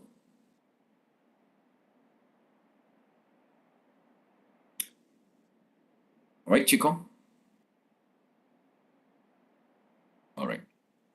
If you have a specific situation, then maybe you can discuss with me later, or if there's a specific scenario that you're worried about, then you can ask your AWS support as well for specific scenarios that you need to recover from or need to address. Then you can perhaps also ask AWS support as well. But high level, I think that's probably the situation. If it's ransomware that freezes the server, you can still access from the cloud side. You can still access the files from that is stored on S3. Right? Basically, they become like S3 objects. Okay, but in general, when you are already having this file gateway under normal operations, the storage gateway will be saving files over to the S3 bucket. Then you still can access the S3 files, but be careful. If you make any changes there, then you cause some corruption and inconsistency. If you go directly to the S3 bucket and start to mess around with the names or make changes, etc., obviously it can cause some disruption. But under emergency, then that's always a possibility that you go directly to the S3 bucket to retrieve or recover your files. Okay, let's move on to any other questions or comments? Okay, let's move on to database and just check on the state of your labs here. Just give me a short moment here to just enable the labs, because I'm probably we have opportunity to get you doing the labs. So let me just make sure that it's ready.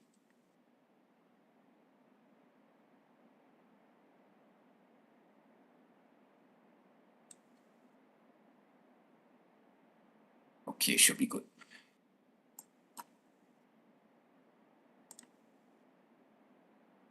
Okay, database service. Let's have this check-in poll question. Which actions in this list are your responsibility? If you run your database on EC2, that means you install your own database engine like Oracle on EC2. What do you think will be your responsibility?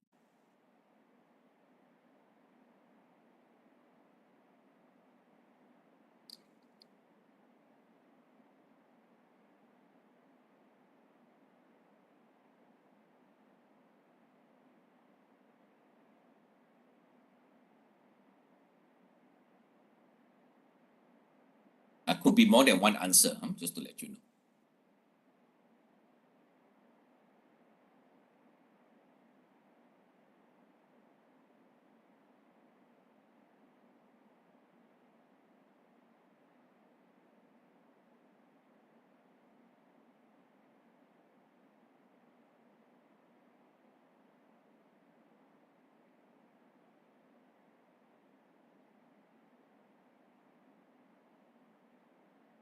Okay, now recall that when you are on AWS, when you use EC2, we're talking about virtual cloud servers. That means you have no access to physical hardware. You have no access to the physical layer.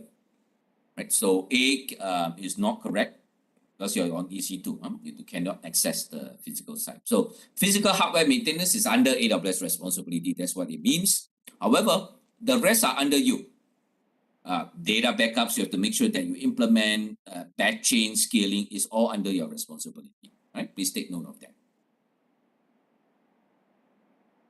Let's look at a little bit more detail here. So when you talk about responsibility, you install the database on EC2. Now, the physical side of things, maintenance, etc., rack and stack, power, and all that is under AWS. But the rest is up to you in terms of the OS patching, maintaining the OS, securing the OS, installing, patching, maintaining the database software, database engine, implementing, configuring high availability, making sure that it can fail over, any type of scaling that you need to resize it or to add additional standby database server, for example, or any kind of additional disk resources. You have to manage all of that. App optimization, obviously, if you want to, optimize your SQL queries, your database schema, etc., is still obviously on you. So, what are the other options apart from doing this? We want to now consider database, managed solutions from AWS as part of this module that will help offload some of this data administrative tasks away from you. Let the service manage so that you can focus on optimizing the performance like database schema, the table design, and the SQL query optimization, while you trust the service to do most of these underlying database administrative tasks for you. Okay, so let's look at database services. John from this database team is saying we need to centralize our database expertise to better serve our customers. So basically all the database administrators or database rules consolidated under a new database team. And so during the data collection process, we discovered a lot more databases in operation that we had expected.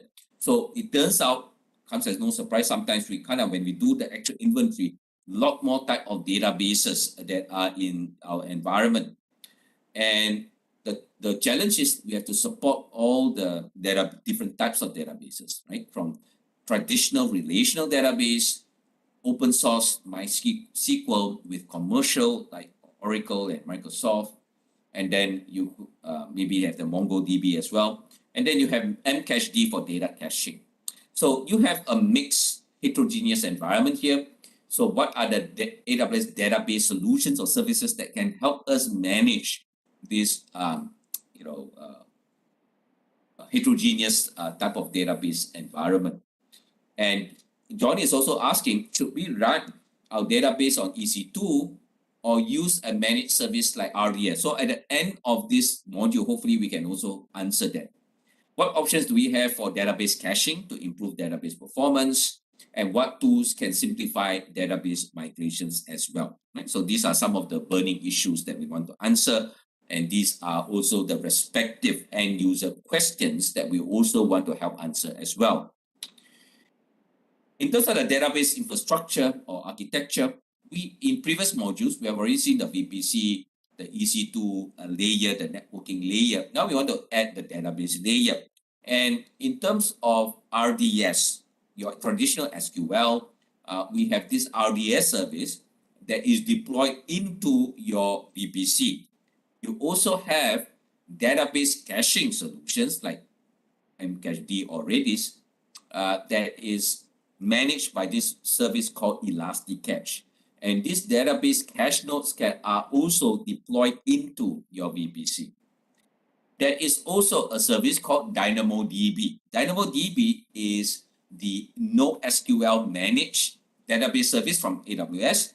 And this database resides outside your VPC. You have to access them through publicly available APIs, but it is 100% serverless and managed service by AWS. It's not part of your VPC, right? So if your applications are running that need the access to the database, then the APIs need to be directed out either through internet gateway to access the database, or later tomorrow we'll learn about other options like VPC endpoints that will allow our API calls to be directed through private AWS networks to reach our database table. Okay, so more on that tomorrow.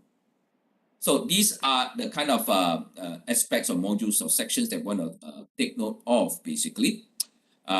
We start with general database services. The project manager here is asking, our database administrators are open to new ideas when migrating the workloads. They want to use the power of a managed database at AWS. So this is about why we should use managed database service. Instead of managing the database engine yourself, that is to install the database on the EC2 and manage it yourself, you can also choose a managed database service, an AWS database service. Okay, there is a wide variety. So let me make it clear upfront that all this is managed AWS database services. You can manage yourself if you want. That is to say, you can take the database engine like Oracle or MySQL, you install on the EC2 and you manage yourself. We call it an unmanaged solution because from AWS perspective, you as the customer, you are managing that solution yourself. Advantage of that is you have more control, more visibility into the OS, the database engine, the fine-tuning, but it requires you to manage more, right? That's basically what it means. When you go for database services like this, then most of the database administrative task, as well as the underlying OS, is managed by AWS. That's what it means. So it takes the load off your shoulders. Benefit, you can focus more on the database design as well as the application optimization, say through SQL query optimization. Downside, you don't have access to the underlying layers. You have less access, less visibility, and less control over the database engine and the operating system. Right? So if you have a security requirement that you need that level of access and control, then you have to manage the database yourself. That means to install that database from the EC2, manage it yourself. But if you don't have that strict requirement, then you can consider using one of these database services. So there's a wide variety of services. We'll look at only some of them and not too deep level as well. We'll look at mainly for your relational SQL, you've got your RDS here. You've got Aurora, which is a proprietary database solution from AWS. I'll talk about that later. Redshift for data warehousing. You've got DynamoDB for NoSQL. ElastiCache for database caching. This will support or be compatible with Mcached and Redis. You've got other types of NoSQL like T-spaces. This is compatible with Cassandra. It's a different type of a NoSQL. And you've got Amazon Document DB, which is compatible with MongoDB. If you have this type of on-prem currently, you're using MongoDB, you want to be compatible with MongoDB, then this is the service to go for.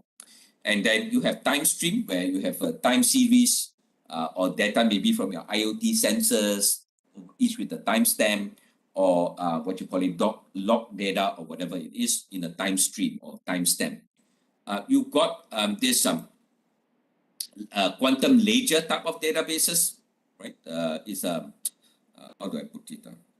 It's the blockchain type of thing, ledger, digital ledgers type of application.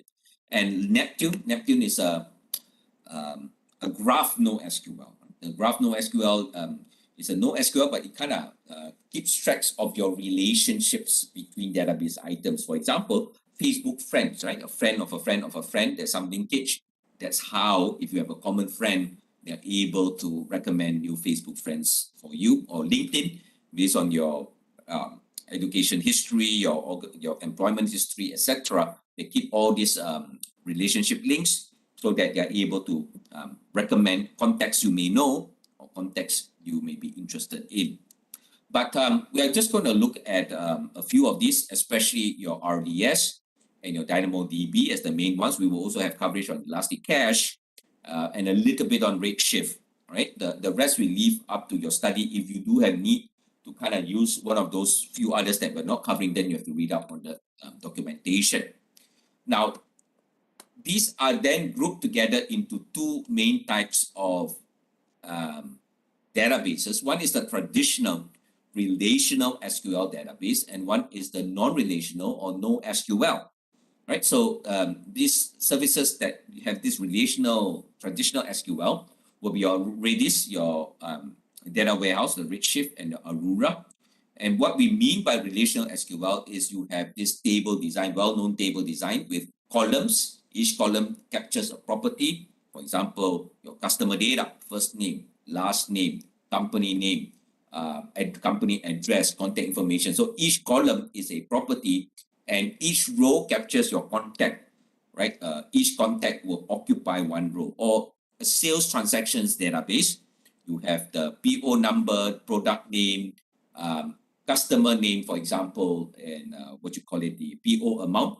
So each sales transaction occupies a row, while each column captures an aspect of that transaction. The schemas are fixed in the sense that once you say, okay, this sales table has 5 column properties, the PO number, product name, revenue. You kind of define those column properties, whether it's a string, a number, etc. After that, it's more or less fixed, right? You don't change it. The schema is strict. Yeah. Every time you write to the database, the schema must be there. You must comply to the schema to write to the database. If the table only has 5 columns, you try to, put in the data with 8 columns, it just can't work. You just can't edit on the fly. You must comply to the schema, basically, right? So the schema is fixed. To change the schema is, it can be done, but obviously a lot more work.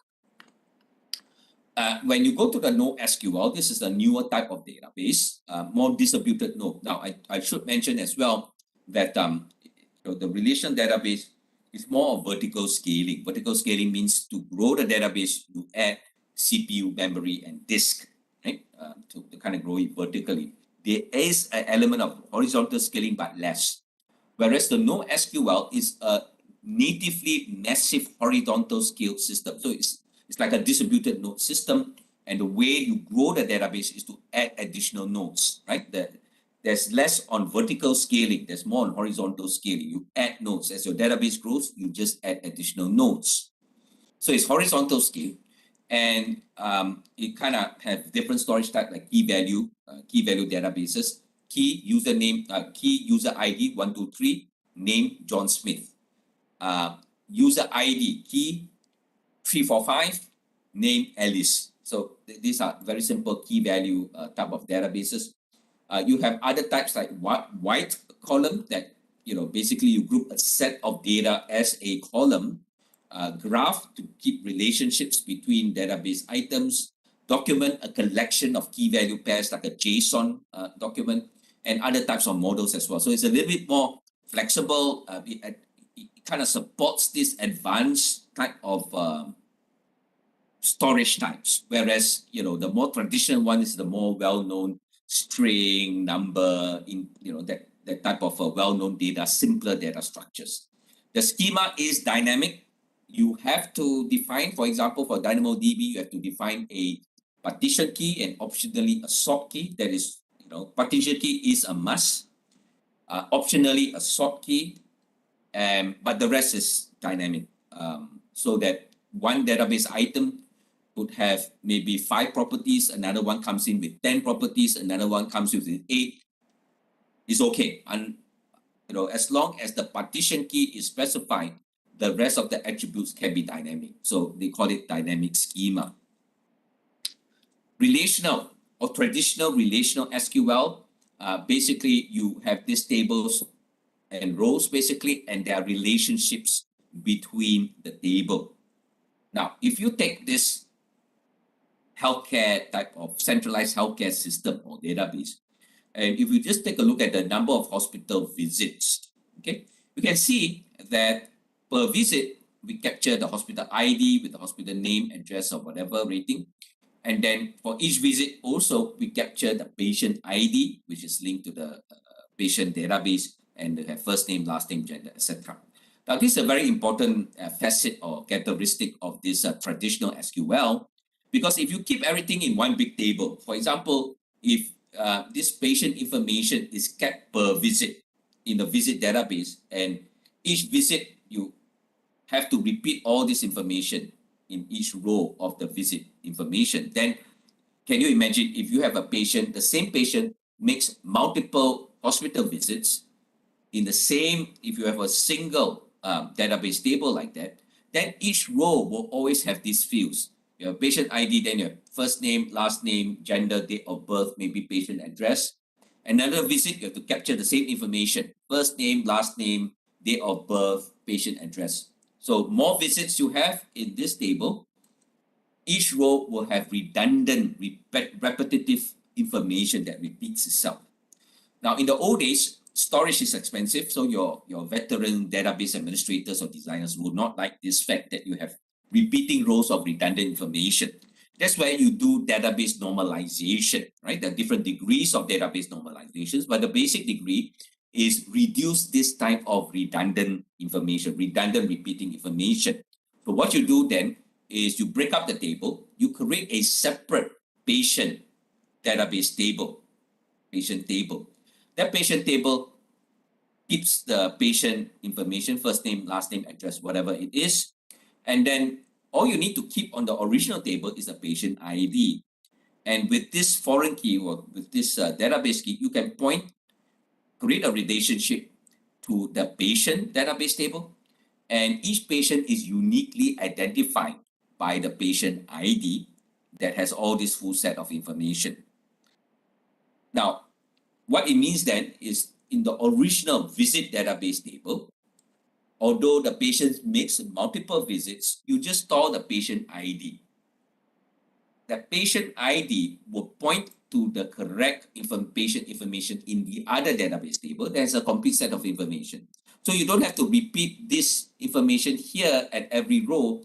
It is outsourced or is linked to this external separate table that has all the information.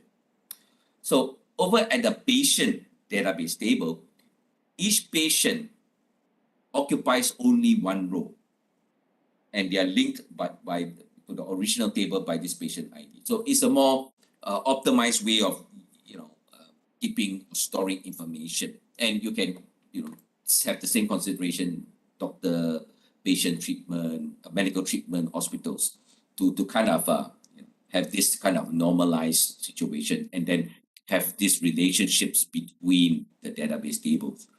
Now, when you do the SQL, the query language, you can have complex SQL, including table joins. That means you, with a single SQL query, you can extract out information from 2 or more tables, right? So one characteristics of your traditional SQL, relational SQL, you can have this complex SQL queries, right? That takes results or extract results from multiple tables. So moving on to other considerations. Purpose-built databases. There are more specific databases like NoSQL, etc. So how do you choose? Well, how much throughput do I need? Up to the year 2000 plus, we have been quite happy to work with Relation SQL. Relation SQL is a few decades old technology, well understood, well structured, highly consistent results, and able to support complex queries.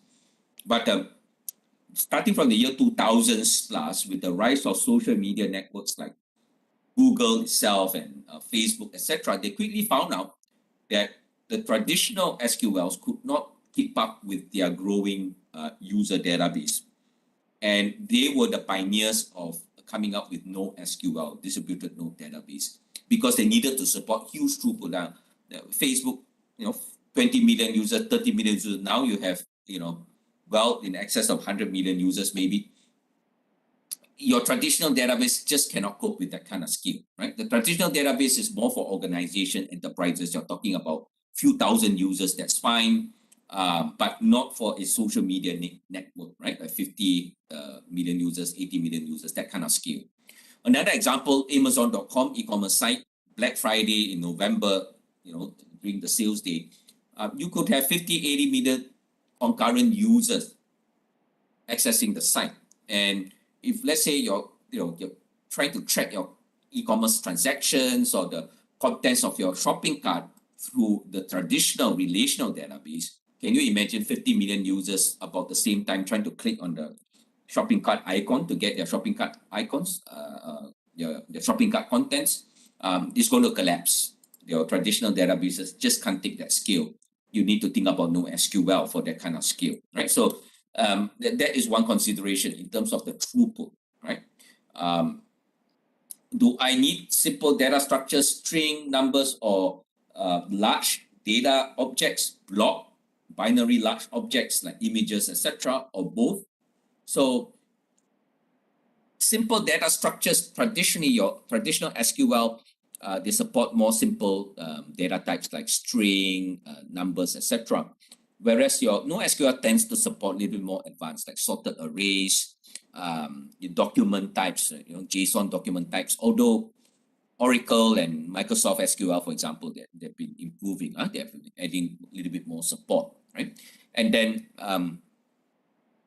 for block, large binary objects, usually your NoSQL does, be able, quite happy to store it with certain considerations. But now again, your Oracles and your Microsoft SQLs, they are improving in terms of the level of support they have. In terms of data durability, availability, recoverability, really depends again on the exact requirements. For data consistency, your traditional SQL does provide you with high degree of consistency. We call it the ACID properties of databases. And ACID properties, you can just Google and read up yourself. ACID properties of a database will give you atomicity, all or nothing. If you need 5 operations, 5 steps to commit to a write, one fails, they will roll back, right, to ensure consistency. And then you have consistency. Basically, your traditional SQL is more or less a single source of truth, a single node of truth. So it gives you a high degree of consistency. It gives you isolation where you have multiple transactions on a database. It makes sure that one transaction is isolated from the next. And durability, it gives you a lot of resiliency to failure in that sense because of transaction logs. It's able to recover certain data, etc. And so it does have this type of support for durability and availability. Whereas in terms of a NoSQL, because it's distributed node, it may not be 100% consistent, right? It's eventual consistency. So if you're looking for very strict consistency, then that's one factor, right? Although things like DynamoDB, they're also improving, that could be one factor of your consideration in terms of consistency, right? Today, data availability and recoverability, both sides will provide you with that. Your traditional SQL, NoSQL, we do have options for availability and recoverability. scalability. Right? So it's a combination of factors to kind of help us decide to choose between relational and non-relational or NoSQL. But some of the key considerations would be relational gives you strict schema rules. You need a very consistent schema, then relational is the right answer for you. If you need massive scalability, extreme read-write capacity, then the NoSQL will do a better job, right, in terms of the performance. This is more or less enterprise level. You're talking about a few thousand users, and that kind of scale is still quite doable for your traditional SQL. So if you kind of need a typical relational SQL, not social media type, not few million users type of thing, then the relational database will do a very good job. But if you have these situations where you have massive online gaming, you have 50 million users, gamers that is on your site, you like an e-commerce site where a super sales weekend type of promotional weekend could hit a few million users, etc. This would tend to suggest that you need a NoSQL type of database. Now, the NoSQL, one of the key features to also take note of is that although it can support a large throughput, the queries will be simple. It's a trade-off. Relational database, the database schema is strict. And because the data schema is strict, you actually, it's well structured, so your SQL queries can be complex, right? You can ask a query on, certain fields or any fields that you need in a database table, and you can draw results from different tables. Whereas the NoSQL is simple queries only. You must know the questions you want to ask the database beforehand, and you design the database accordingly. So for example, if we have an online bookstore, we want to keep an online book catalog. We have to ask, okay, what questions do we want to ask the online book, database for our bookstore? Maybe you want to ask author. I want to look for books from author. So if we know the question we want to ask, then we design our database, the NoSQL database, to say, okay, let's use the partition key as author. Use author as the partition key so that, for example, John Smith, the author, then we use that as a query based on the partition key. And then we decide, okay, maybe optionally a sort key. We sort it according to titles because certain authors have multiple books under the same author. So we have a sort key as well, and we use the title as the sort key. So if I have John Smith, I provide the partition key John Smith, then all the books under John Smith return back in the query sorted by the sort key. If I give the author and a particular title, then only one result comes back. It's a unique result. John Smith, AWS Cloud Computing Fundamentals, the book title. Then only that exact item, if it's there, returns. If I just give John Smith, then all the book titles from John Smith is returned. That's the extent of your query. Your query is limited to partition key and sort key, that's all.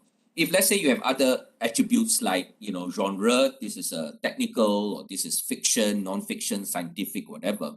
Year of publishing, maybe you have another few. Then you can't query. Once I've set partition key as author and sort key as title, if I then decide to say, now I want to query on genre, I want to have my non-fiction books or biographies, you can't do that because they are not the partition key, right? Now, that being said, things like DynamoDB will give you the ability to specify secondary global indexes where you can have a secondary partition key and the secondary sort key. Is possible, but it will not be as flexible as your relational SQL in terms of the flexibility of your queries, the query complexity. So this will be very good when you have large throughput but very simple queries. For example, contents of the shopping cart. You don't need any complex query. You just need to know when the users click on the shopping cart icon to kind of display out or list out the contents of the shopping cart. So it's a simple query basically, but large volume, because on a Black Friday, you could have 50 million users clicking on that shopping cart icon relatively at the same time. You need to support that kind of, okay? right, let's look at the next section, RDS. Our legacy applications use Oracle and SQL. Does Amazon RDS support our needs or not? Well, that's a good question. Thankfully, the answer is a yes. We do support that. And so RDS is a managed database service that will maintain the underlying hardware and the OS and the database engine for you. You focus on your application and your database design. That being said, there are newer features like RDS Customize for Microsoft SQL and Oracle that does give you access to the OS and the database engine fine-tuning in response to customer requests. But by and large, if you're going for RDS, it means that you're willing to trust AWS to manage all of this underlying database administration for you. It kind of provides you with options with data encryption at rest and in transit. And basically, it gives you ability to have failover, multi-AZ failover. You can choose and configure a multi-AZ deployment so that there's one primary database instance in the one AZ and a standby instance in another AZ, right? So that if there's a failure on the primary, it fails over automatically for you to the secondary. Okay. Now, RDS requires you to choose a DB instance. A DB instance is somewhat like your EC2, but optimized for database applications. So, you still have to configure and size your DB instance well, and then they will deploy this DB instance into the subnet in your VPC. So this is residing present into your own VPC, okay?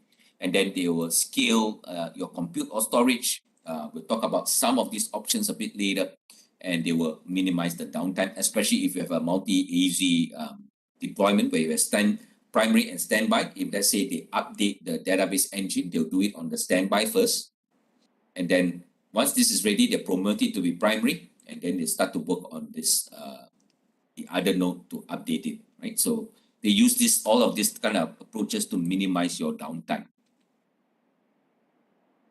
And RDS supports open source and commercial database engines. So you have commercial ones, your Oracle and your Microsoft SQL. Then you have the open source one, Myriad, MySQL, Postgres. And there is also an option or a type of database called Aurora. Aurora is a proprietary database solution from AWS that is compatible with Postgres and MySQL, right? Only to, in terms of compatibility, it only is compatible to Postgres and MySQL. Simple application, well, you could have your web tier here or app tier here, and then you have the RDS that supports it, and you can configure backup.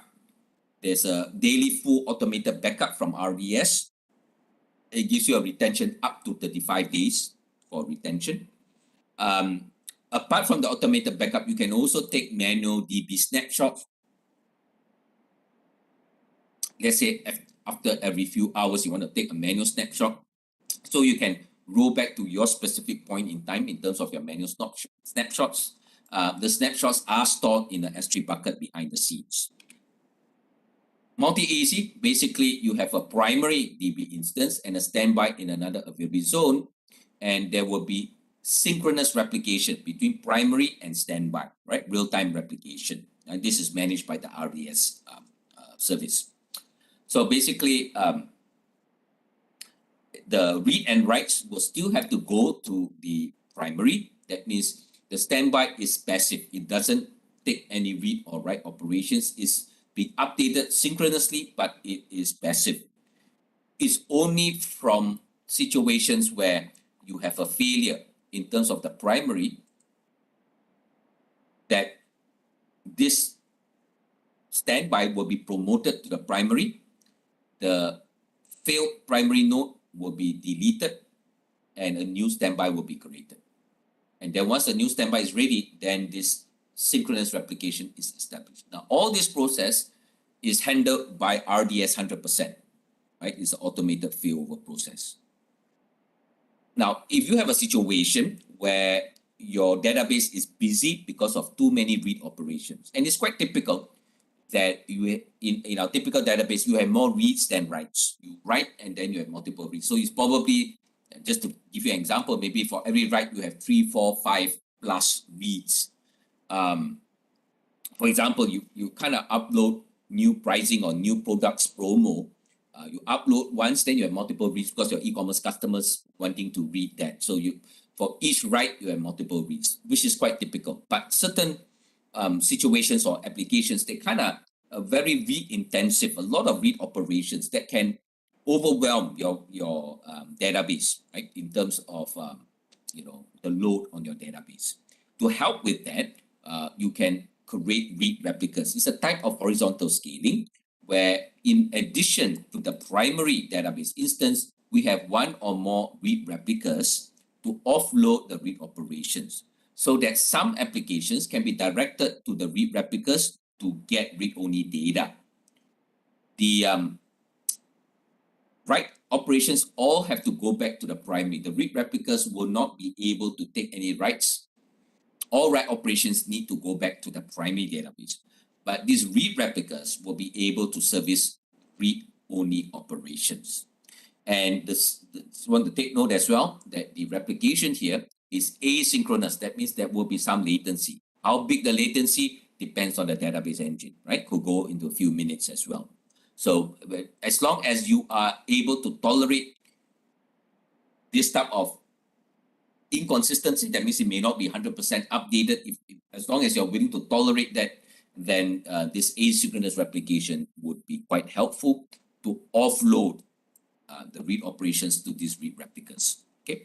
Now, one thing interesting about these read replicas is that they can have cross-regional read replicas as well. That means this primary database could be in Singapore. This read replica could be in Sydney region. Right. So it becomes like a DR option for you, because if the main site goes down, you can promote this read replica to be a new primary and recover your database from that cross-regional DR, basically. Okay. What else? Well, it's also a nice option for database cloning, right? So once you have this read replica out of the primary DB, there's a bit of lag, but essentially you are recreating the contents of the primary database. It's like a clone, right? And you can, at any one time, you can choose to promote the read replica to become its own primary. If you do that, then they'll cut off this replication. And from a certain cut off, it becomes its own standalone independent database, right? Some of the things that will be useful for you to consider. Data encryption at rest is an option. Basically, it integrates with KMS, the key management service. So you can use your primary keys, your customer primary keys, or a RDS default key that is stored on KMS for your data at rest encryption. Okay, so basically, this will be a useful function when you have obviously more stringent compliance or security requirements. Aurora, as I mentioned, is a proprietary database option that is compatible with MySQL and Postgres, basically, and it provides you with enhanced performance. Basically, compared to the native MySQL, is probably up to 5 times more performant than your typical MySQL. Postgres about 2 to 3 times more performant, right? Depending on the particular scenario. But it does provide you with more resiliency to failure because it works across 3 availability zones. And for every piece of data that you write to the database, it creates 6 copies across 3 zones. So 2, 2, 2. And all of this becomes a logical cluster volume. So it is considered one cluster volume, but it spans across 3 availability zones, right? So that is resilient to zone failures because there's redundancy. Also, one thing unique about this architecture is that the compute nodes, the actual replicas and the primary node, is decoupled from the storage. That means the storage disk requirements.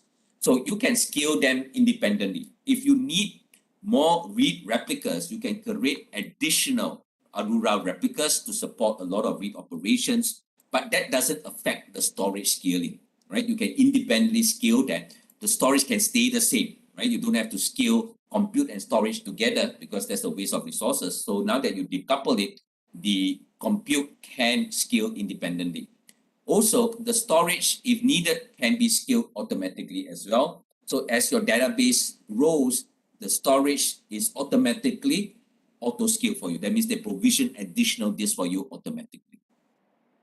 Arura also is high performance because it's multiple copies. When I create replicas in other available zones, they access the data pretty fast because the replication here is pretty good, right? Although it's not in real time, but it's usually under a second, right?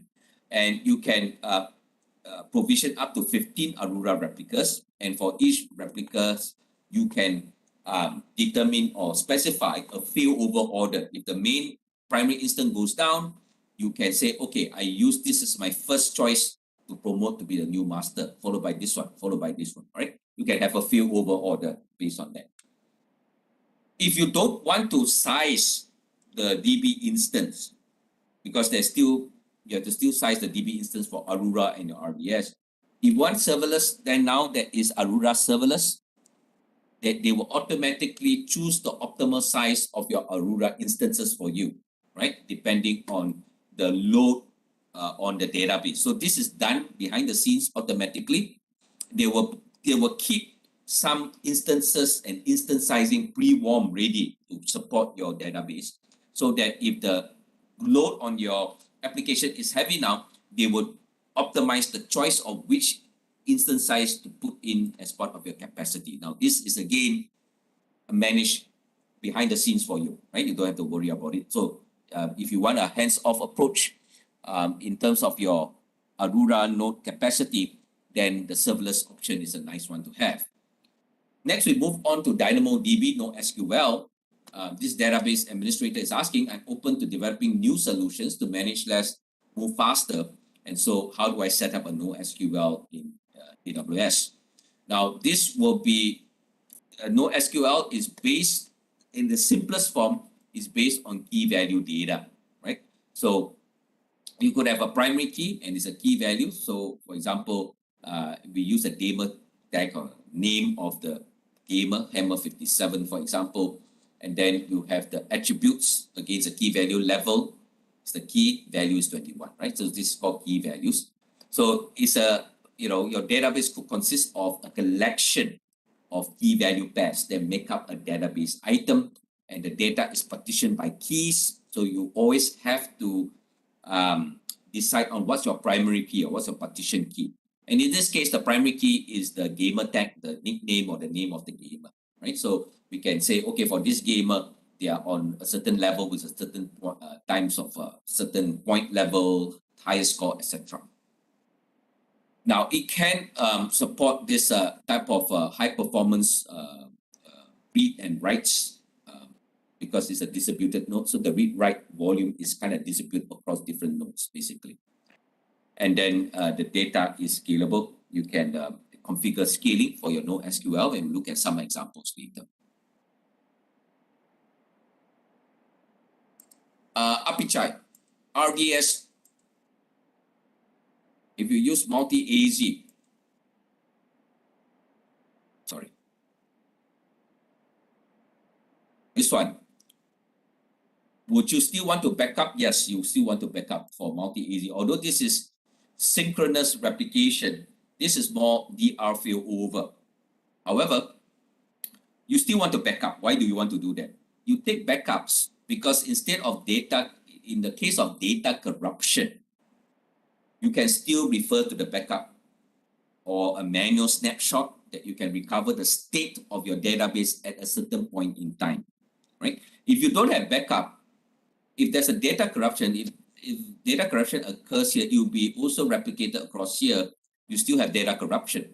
And so you need, for that, you need a backup, you need a point in time capture so that I can roll back the state of the database to a certain point in time to be able to recover from the corruption. Okay, so the answer to your question, if I understand you correctly, is yes, even though with a multi-AZ, you still need backups, right, to make sure that you can recover from a particular point in time. Okay, Apicha, does that answer your question? Oh, you're most welcome.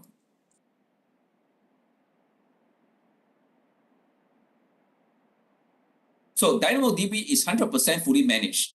You don't have to manage OS. You don't have to manage DB sizing. instance sizing. Don't have to. It's completely transparent to you. It's completely serverless to you. RDS, although they manage the database admin task, is still about, you need to fine tune the size of your DB instance. But DynamoDB, is completely hands off. You don't have to worry about VPC. It's not part of your VPC network. You don't have to worry about security group rules. You don't have to worry about, patching, upgrades. Nothing of that sort. Is all fully managed by the DynamoDB. And so basically this is your front end and you just work with the DynamoDB. The only thing that you want to be aware of is that the DynamoDB is outside your VPC. Chik Hong, is backup in AWS sufficient? Do we need extra backup? Not really, unless it's a very stringent requirement, because if you use RDS, you have automatic full daily backup. So once a day, you do a full database backup, and you can retain that backup up to the last 35 days. But also, in addition to the automated full backup, you have manual snapshots that you can schedule. Maybe you schedule every 2 hours, for example, so that you can roll back to a specific point in time. So it should cover most of your use cases for backup. You shouldn't need any additional backup unless there is some requirement that is not met by the RDS full daily backup or the manual snapshots. You need something more than that, then perhaps you have to look at a third-party solution. But usually with Chik Hong says, audit requirement resort offsite backup. Okay, so now we have to find the equivalent for your backup then, because we can do that through manual snapshots as well. So you take a backup, a manual snapshot, a DB snapshot, then you copy that manual snapshot to another region. So that should qualify as, of course, you have to double confirm with your auditor, but that should qualify as offsite because your main database may be in Singapore region, and then you has a cross-region copy of the manual snapshot to another region like Sydney region. That should count as offsite, but you can verify and confirm with your auditor. But I think that will probably meet your requirement. Okay. Yeah.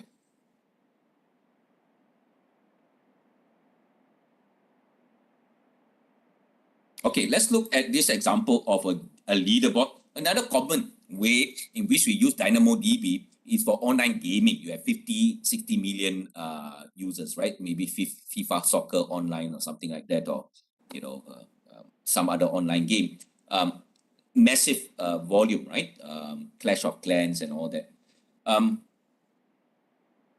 So basically, a lot of ways in which you use a DynamoDB, for those type of games. Maybe you use DynamoDB for keeping the state of the game and players pause the game, etc. But one of the common use cases is also for leaderboard.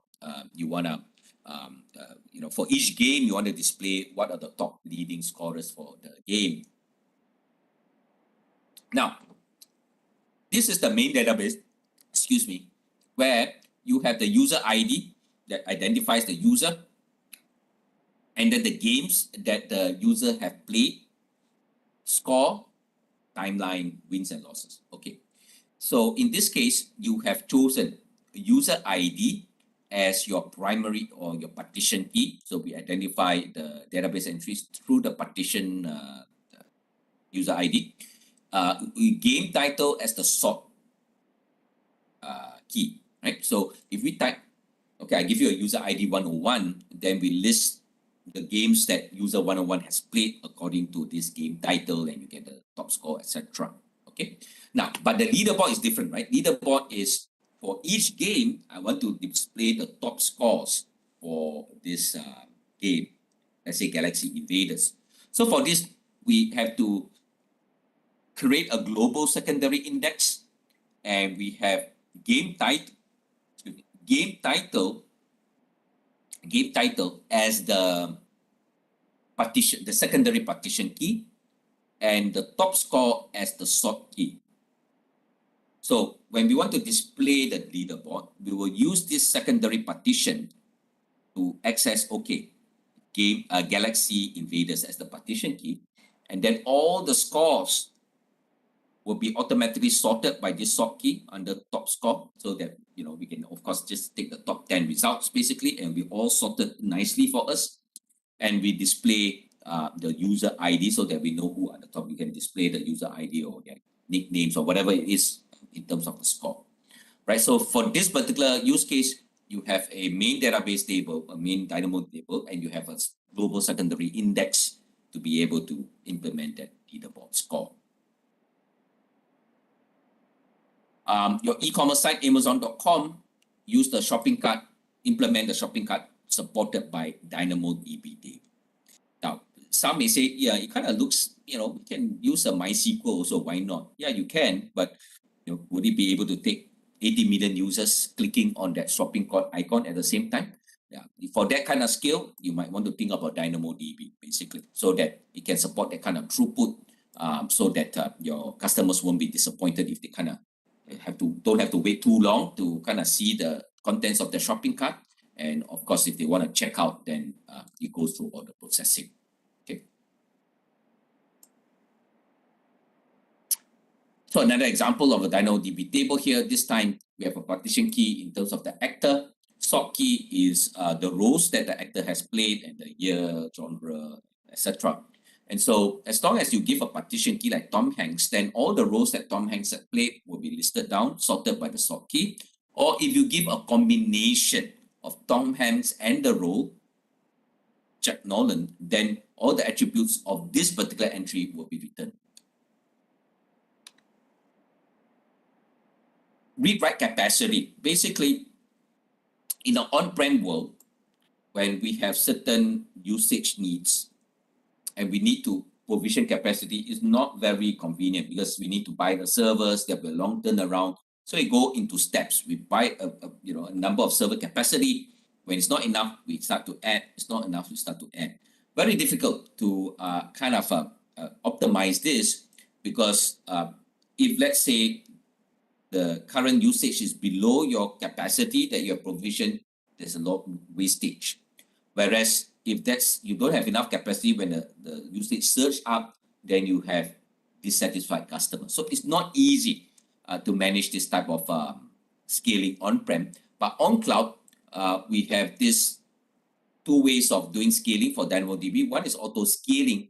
You set a max and min capacity, read-write capacity, and you have a target to say that my target utilization at each capacity level is 70%. So if I reach up to 70% capacity, auto scale, add more or less, right? Based on that. So if your needs are growing, it's coming read heavy, for example, and let's say you are in this particular capacity level, if let's say it hits 30% of this level, they already auto scale more for you, because that 30% is a headroom for buffer for to kind of handle spikes and all that.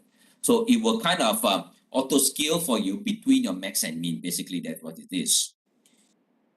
If you have unpredictable spikes and valleys, it's not easy to set a minimum and maximum capacity. Then you could have a on-demand scaling where the DynamoDB service will track and automatically adjust for you without you needing to provision a maximum limit or minimum limit, right? Because it starts from zero and there's no limit. It will give you enough capacity as your needs grow, and of course they will charge you with whatever that capacity that has been provisioned for you.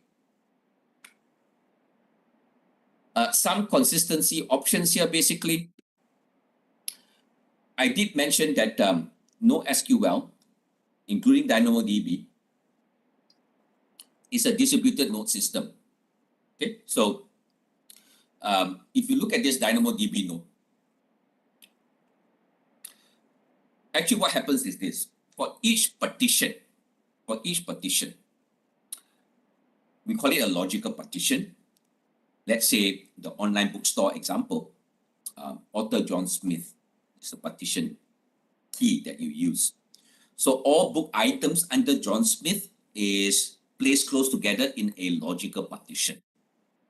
Each logical partition is supported behind the scenes by 3 storage nodes. This is completely transparent to you. You don't have to manage this. This is managed by the 100% by the system. But each logical partition, they support 3 nodes to support you for redundancy. All right. As your database grows, if it goes beyond, let's say, 10 gig of storage space and maybe more than 4,000 reads a second, I'm just giving you an example. After it goes along above a certain scale, then you have auto partitioning. That means you create a second logical partition for you, a third, a fourth. So as your database grows, they just auto partition and they create more partitions to support your growing database. Each logical partition supported by 3 storage nodes or 3 database nodes, whatever you want to call them, right? Replica nodes for redundancy.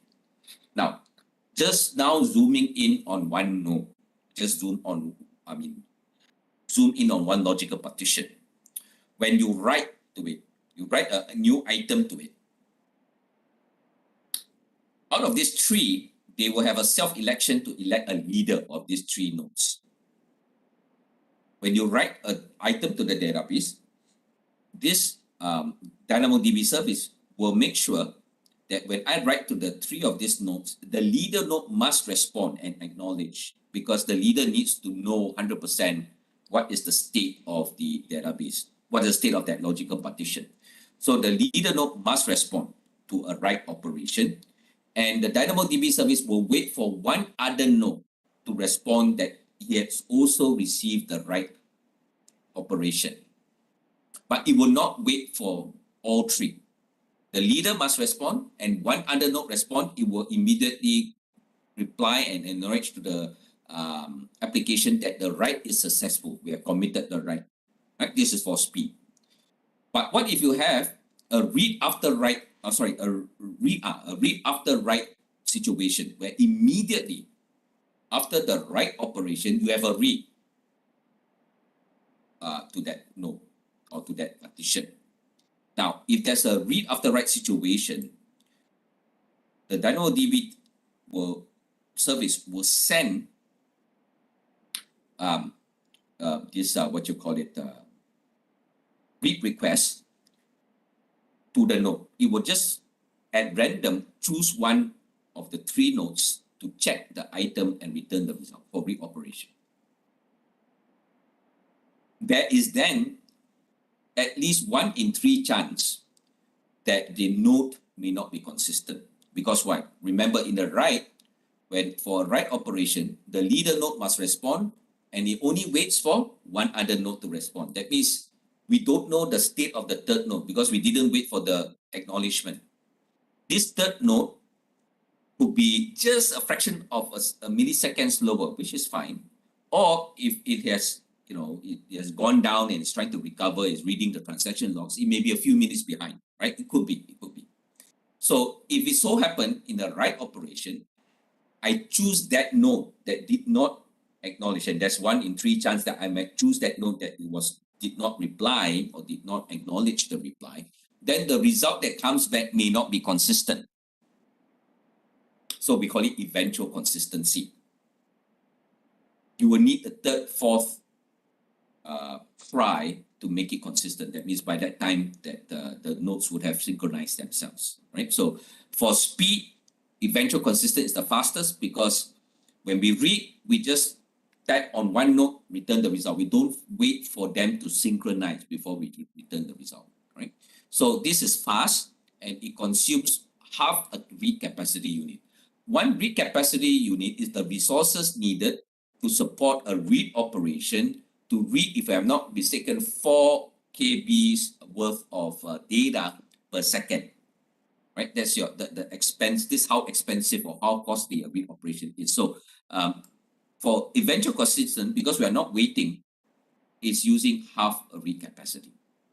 But if we want a stronger consistency, we can have strongly consistent read where it will not return immediately. It will wait for the nodes to synchronize themselves before returning the result, and is twice as expensive. It will consume a whole capacity unit for the read.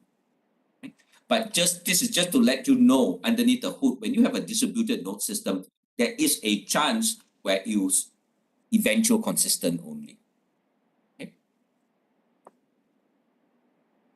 Global databases. Global databases is a very, very powerful feature, actually. within one region, your database table or your DynamoDB table is resilient to failure because out of the box, it is in multiple availability zones already. So within a region, out of the box, you've got highly available redundancy. Okay. But how about cross-region? Well, this is where global table comes in. You could have a global table, which is like a logical construct, where more than one local region-based table will synchronize among themselves. Of course, it's asynchronous, but it's quite fast, right? Usually, I notice about less than a second or within a second, which is quite not too bad actually, where these three local tables, local DynamoDB tables, they will be synchronizing among themselves basically, right? So that is the what you call it. So if there's a change here, it's going to be reflected here and here. If there's a change here, it's also going to be reflected here and here. So that if one region goes down, you have the other local tables in other regions that will still have the data.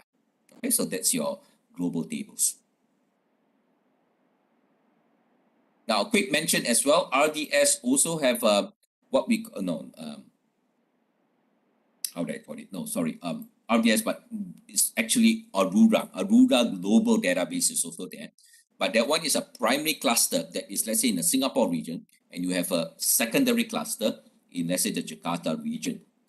The secondary cluster in the Jakarta region can take read operations, but all writes need to be forwarded back to the primary region.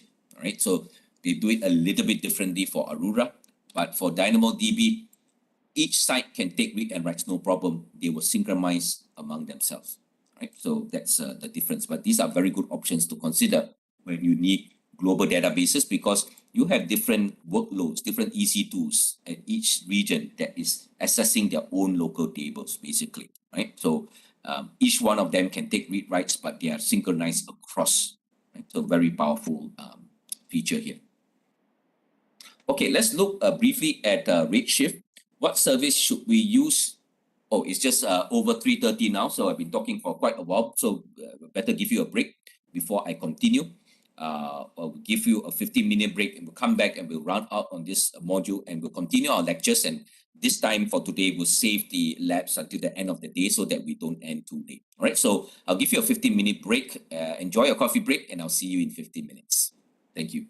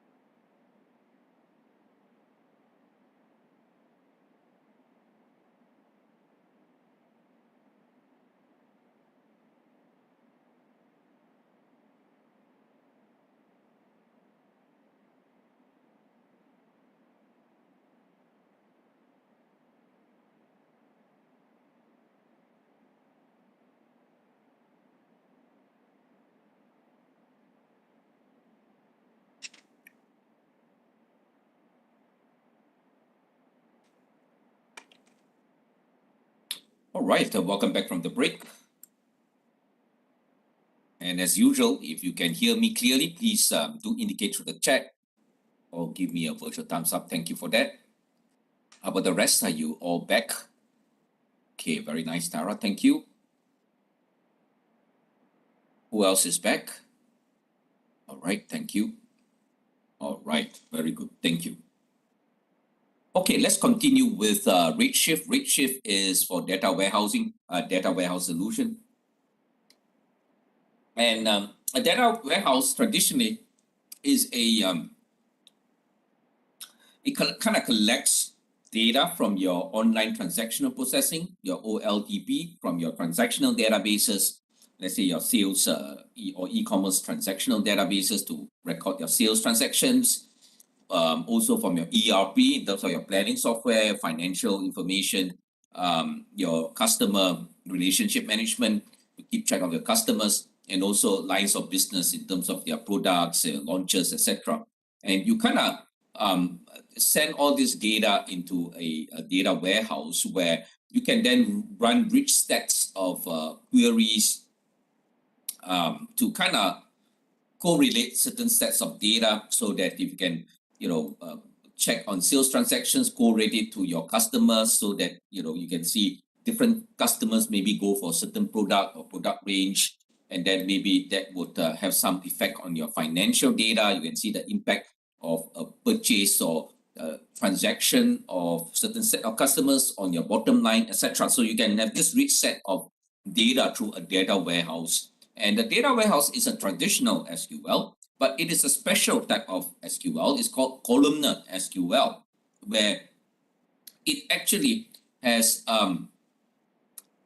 the ability to aggregate data in a very optimized way. So I just give you a very simple scenario. Let's say we are collating or collecting sales transactions of our e-commerce site over the last 3 years, let's just say. So by the time you have this historic data, you're talking about millions of transactions potentially. In your, let's say, traditional SQL, you will keep all those sales transactions, one sales transaction per database table row. So you have millions of rows. And if your management were to be asking you, what is our average e-commerce sales transaction in terms of the value? What is the average value? You have to imagine, you have to go and query those millions of rows, take out their sales transaction value individually, and then do a sum and average, basically.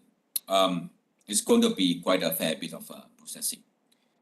In the columnar SQL, on the other hand, all you need to do, even though you have millions of records, all you need to know is to query the column called transaction amount, sales transaction amount, the amount for each transaction. So you may have millions of rows. You just query one query to that column, the sales amount or sales transaction, and then you do an averaging, come back to the results. Much, much, much faster. So this data warehouse is very good for this aggregation of data, right? To sum, to average, etc.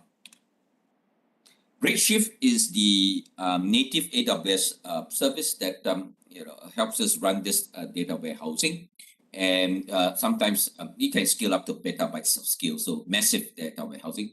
And this is called OLAP, Online Analytical Processing. Online transactional processing is per transaction. I got a sales transaction, this e-commerce sales transaction went through, this is transaction amount, etc. Whereas we want to do some analytical processing, some averaging or whatever the mathematical formula, that's called online analytic processing, OLAP. And basically for performance, you need to have massive processing ability. So basically the kind of architecture of this Redshift is you have a leader node that receive SQL kind of query. It divides up, it kind of analyzes the query, and it divides up the job into one or more than one compute nodes. Of course, the more compute nodes you have, then the more parallel processing that can be done. But basically, it's the divide and conquer kind of thing, right? You split up the job among various compute nodes here, and then come back and the leader will extract back receive back the results and give it back, the final result back to the client. So this is the basic setup to support this massive parallel processing ability. And behind the scenes, it will back up to this S3 as well. And it basically also supports enhanced VPC routing, so that the reply or the path back to your client tools will be optimized through the VPC.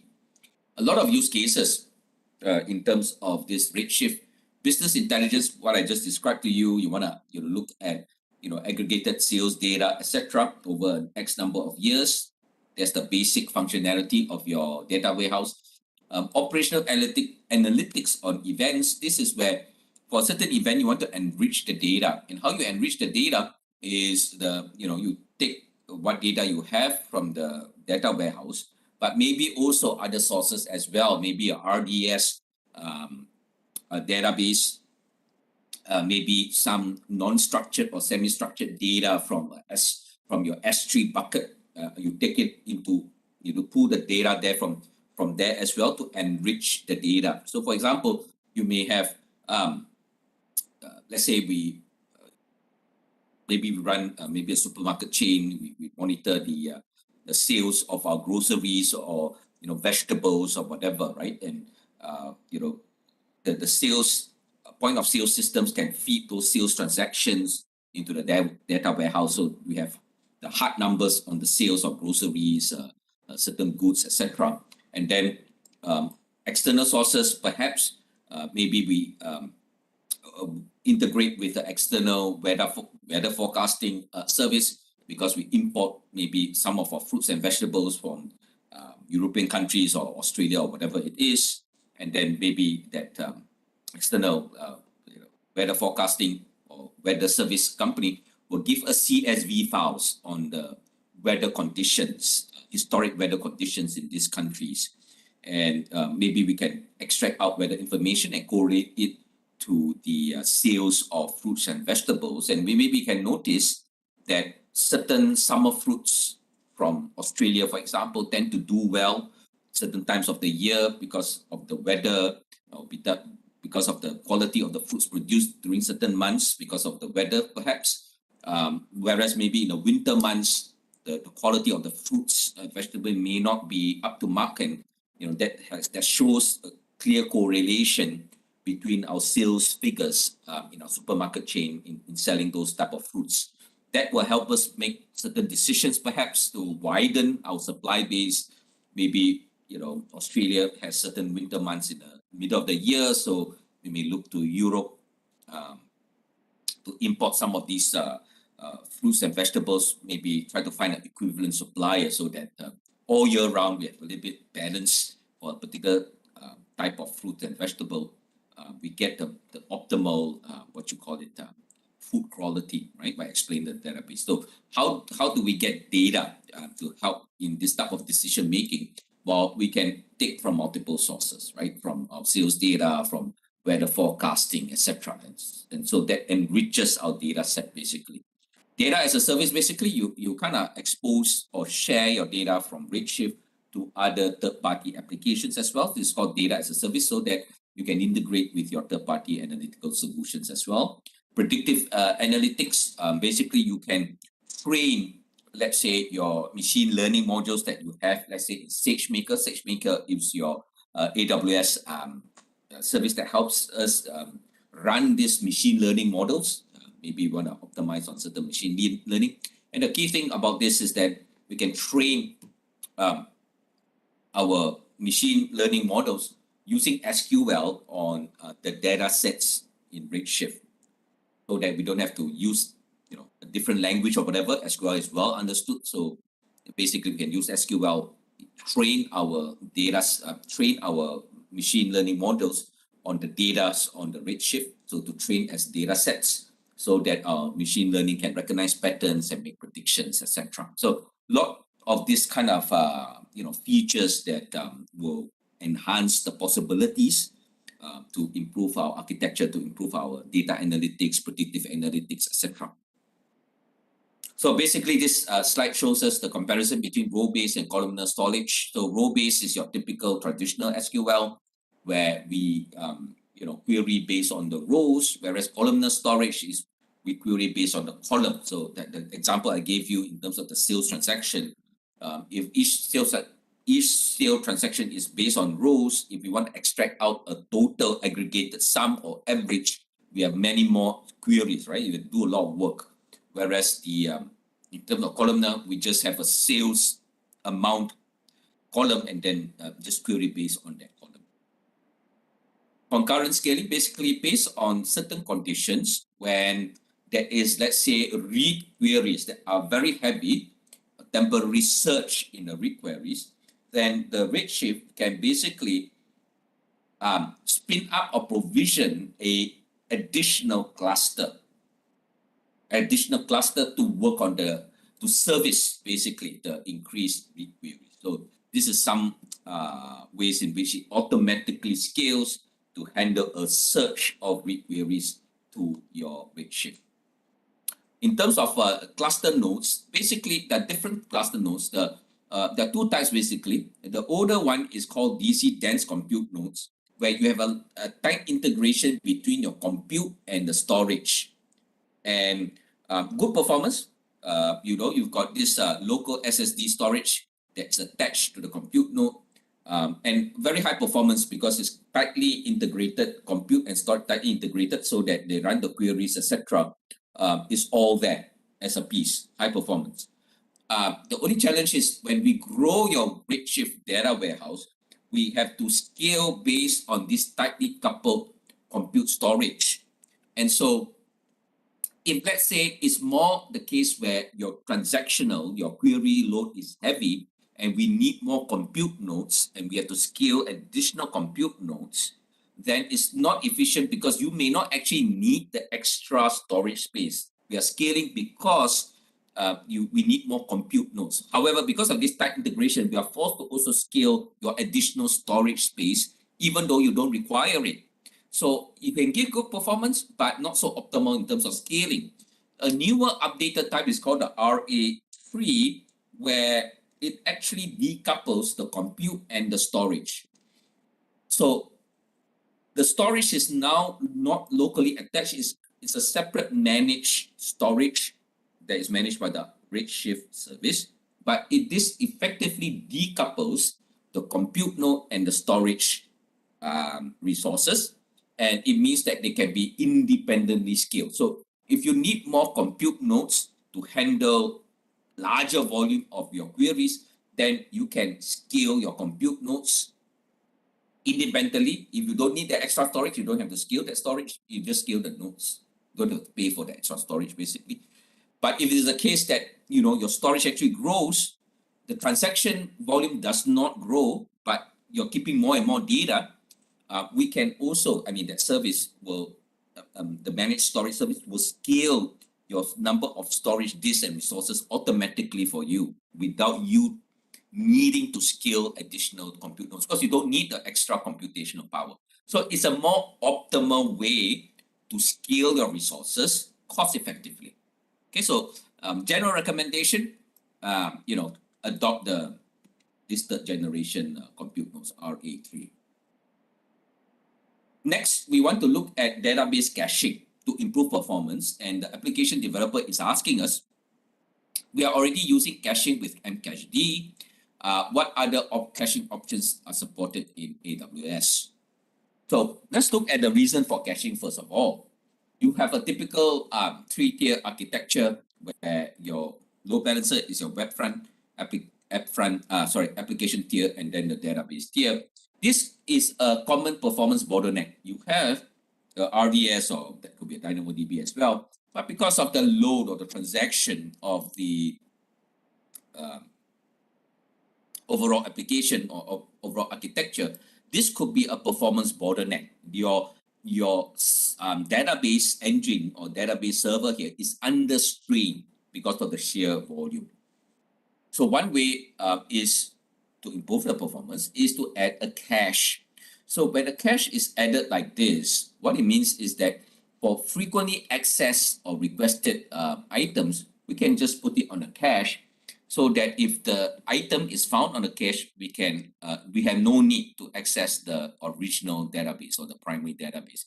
So this will offload the load on the database. That's number one. Number two, the cache is basically faster performing. Why? Because the cache is 100% on memory. We call it in-memory type of databases or in-memory cache, because the response time of that cache, of that RAM or that memory is going to be very fast. So both ways, it improves your overall performance.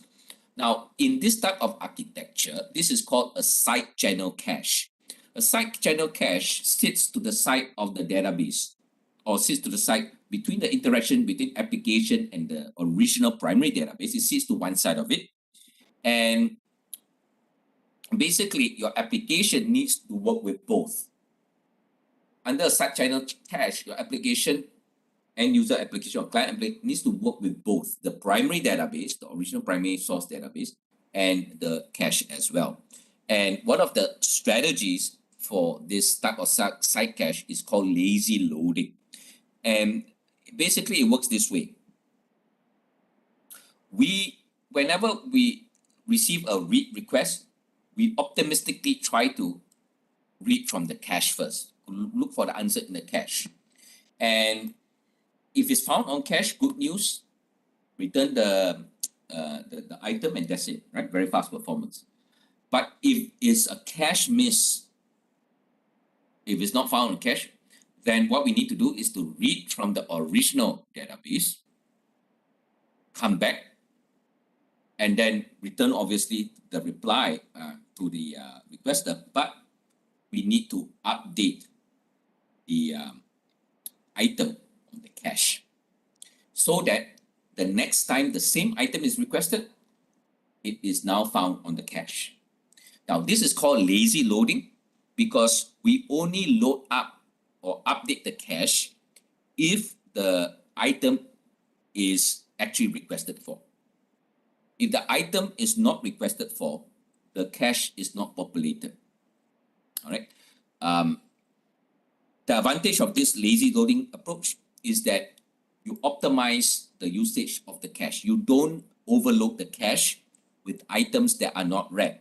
And the fact is that for most cases, only a subset of our database entries are actually being actively read. A lot of cases, a large proportion of your database entries are not actually being read at all. So this lazy loading ensures that we only keep items on the cache that are actually being requested for. Save on cost, basically. Less, in terms of the downside means that the cache miss is going to be higher. There is every chance that when you try to first read an item, you try to first read it from the cache, it may not be there because you may be the first requester for that item. So it's not there. You have to go through this process. It takes a longer time, right? That's the downside. Okay. Another strategy is called write-through. This strategy means that when you write to the database, you automatically, at the same time, you write to the cache as well. So every item that is written to the original database is also written to the cache. Now, what you end up with is that you practically recreate the original database on the cache. However, your cache performance is going to be fantastic. The cache hit ratio is going to be fantastic because now when you read items from the cache, you 100% guarantee that you will get the item, right? Because every item that you put in the original database, you also put on the cache. So it's a 100% match and the performance will be the best.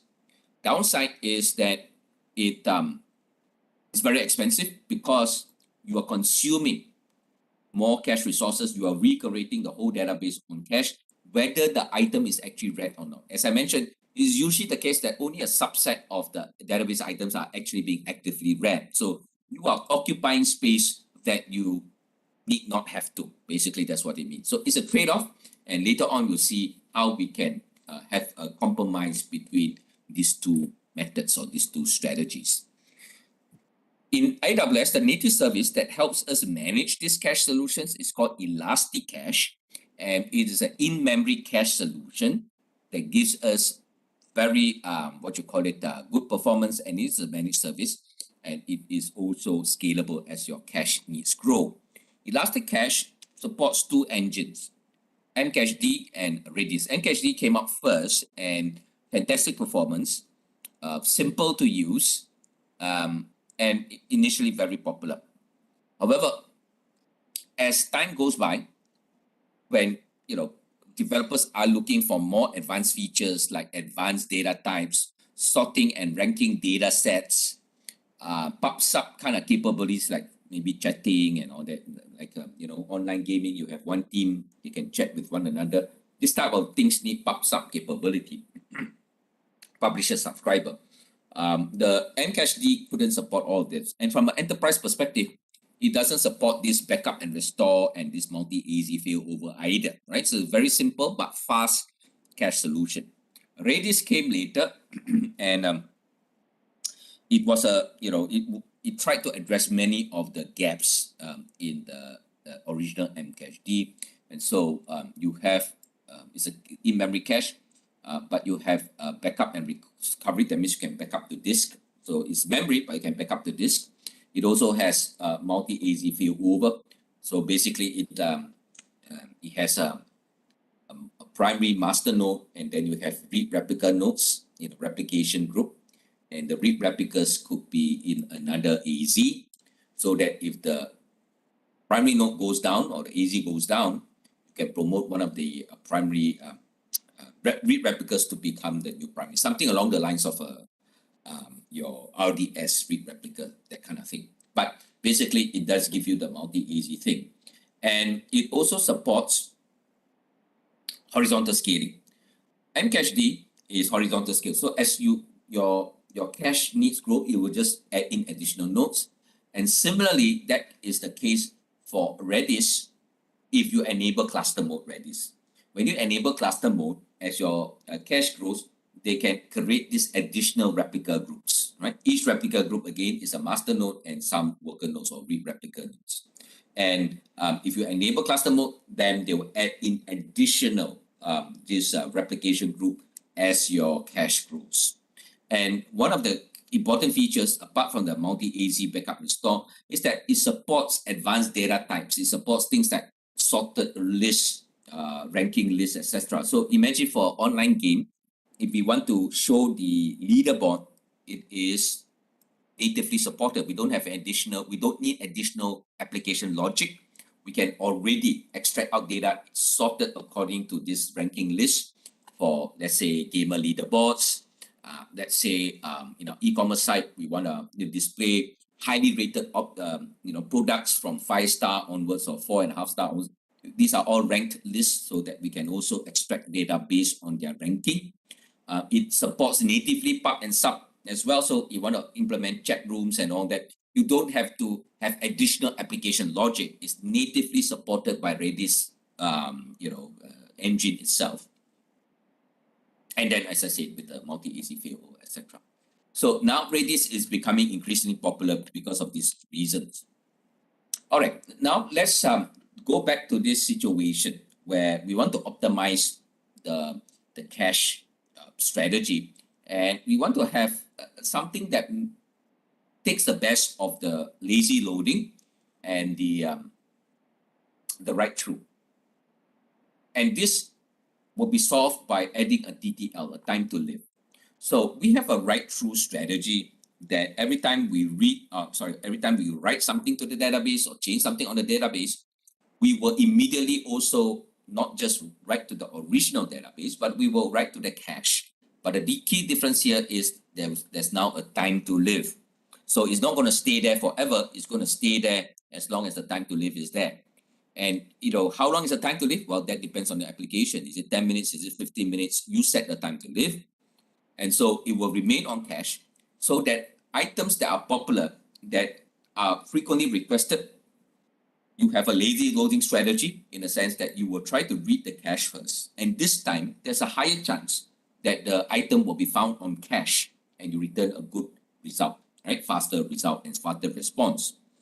However, if that item is not requested, after your time to live expire, let's say 15 minutes or 20 minutes or whatever it is, then they will purge the item off the cache after the TTL expires. That will save you on your cache resources.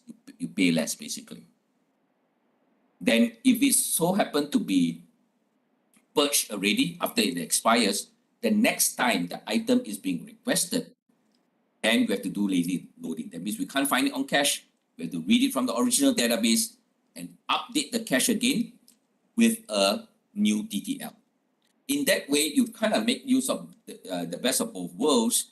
You get the performance boost from a write-through because now it's quite likely that the item is found in the cache within the TTL time span, but yet it helps you optimize cost because if it's not requested and it goes beyond the TTL, then the item is purged off the cache to kind of save you on your cache resources.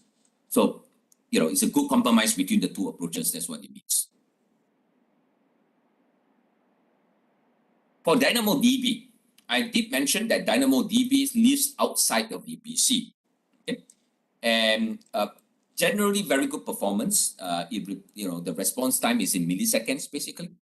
But what if you want to do better? What if you want milliseconds is no longer good enough for you? You want to be the best response time in terms of your online gaming application or whatever it is. Database caching mechanisms to be helped? Well, you can use ElastiCache as what we described previously. But there is also a cache solution called Dynamo Accelerator. This is a native cache option for your DynamoDB tables. And it basically consists of a DEX. DEX is short form for DynamoDB Accelerator. You can deploy a DEX cluster in your VPC. So the cluster solution is in your VPC now, and you have these cache nodes that make up your cluster. And this is called a inline cache. The previous one, ElastiCache, is a side channel cache. Your application works with both the original primary database and the side channel cache. This is an inline cache. Basically, the cache sits directly in between the original database and your application. And this time, your application just needs to work with the cache. It doesn't need to work directly with the DynamoDB. The DEX cluster will synchronize behind the scenes with the original database. And the good news also is that the APIs are consistent. So there's no change in terms of APIs to read and get and put your item on the database. It's the same API call, so that you don't have to change your application code. You just need to have a DEX client and point it to the DEX endpoint. The rest of your code remains intact. And now you can deliver, instead of milliseconds, you can deliver microsecond order of level of improvements and massive scaling as well, right? So this is a special cache solution specifically for DynamoDB. So DynamoDB product DEX, your online gaming site, you're keeping game session states. When your players pause the game, they save the state of the game, they always go into a DynamoDB. And these are your EC2s that are running on your VPC. So here, millisecond response time. But with the DEX, these DEX nodes, as you saw earlier, they're deployed in the VPC and they are fast performing. So basically your response time has improved to microsecond. All right, any questions so far from the Redshift and DynamoDB?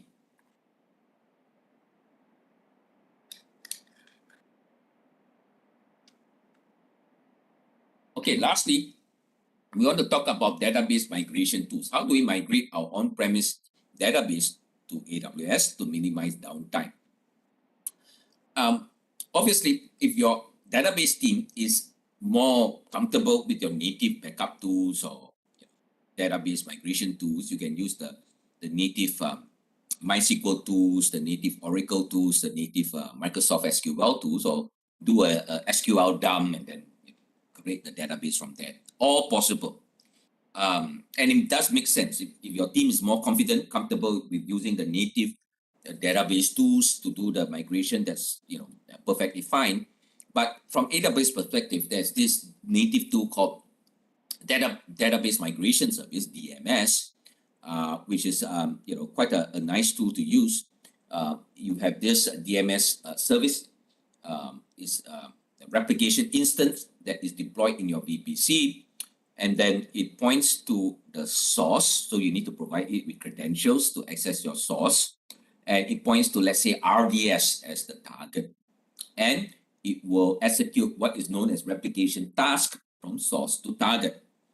And it has nice features to kind of check the pre-migration checks to make sure that let's say you do filtering, you can point to a specific table, a specific portion of the database for that migration replication task, and it does the post-replication integrity checks as well to make sure there's no corruption, errors, etc. So very nice tool to use, and it supports a one-time data transfer and also ongoing replication, continuous data replication, basically. If you have you have this one, if it's the same database engine, let's say Microsoft SQL to Microsoft SQL on RDS, that's fine. MySQL to MySQL on RDS, that's fine as well. But what if you want to change? What if this is a Oracle and you want to change to Postgres, RDS or Postgres on Aurora? It's a different database engine. It's a heterogeneous type of migration. Well, this is where this tool comes in. It's called Schema Conversion Tool that is part of your DMS suite. You can download this tool and it kind of does this heterogeneous database conversion for you. And it kind of automates the conversion process. It will run a check and then it will advise you a pre-migration check and say that, okay, if you use Schema Conversion Tool, we can over, like say, 95% of the migration is automated. Maybe the last 5%, you have to do some manual steps to change your procedures, your database commands, etc., because of differences, etc. So they will tell you how much they can do it automatically for you and what are the steps you need to do manually, so you have a good idea of your effort.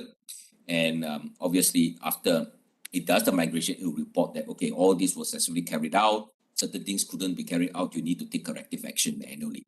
But it does help us to convert the database schema from one engine to a different engine to a different schema. Okay. All right, let's look at this knowledge check. What is the benefit of using RDS in multi-AZ configuration?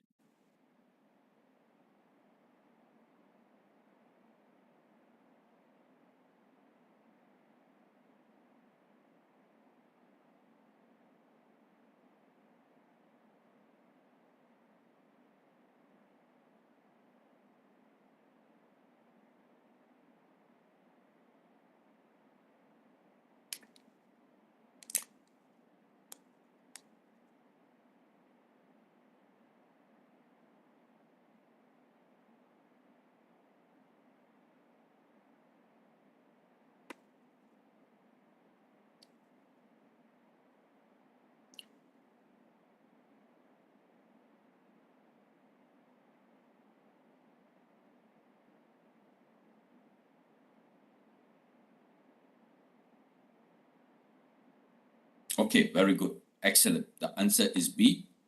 Basically, failover across a visual. What type of Elastic Cache installation offers sorting and ranking capabilities for data sets?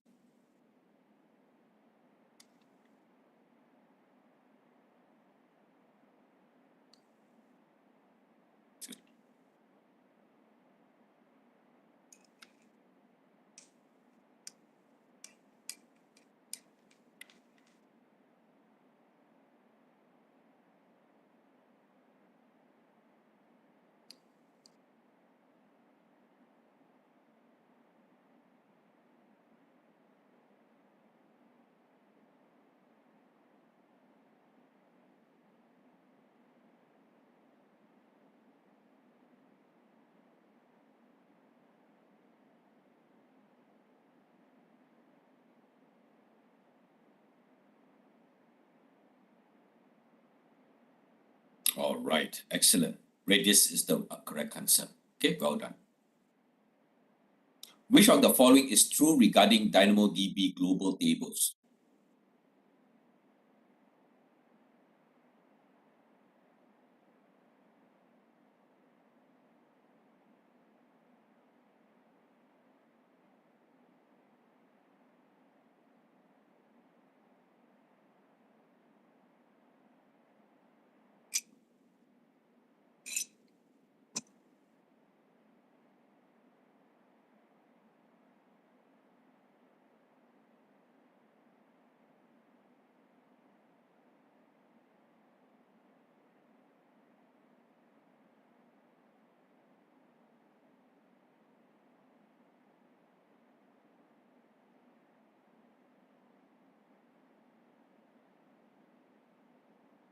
Okay, very nice. It can be in different regions, right? So this is a truly global table. Very good. What type of storage does Amazon Redshift use?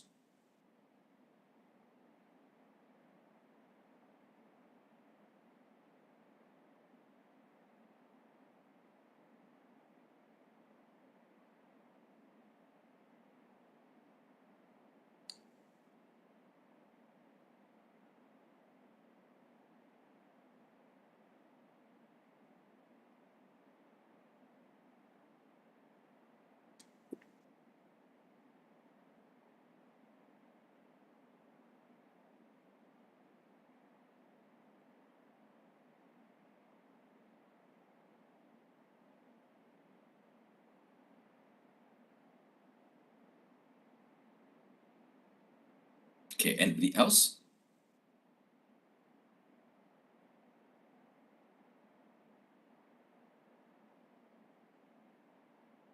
All right, very good.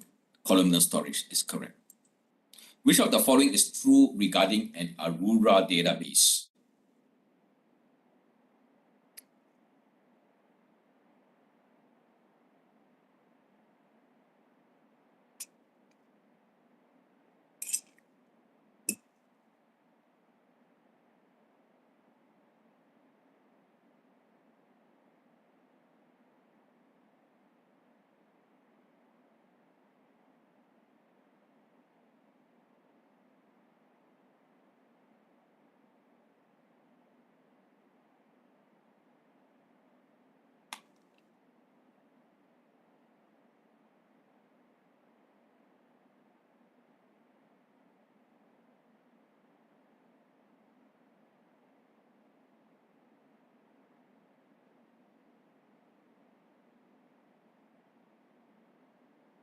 Okay, anybody else would like to try?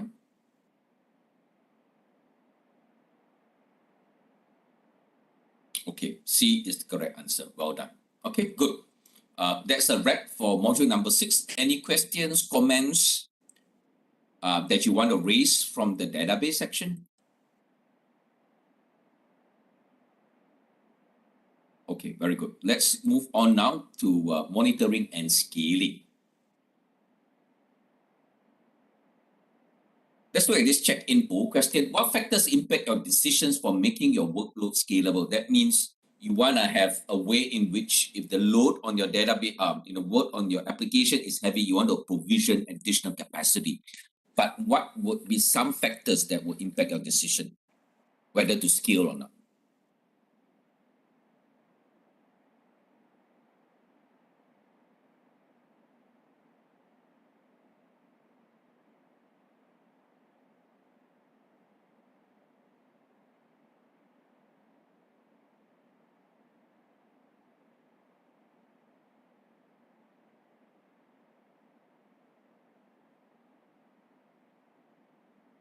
Yeah, very good. Yes, all of the above, basically. So the key takeaway here is that not everything needs to be scalable. You don't have to go for extreme scaling or even scaling. Do your due diligence as a solution architect to talk about cost, whether it's critical. If let's say this application, let's say we are e-commerce type of solution provider or e-commerce type of business. The scalability of the e-commerce application is our bread and butter, right? This is our livelihood. So we obviously want that to be scalable because this is quite critical for us. This is dollars and cents to the bottom line. So it is critical, but obviously we might still obviously still need to make sure that is the correct cost that we've expect for it. The usage patterns, expected growth will affect our scaling policies, scaling adjustments or configuration. But the most important thing is this is an important application for us. We must not let it go down. Let's just say, right? So we're willing to actually invest quite a fair bit of cost to make sure that it's scalable, so that during a holiday weekend or super sales weekend, we don't have any outage on our service because it's going to look bad on us and we're going to lose revenue. Other applications, let's say internal HR application. Well, that's not going to be. You do have some access from our employees for leave application, claims and all that, but it may not be very heavy usage obviously, and expected growth not really. I mean, depend unless you go large recruitment and all that. Criticality, yes, it's critical internal, but do we need to aggressively scale? May not be, right? If at worst we put a queue system so that as our employees submit their leave request, it doesn't have to be processed in real time. It goes into a queue system, and then then back end will kind of pick up the leave request and then route it to the manager and all that. Doesn't really have to be real time. We don't exactly need to scale. We can put it on a queue first, right? So there are architectural choices. We don't have to go for full-blown scaling if not necessary. But yes, for critical, business critical applications, yes, we have to consider scaling. Monitoring and scaling. So we'll kind of bring these two topics together because we need to monitor the load to be able to scale effectively. So let's take it together. So there's a feedback here from the operations manager, Caroline.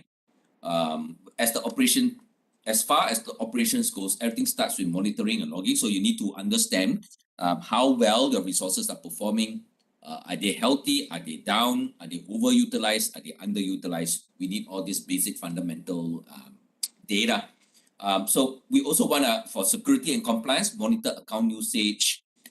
We want to set certain alarms when we see certain patterns happening. We want to trigger actions based on those alarms. We want to think about load balances from an operations point of view so that we are able to distribute load to a number of these back-end instances so that the reliability of the service overall improves.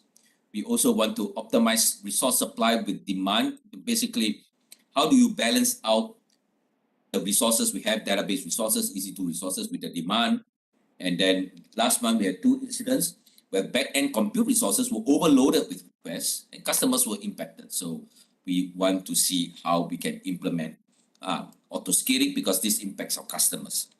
Okay, so let's look at the various end-user perspective that's around this area of monitoring and scaling. And now, up to this stage, we have the network layer, we have compute layer, we have storage layer, we have database layer. So a lot of our basic architecture is already in place, and we want to make sure that we have monitoring enabled to monitor the health and utilization of that environment, as well as implement things like auto-scaling and load balancing. Because now, we are ready to go live, basically. That's what it means. Our e-commerce site is going to be launched. And so we're going to make sure that all these are monitored well, there's auto-scaling, etc., because we don't want any downtime on our e-commerce site. You also have additional services like CloudTrail. CloudTrail is our audit service, so that any management actions or user actions, in terms of configuring the resource, configuring an auto-scaling group, changing the security group firewall rules, they are all audited on the CloudTrail, which is an important part of our security and governance. EventBridge helps us monitor the state of the environment, so that if there's any change of state, we can trigger an event which in turn can trigger certain actions. For example, an auto-scaling group has activated to launch, provision additional EC2 instances into our application tier. That's a change of state that could trigger an event bridge, which in turn triggers a notification to the team, or a Lambda function, could be both actions being configured, a Lambda function that maybe runs a security scan on the new EC2 that has been launched in there, maybe, right? So these are all the additional services that we need to have to support a healthy, scalable architecture like our e-commerce application. So these are the kind of sections that we'll go through in this particular module. And from the operations manager, she's asking us, I'm investigating an app outage. Where do I find the related logs? Okay, so we want to make sure that this is all this monitoring and logs, we know where to find them, we know how to configure the logs for our applications. So monitoring, we want to look through some of these topics, including the CloudWatch, which is the key monitoring service, but other services and features like CloudTrail and VPC Flow Logs as well. So obvious reasons for monitoring: operational health. We need to understand how healthy our systems are. Is it up? Is it down? Is it about to fail? At a performance level, relatedly performance level as well. For example, if you are getting a lot of 400 errors from the web application, well, that's not going to be very good in terms of customer experience, and it will impact our performance SLAs as well. So we need to find out why. Resource utilization, are they over-provisioned? That means, we've got a lot of EC2s running, but only at 5% CPU utilization. Well, we are spending a lot of money, substantive money on these EC2s, but they're 5% utilized. Obviously, we have to investigate whether we need those EC2s and whether we can downsize those EC2s or not to save costs, for example. And security auditing. Basically, we want to monitor and audit actions that have been taken in our environment. Who changed this security group, for example, right? Who changed the configuration, or who set up this auto-scaling group? We need to find out and have an audit trail for compliance, for forensics, for investigation where necessary, etc. CloudWatch is the main monitoring service from AWS. You can basically collect metrics, monitor them, set alarms, have automated actions responding to certain alarms being triggered, etc., and monitor your overall performance through dashboard, through graphs, etc. Basically, there is standard default metrics that resources will generate, like your EC2 will generate metrics, your S3 buckets will generate metrics by default. There's nothing, there's no configuration on your part. These are automatically generated. Also, you can generate your own custom data, your own custom metrics. Now, this will be operating system level metrics and your application metrics, because the default metrics is only native AWS resources, but CloudWatch cannot automatically see what is happening in your EC2 at the OS level and application level. So to generate and collect these custom metrics, you have to install a CloudWatch agent, an agent software on your EC2, and configure that agent to collect operating system level metrics, whatever your operating system sees and monitors, as well as any logs or any application level custom metrics that you want to send and collect to CloudWatch. Just a note here that, let me just might as well show you the my management console. Example of a custom metrics. So when you select your server, your EC2,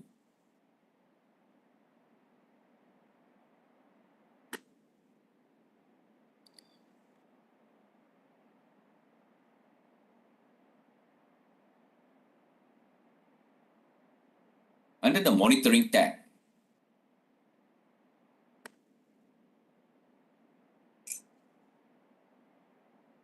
these are the default metrics that will be collected from the EC2, and these metrics will be sent over to your CloudWatch. Right? So you have CPU utilization, network-related traffic, this-related traffic, etc. This related traffic, you see, is 0 because it's only when you have an instant storage that you will see this related traffic. If you have EBS, actually the disk traffic is through the network. Be mindful of that. So these are the default standard metrics, and it's all sent. It's collected every 5 minutes, no extra charge. However, if you want to have detailed monitoring and you enable, there's a charge because they will have 1 minute resolution. 1 minute, every minute it kind of collects the data. But the default one, at every 5 minutes, there's no extra charge, right? And it sends this default metrics over to CloudWatch. Now, you notice if you check it yourself that there's no memory. So at the hypervisor level, they cannot see the memory utilization by what's happening inside the EC2.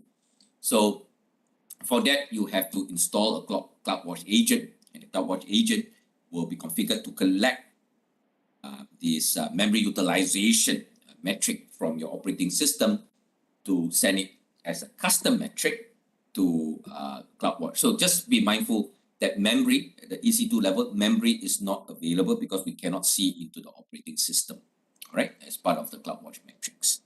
For RDS, however, RDS is able to generate memory utilization metrics because in that case, the RDS service itself is managing the operating system, if you can recall that. Huh?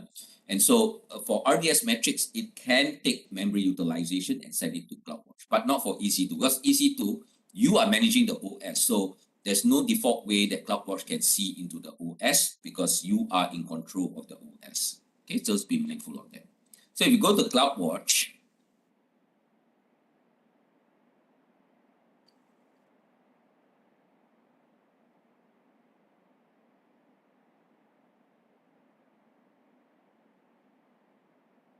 you go to all metrics.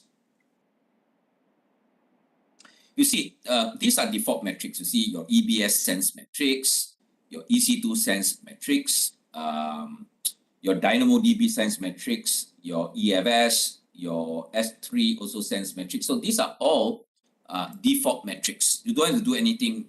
You know, they kind of send the metrics up for you for your monitoring. Okay, and let's look at the EC2 metrics. Time zone is can't remember the based on UTE.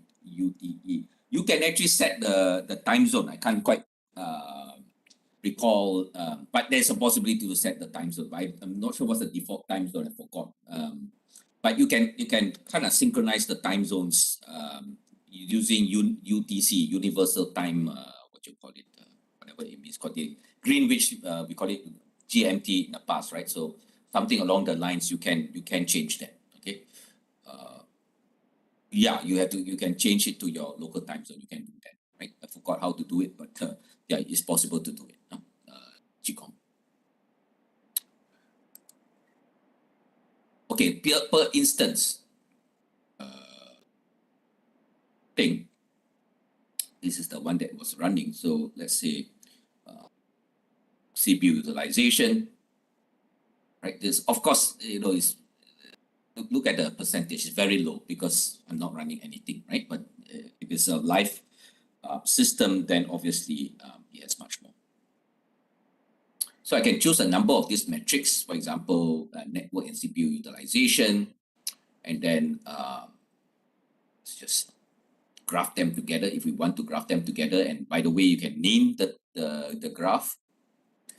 My test server metrics or something like that, and then you can add it to a dashboard, right? So one of the nice things about Management Console is you can create those dashboards, default dashboards that you can monitor what you want for your critical servers, for example. And then basically it's some nice features. You can have this anomaly detection. They will kind of monitor your so-called normal range that is normal for you. Think of it as your RDS, can be applicable to RDS and also your EC2. What is normal for you? So anything off your normal band, you can trigger alarm based on that as well. All right, and also you can add alarm. So let's say CPU utilization here. You can set an alarm.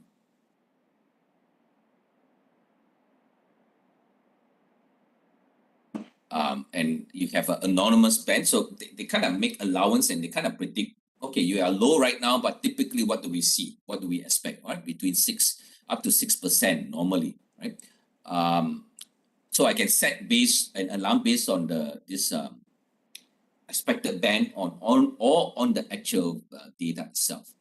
So I'm going to take an average 5-minute period. That means over a certain period, I'm monitoring it. It could be 15 minutes, it could be 1 minute, it could be 5 minutes, could be an hour, or could be a custom time period. Let's keep it to 5 minutes. And the alarm can be based on a anomaly detection outside of band, greater than the band, lower than the band, or it could be based on a particular default threshold that I set. And so, of course, it's very low, so it doesn't really make sense here. But if let's say if this was a live system, I can put like 70% utilization, I want an alert to be sent or alarm to be triggered based on that. So what I'm saying is, if the average CPU utilization is above 70% for a period over a period of 5 minutes or whatever period I set, then trigger the alarm. And the alarm, basically, if it's in alarm, then what I can do is to send an email, or I could, send a notification.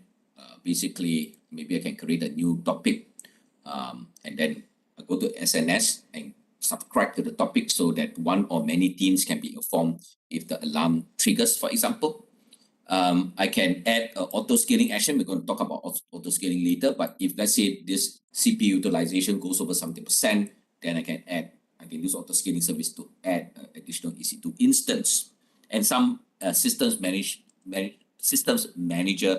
action as well. Systems manager is a native AWS service that manages our EC2, and we can add automated action as well, maybe to raise an internal support ticket or something or run a command or something like that. So you can set these various actions. If you have, if you set a, let's say, that's a notification. Let's say if you select a SNS notification, then this SNS service can also trigger. The Lambda function can also be triggered by SNS. So, when an alarm triggers, through this SNS service, I can also trigger an automated action that implemented by Lambda. That is also possible. So this is some of the things you can do in terms of looking for the metrics that you want to monitor, and then you can set things like alarm on that. Okay, let's continue for the slides and see what we have further. So basically, the metrics are collected. You can add on to your custom metric, and then you view the metrics. Like what I did from the CloudWatch service, you set the alarms, and then it could be an email notification or auto-scaling group action, for example, to add the alarms. Is it free for email notification? The SNS, of course, have some cost to it. Email, we have to confirm, right? It may be free. I can't recall at the top of my head. We probably need to verify that, right? But if it's activating a SNS topic, then it will subject to SNS notification service charges. Okay, I think it could be free, but I could be wrong, right? I can't immediately recall. All right, Chee Kong, sorry for that. We just have to verify a bit later. Maybe after the class, we do a quick verification. Logs are generated, of course. There are different types of logs, and different services generate logs. So your CloudTrail, the audit service, will also generate logging function, basically audit logs, basically, that tracks user activity, management API calls to start EC2, to terminate the EC2. These are all API calls which are monitored. CloudSWOT Logs is a logging service by CloudWatch, where you can actually, from your application or certain AWS services, they can send their logs to CloudWatch Logs. For example, your Lambda service or your Lambda function, they actually generate logs that are sent actually to CloudWatch Logs. VPC flow logs, you can enable VPC flow logs for your VPCs to monitor network traffic, and those log files are also sent to CloudWatch Logs. Custom logs are those that are generated by your web application, let's just say, and you can configure to send those logs over to CloudWatch Logs. So CloudWatch Logs functionality gives you the ability to create this, monitor these log events. Let's just say this is a web application and you're monitoring for HTTP errors, for example, in your web access logs.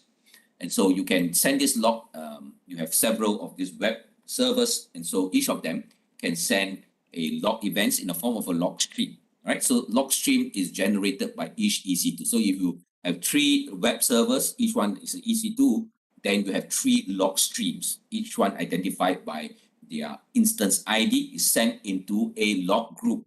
A log group can name a log group, and it represents a namespace to group related logs together, because these are all, let's just say, your web server or HTTP access logs. So they are related logs, but generated by different web servers in different log streams. They are grouped together, and we can basically do filtering. We can, basically do analytics on this log information or log files, including how long to retain the log files, etc.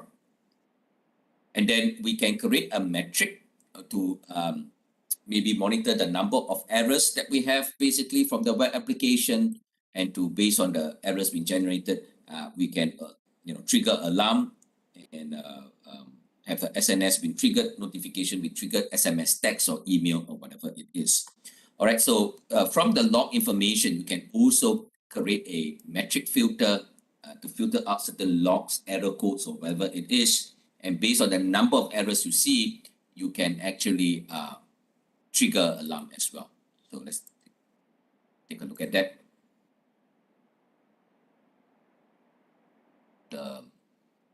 Let's say the log groups.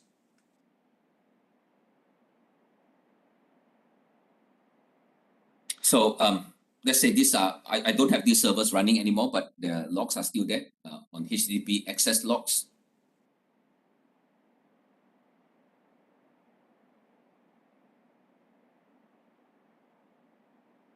And so these servers are no longer running, but the logs are still here.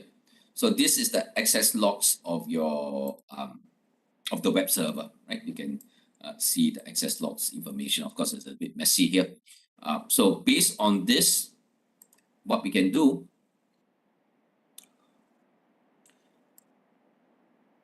is to create a metric filter, let's just say. And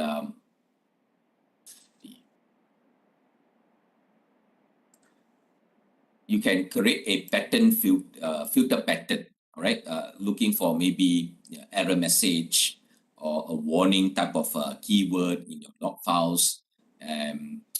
Interestingly, they have very nicely put for us this filter pattern to extract out 400 errors. Now, of course, you can have your own filter pattern and check the documentation on the syntax, how you can define your own filter pattern, but this is just for convenience. It's tracking 400 errors, so I can use that.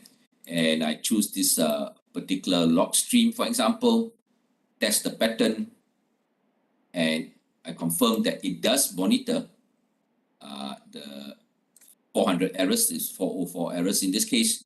And what it captures according to the log pattern is the host of the, the service, log name, the request, this post get, and then you have user agent kind of information, for example, and then the status quo.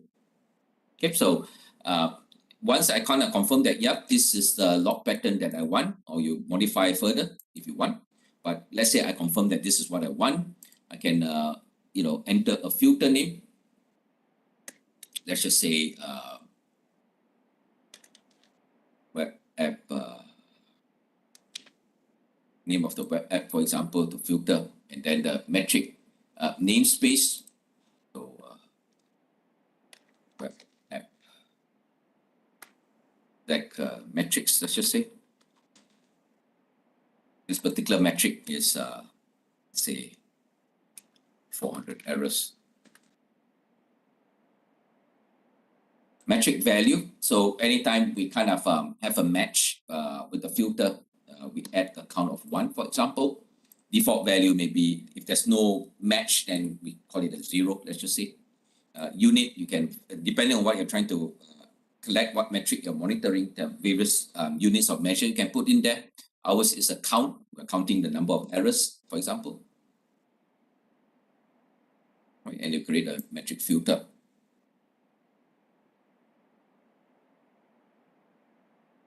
Okay, so this is the one that we create. So I can select this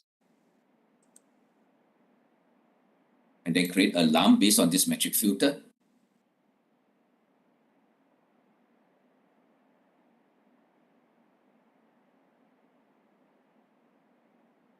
So it's a sum over a period of X minutes, 10 minutes, 15 minutes. You can choose the alarm period and provide us like a threshold. So let's just say if I have more than 20 or 10, 400 errors detected over a period of 15 minutes, then you trigger the alarm and then you set the notifications and all that. Okay, so you can actually adjust accordingly. What kind of actions do you want to take for that alarm? Okay, so that is something that you can do for this metric filter based on your log information. And one of the other nice features about CloudWatch logs is this log insights. It's a little bit of a log analytics, and these are the log groups. You can have your Lambda functions, etc., that send their log information. You can have VPC flow logs that send your VPC network traffic, and quite nicely they have some default sample query. Obviously, you can customize to your own, basically.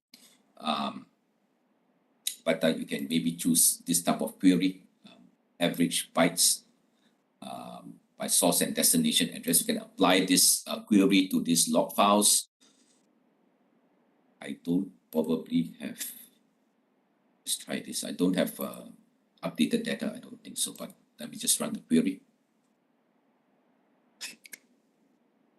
So basically this is generated from my log files, and this is just monitor the number of matches that match to this query.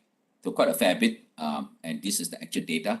Source address, destination address, and then the average byte size, min and max, basically. Right? There are other queries, for example, top 10 byte transfers by source and destination IP address. Try this out. By this.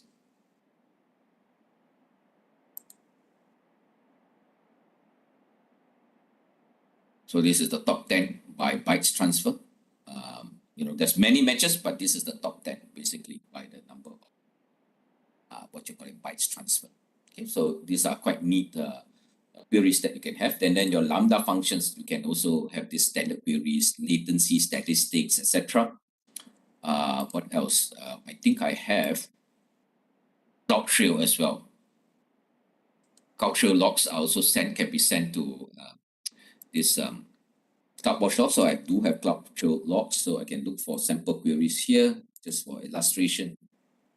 CloudTrail, number of log queries by service and event. Let's try this out. Apply this and then run the query. So basically, these are the service being accessed, right? So just at a quick look, how many times you can see that might assume role, because I'm using a lot of services, and these database services, they use roles as well. So the STS, the security token service, is heavily used, as you can see. DynamoDB, there's usage as well, as you can see, in terms of this service, DynamoDB, right? In terms of this database at US East 2, for example, right? So you can take a look at in terms of the event source, which event is generating this CloudTrail entry, the event name, what is the operation being run on it, the region count, etc. Now, of course, there are many other queries that are possible that you can run the queries in. So it's a bit, this log insight gives you a little bit like, how do I call it, log analytics, basically. Okay.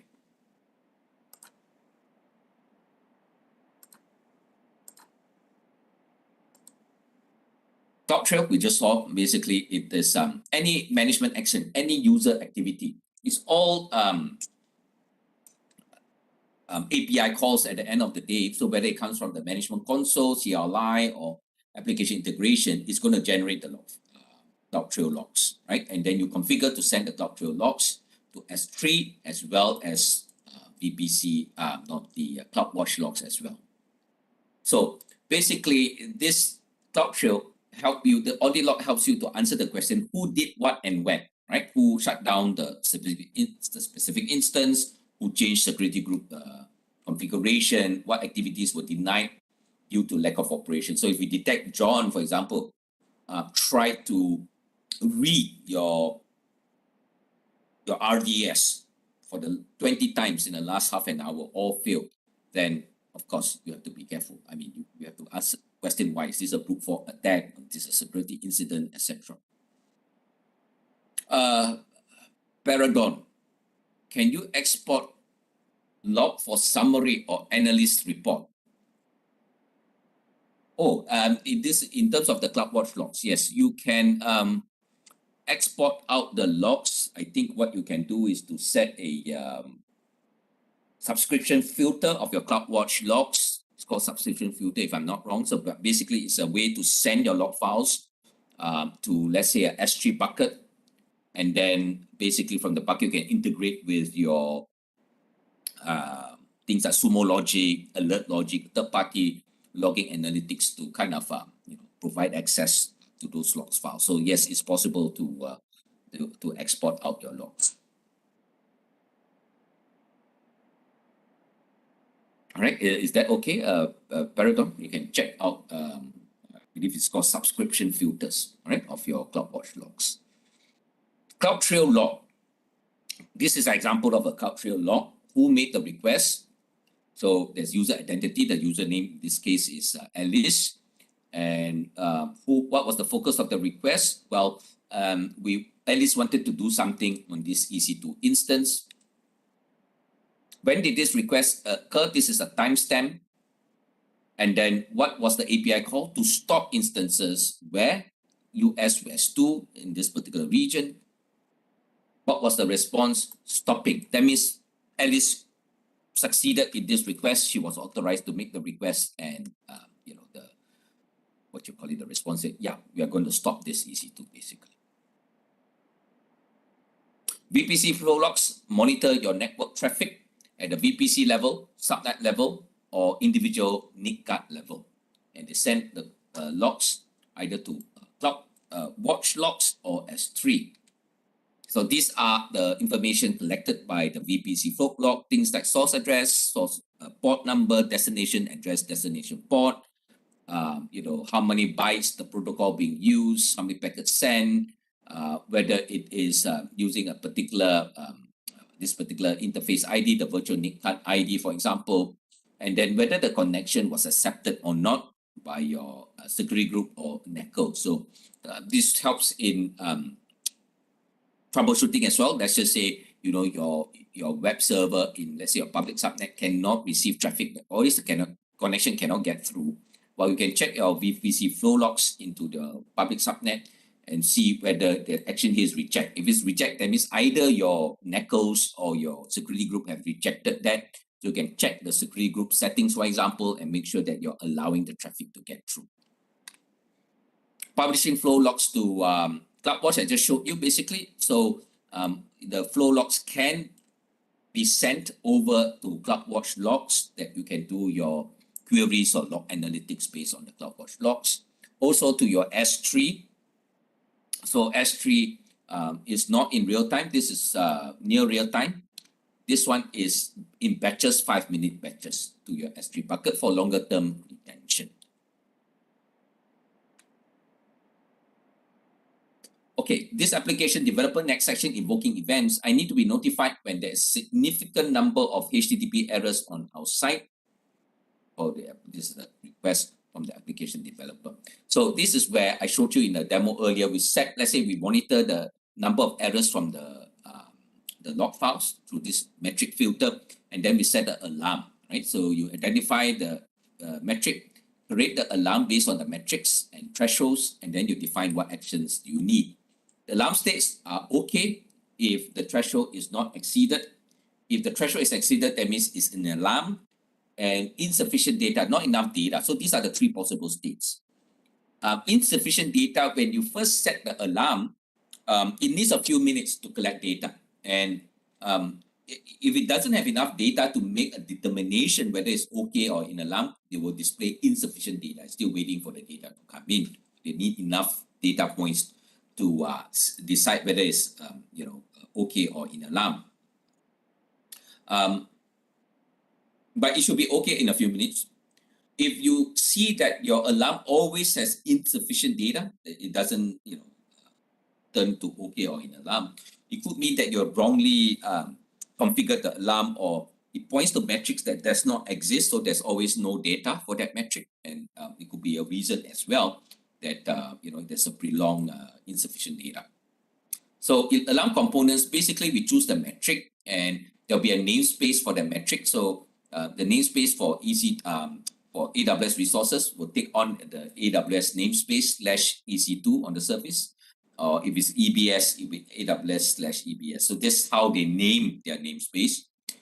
The metric name, this particular case is CPU utilization. Date stamp dimension is given by instance ID in this case. So dimension means what is the way in which we differentiate between metrics? Well, we're going to use instance ID so that we can tell, oh, this CPU utilization is coming from this particular instance.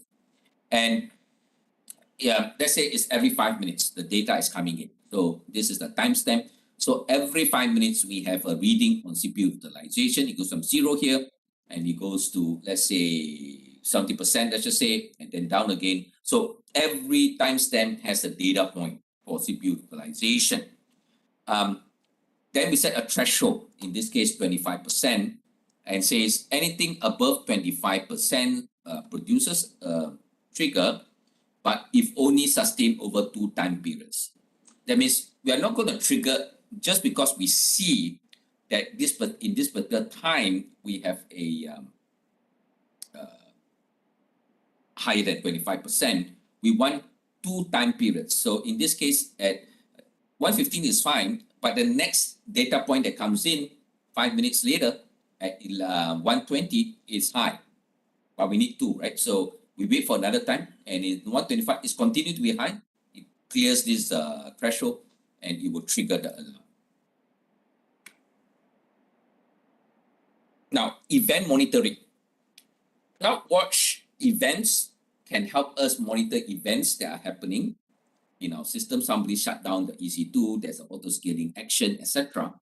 But the newer service is called EventBridge. EventBridge has much more features. They are based on the same event engine, but eventually we are migrating to EventBridge. So right now, both are still supported, but eventually I think EventBridge is going to take over. But the key concept is the same. I now focus on EventBridge. EventBridge gives us the ability to define event sources, and these event sources could be coming from AWS services. That means the EC2 got shut down, for example. Auto-scaling group provisions a new or adds in a new EC2. So these are events that are generated by AWS services. It go to a default event bus. You can have your own custom service, own custom events that are generated by your application. And you can also send it to the default event bus or your own custom event bus. That's up to you.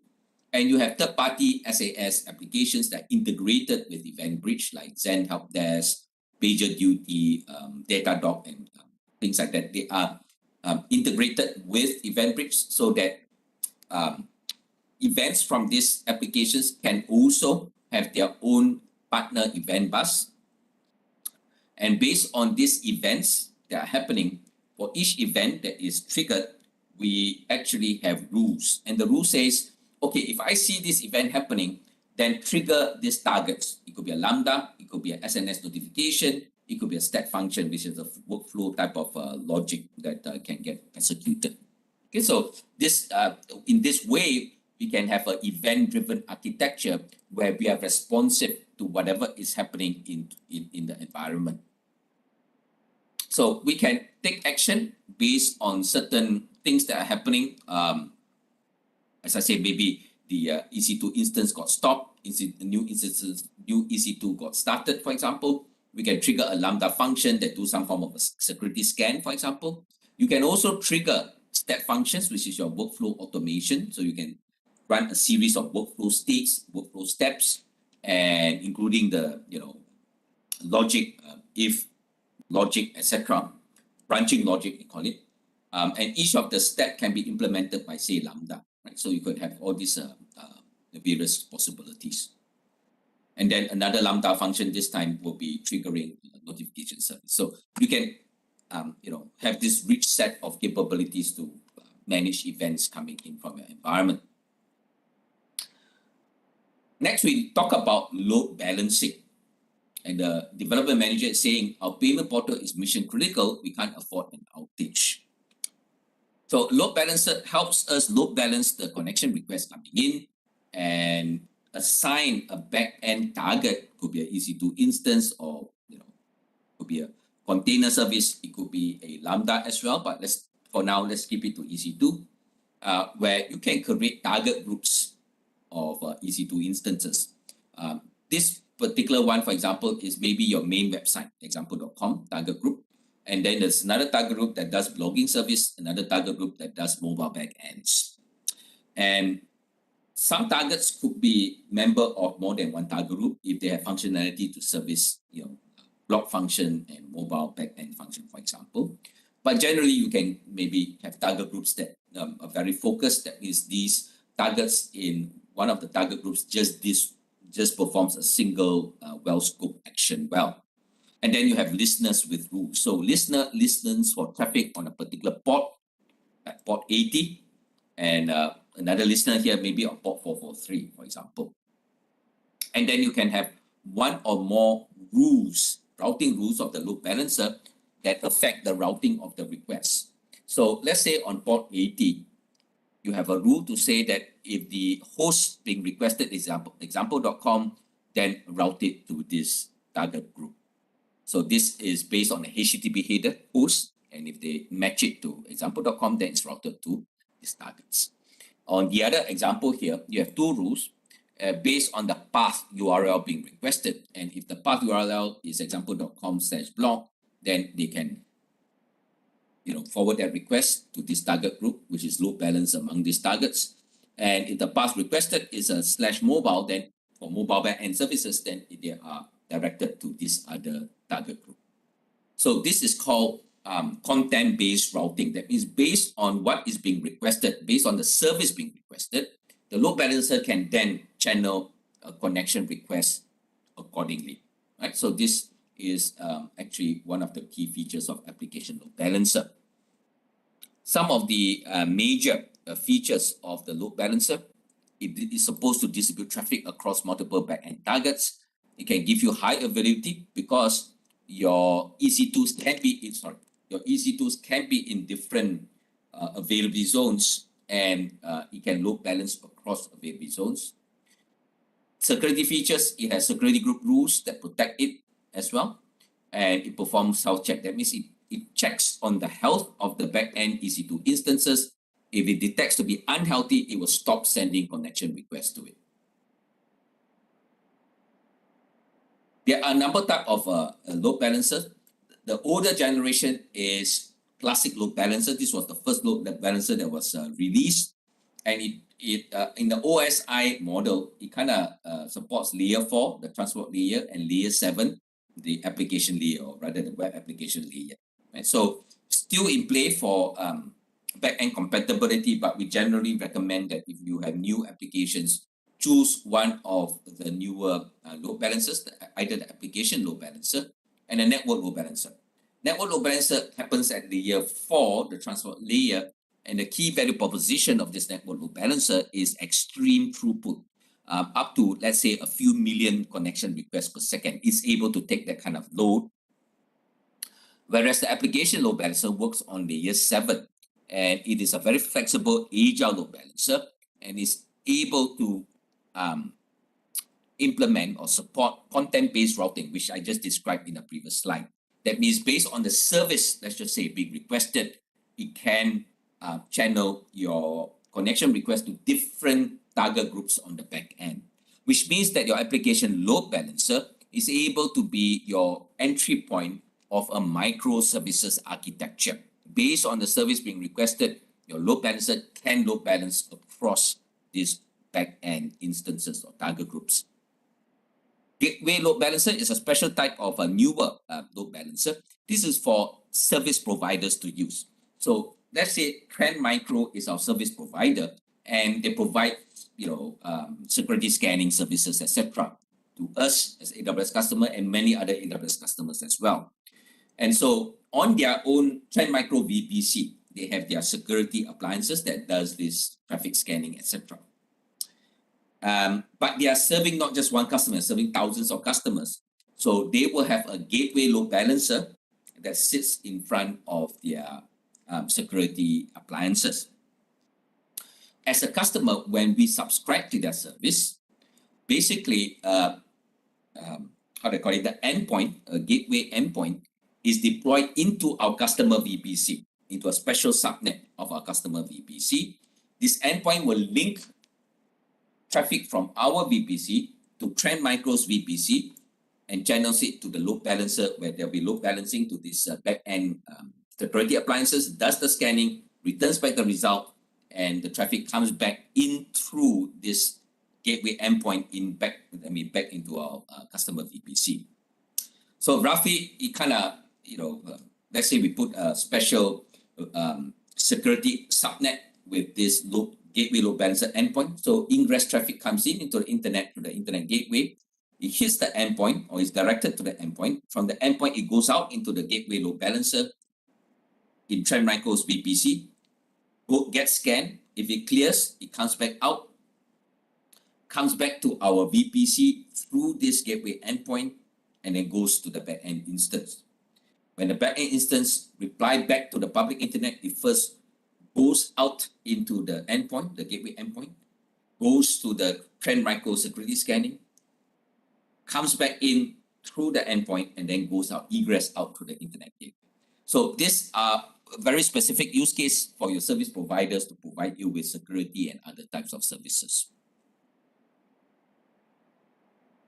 So common load balancer features, the most flexible, as you can see. I'm not going to go into detail, but basically you can see the application load balancer is the most versatile. Again, very nice to implement your microservices architecture.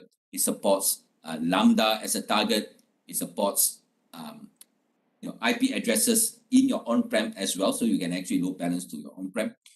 Whereas the network load balancer, the key value proposition is high throughput, right? You can support up to millions of connection requests per second. Gateway load balancer is also one of the newer load balancer type, but is used by the cloud service provider or partner of AWS, providing security and other such services. And then the classic load balancer that is retained for backward compatibility. Okay, finally, we arrive at auto scaling. And the operations engineer is saying demand increases on a web app at the same time every Friday. Having extra EC2 instances in the cluster will help handle the load better. Right? So we see how auto scaling can help with this. Basically, EC2 auto scaling either provisions or launches new instances or terminates unnecessary instances based on certain conditions that you set.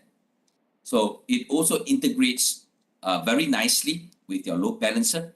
When it launches new or provisions new instances, it will automatically register these instances with the load balancer so that when they are ready, they can receive production traffic. Okay, so this is one neat feature of having the load balancer work together with your auto scaling. Now, there is a particular type of service called AWS auto scaling. And AWS auto scaling provides you with scaling the scaling of your EC2 resources, of your Aurora read replicas, of your capacity of your DynamoDB table. So it is flexible that way. It can not just focus on EC2, it can have EC2 but other type of resources as well. And it does it in an optimized way. It does target tracking to hit at a particular percentage utilization or whatever it is, right? Capacity scaling, etc. So this is a nice service to have, so that instead of going to individual services like your Aurora or DynamoDB and kind of configure separate scaling options, AWS Auto Scaling allows you to create a scaling kind of a plan that affects more than one resource. So basically, auto scaling, multiple resources, EC2, DynamoDB, Aurora, multiple services. But EC2 auto scaling, which is our focus for this topic, focus on only the EC2 service. Now, elasticity is about scaling your resources up and down. So basically, if this is your predicted demand, is a linear curve and it always doesn't go according to a linear curve. Based on your predicted demand, you have a traditional hardware that you have one-off large capital expenditure to bring in your on-premise servers, let's just say. And it'll be the case that your demand may not fit into this nice curve. It kind of goes up and down like that. And so when your actual demand is below your capacity, that means you have over-provisioned your capacity, you've got opportunity cost because your money is stuck down there in the physical host. Whereas at either times, when the demand surges beyond your capacity, then you have lost opportunity, you have lost business, you have a bad customer experience. Basically, the goal of EC2 auto scaling is to match as closely as possible what your demand is on your application. So there are three basic or main configuration steps in configuring the EC2 auto scaling group. First is to use launch configuration or launch templates, and essentially these allow you to specify the specifications of the EC2 that you want. And basically you use also EC2 auto scaling to decide, okay, that I'm going to deploy my auto scaling service or auto scaling group into this particular VPC, for example. And auto scaling policy, do you want a scheduled scaling where consistently every day or every week you scale additional resources for a period of 3 hours for, say, your batch processing? Or do you want it to have on-demand or combination of both? On-demand means based on the current, for example, CPU utilization, we take action to auto-scale your environment. So we start with the auto-scaling launch template. And again, a launch template allows you to capture the specifications of your EC2, like the machine image ID, the instance type and sizing, the security settings, etc. And then you decide where, and in terms of your auto-scaling group specifications, you decide where and how many. So choose the VPC and the subnets that are involved. And then if necessary, if you have a load balancer, then say that you have a load balancer so that they'll integrate with the load balancer for you. And you define your max and min and desired capacity for your auto scaling group. And then how you intend to have this scaling policy, it could be on a fixed schedule, it could be on demand, it could be predictive. Predictive means based on certain well-known characteristics or patterns of your load on your application, they can proactively add more EC2 instances. For example, if they detect that your e-commerce site is more busy on weekends, when the weekend occurs, they kind of proactively create additional EC2 instances for you, for example. Then you have scale up policy. If it exceeds a threshold of, say, 70% utilization, how many EC2s do we add? We add 1, we add 2, or whatever. And scale in policy means that if it strings, let's say if CPU utilization goes below 40%, how many EC2s to terminate, etc. So basically, you use this launch template, and you can reference this launch template through the AWS console, CLI, and application integration to use that as a blueprint to launch new instances into your AWS environment. In terms of group capacity is the maximum capacity, minimum capacity, and desired capacity that you want to set for your, let's say, your e-commerce site or your application. And so just treat it as how many EC2 instances you want to run. Is it 10? Is it 20? Is it 30? Right? Now, quickly, let me know, why do you think we want to set a maximum capacity? Why not put infinite? Why not put 50, 100, 1,000? Why put a maximum? And how do you decide on the maximum?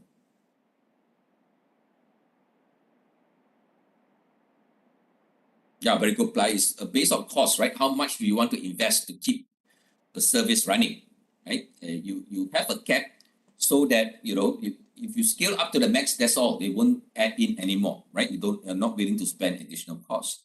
Now, for, like say e-commerce, this is our revenue generating service. Obviously, we're willing to invest more to have a higher capacity so that we can scale more. Right? How about minimum? Why don't we set the minimum at 0? We can actually set the minimum at 0, but why don't set the minimum at 0 so that we save a lot of costs if there is no demand for the service?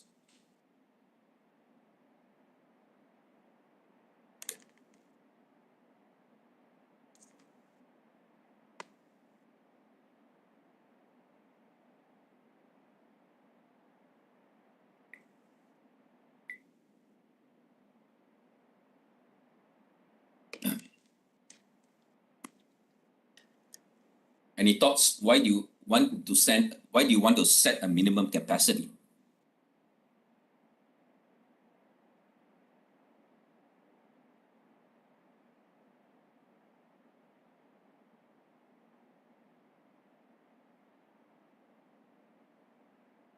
Yeah, very good plan. If you set minimum, that means 0. When there's demand, you still need time to provision and set up the instance, 5-10 minutes, right? At least. So you may already lose a business. So have a minimum capacity so that something is running, your site is still alive, and you're able to cater. And there's more, then you provision more. But at least some minimal is running for your service or e-commerce service or e-commerce site. Okay, very good.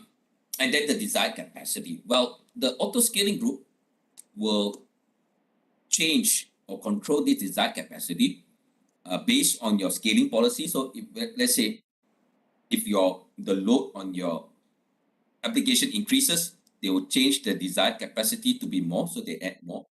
If the load is low, then they'll change the desired capacity to be lower to terminate unnecessary EC2 instances.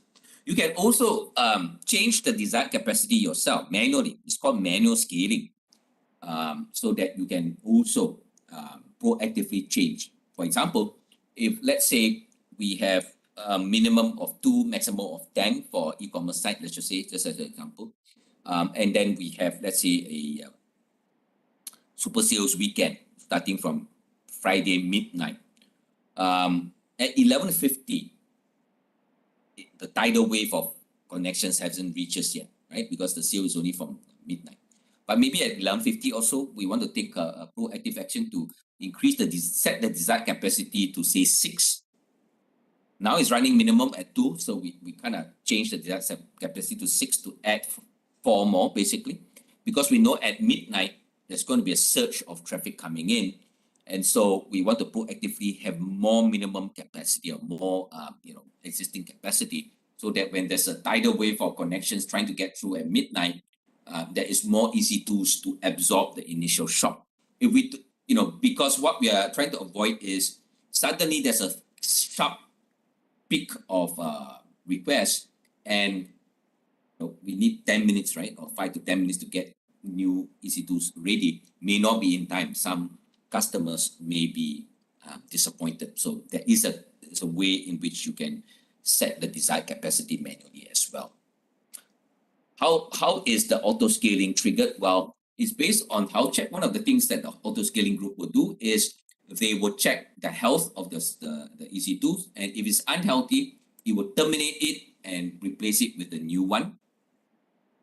It is also triggered by CloudWatch alarms. So, for example, if we set a scaling policy to say that scale one additional EC2 instance if the average CPU utilization is exceeding 70% over a period of 10 minutes, let's just say.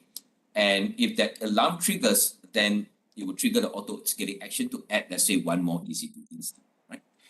So it could be based on schedule, right? Every Friday, I run a batch job at 9 p.m. So it's a consistent weekly schedule that they will adjust the max, min, and desired capacity to give me additional resources on schedule. And last one, I just described to you manual scaling, where I adjust the desired capacity setting manually. Okay. So in terms of the policy, I got scheduled, as I said, very predictable schedule every weekend or every Friday. I set a schedule to add more. Dynamic is based on a few types, simple step scaling. I could have a single threshold to say, okay, if the CPU utilization exceeds 70%, add one EC2 instance. If it goes down below 40%, terminate one. So simple scaling. I could have steps scaling. So to add, I have several steps. I could say that average CPU utilization, if it's between 60% and 80%, add one EC2 instance. If it's between 80 and 100%, add two instances. So it goes into steps, and vice versa. When it goes down between, say, 60% and 40%, terminate one. Below, let's say, 20%, terminate two, for example. So this is called step scaling. But you could have this target tracking as well. And, you should try to consider target tracking if possible. Target tracking, instead of trying to set, different thresholds for scale out and scale in, I just maybe can just put a target to say, okay, I put my target CPU utilization at 60%. So whatever happens, you're asking the auto scaling service to keep average CPU utilization at 60%. So what happens is that if, let's say, your application, e-commerce site gets busy now and the average CPU utilization goes to 65%, for example, or 68% after a certain time period, it starts to adjust. It will calculate how many additional EC2s must I add in to bring back the average CPU utilization back to 60%, right? Or if it's a low demand period, the average CPU utilization goes to 55, to 50, to 48. The auto scaling service will trigger and say, how many EC2s must I terminate to bring up the average CPU utilization for 40+% to 60%, right? So they will automatically calculate for you. So it's easier as long as you can find a metric that is in linear proportion to the load. So for example, we choose average CPU utilization. We are assuming that that is a good representation, is linear in proportion to the load that your EC2s are facing. For most cases, that's a reasonable choice, but there may be some applications that are memory hungry, that it doesn't affect CPU as much, but the memory resources are being consumed quite a lot. That one you have to be careful that if you use CPU utilization as the metric to trigger auto scaling, it may not be a true reflection on the load, because you can see a little bit increase on the CPU, but actually a lot of memory resources are being utilized and it may be exhausted already. So you need to configure the right metric for this type of scaling. And then the predictive scaling. Predictive scaling basically works in complementary fashion to target tracking. So they work together. Predictive trading will kind of monitor your workloads, at least for, let's say, a period. And they will try to understand your regular peaks, when periods where, let's say, our e-commerce site during the night time will be slightly higher. Let's say during weekends will be higher, for example. And so once they have detect these regular patterns, then they proactively change the min and max value for your auto scaling capacity, maybe adjust up, for example, so that they will add more EC2 instances proactively up now to a higher minimum. And then they allow target tracking to take over from that. So the predictive scaling sets the minimum and then allows target tracking to set, okay, up to 70% utilization of your metric, whatever, and adjust accordingly from there.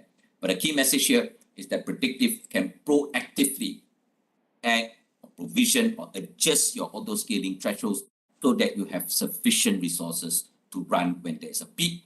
And then when it goes down, when your demand goes down, then it will proactively terminate as well based on your regular patterns. Basically, when you set your auto scaling, you can also automate. You can also optimize in terms of cost. Instead of just using on demand to launch your EC2 instance there, you can also, if you have reserve instance, you have available slots in your reserve instance contract. So for example, let's say you buy a reserve instance contract for C5 large, 5 C5 large, and you only use 2 of them, so you have 3 slots available. When you use auto scaling to launch C5 large instances in there, and they see that, oh, you still have a reserve contract that has available slots, so they will automatically apply the reserve pricing for you, right? So that's one key benefit. Also, you can use spot instances when you are configuring your auto scaling group. So it can be a mix between on demand and spot. On demand, you get the capacity. Most of the time, you will get the capacity that you demand. So you're quite sure that you get the capacity. Spot instance depends on supply and demand on the spot market. So you can adjust in proportion. So you can tell the auto scaling group, when you launch my new instances, or when you launch instances, 60% I want to be on demand to ensure that you have a base level of capacity. 40% please try spot for me. You are fairly confident that minimum SLAs can be achieved by a 60% base of on demand, but the other 40% you want to try for spot because it gives you up to 70, 80, 90% of your on demand rate. So you can do these strategies to optimize your costs. Some considerations here, you can basically combine multiple types of auto scaling. So you can have a scheduled scaling plus an on-demand scaling together at the same time. So you work according to the schedule, but in between, if there is increased peak demand and all that, they can react to that as well. Your architecture may require other types of scaling. So it's not just about EC2 scaling. If you scale your EC2s, your databases may need to be scaled as well because maybe there's increased traffic to your backend RDS. So it's not just about EC2. Understand your overall architecture, what needs to be scaled. Some architectures need more than 2 or more metrics. So I always use the example of average CPU utilization. That's true, but it may not be wholly representative. Maybe you need a second, maybe network traffic related metric to kind of scale together with the CPU, have a more fair representation. Generally, scale out early and fast. That means add early and fast so that you can take the load, but scale in slowly. Don't be too aggressive in terminating the EC2 because if the demand goes down and you aggressive in terminating your resources, suddenly it goes surge up again. We may not have enough time to provision. Again, it takes 5 to 10 minutes to make it ready to provision enough to meet the sudden surge of demand, and you may lose out. Customers may not get access to the site. And then the custom action, right? You can auto scaling launch during the launch state and terminate state. You can have some form of a custom action. We call it lifecycle hook. A lifecycle hook, you can say, okay, during the launch, I have a lifecycle hook of 5 minutes, or during the termination action, I have a lifecycle hook of 5 minutes. And in the lifecycle hook, it's like a pause so that maybe when you launch your EC2 instance, before you put it into production, you want a security scanning to be done first. So you pause for 5 minutes, you trigger a Lambda action to kind of trigger security scanning. Or during the termination, once the EC2 is identified for termination, you pause. It doesn't terminate yet, you pause for maybe 5 minutes. Why? Maybe you want to save some log files. Or maybe you want to take a custom action to take an EBS snapshot of the EBS volume before it goes into actual termination. Right? So these are some of the, considerations. All right, any questions? Okay, I'm going to give you a short break, a 5-minute toilet refresher. I know it's also getting late, but I do need to finish the last module, automation. It's not going to be a long module. Please give me some time to finish up that module so that we don't overcrowd tomorrow's agenda. And after I finish this last module, automation, then we'll have time for labs. And those of you can stay back, like yesterday, I'll stay back together with you to finish up the labs. And those of you who need to go, you can try to do the labs yourself overnight, basically lab 3 and 4, but not too much worry. Tomorrow, if you need more time for the lab, I will make in a request to extend the lab period for a few more days to give you enough time to catch up on the labs. All right, so take a quick 5-minute break right now. I'll give you a countdown timer for 5 minutes, just enough to refresh yourself, and then come back and we'll do the last module for the day. All right, thanks so much.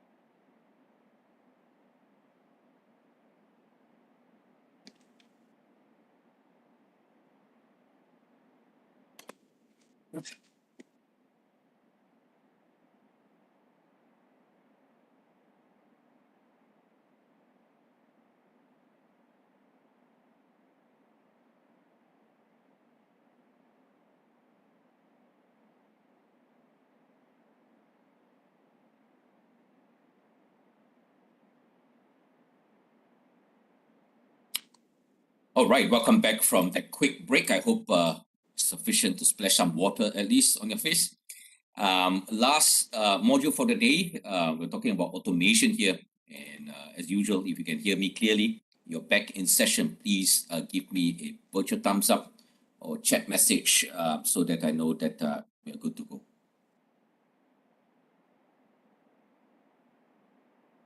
All right, thank you for that. Okay, good.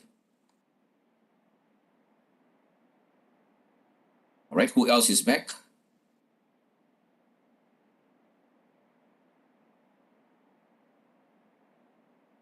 All right, thank you. Who else? All right, thank you. Okay, thank you. Let's look at this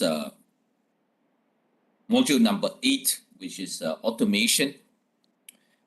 This basically gives us, capabilities to run our infrastructure as code, basically. All right, so let's look at this poll question. Have you used any of these resource provisioning tools, A, B, C, and D?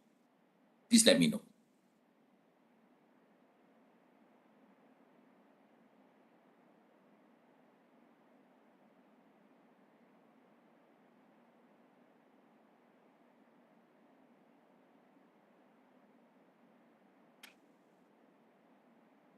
Okay, anyone else? Okay. All right, Melikus, you are using Terraform, but quite a fair bit that you don't have any resource provision. You haven't used yet. Okay. All right, good. All right, thanks for the feedback. So very important to consider these tools. We're going to look especially at CloudFormation, but Elastic Beanstalk could be a consideration for you as well, as I would point out later. All right, so automation basically, and this is the CTO Shirley asking us for these requirements. One of the primary drivers of our move is, so the business driver for this company's migration is agility. And so, a lot of headaches, ups, roller coaster ride in the data center. And we are functional and proficient at building infrastructure for workloads. However, the methods we have developed over time are not fast enough for the marketplace. So maybe they're doing things a lot manually, a lot of errors, a lot of mistakes, missteps, and all that. We must be able to prototype and build resources quickly. So infrastructure as code is now a must. That is, instead of thinking of your resources as physical resources or permanent resources, you must treat your resources as logical programmable resources. That means you must manage your infrastructure as a software code, right? This is the key thing that we must adopt. So what can we accomplish with this infrastructure as code? How can we automate resource creation? How do we get started with CloudFormation? So this is basically what they want. So again, we'll look at this end user perspective as we go through the modules together. But basically, this is at a high level what we want to achieve. There is a whole spectrum of ways in which you can provision, you can launch your resources. And we have seen quite a lot over on the right here, EC2, where you have maximum control, right? And then some other services like RDS, a bit less control, but still you can size up your ECDB instance and so on and so forth. Or you at the other end of the spectrum, you could have Elastic Beanstalk.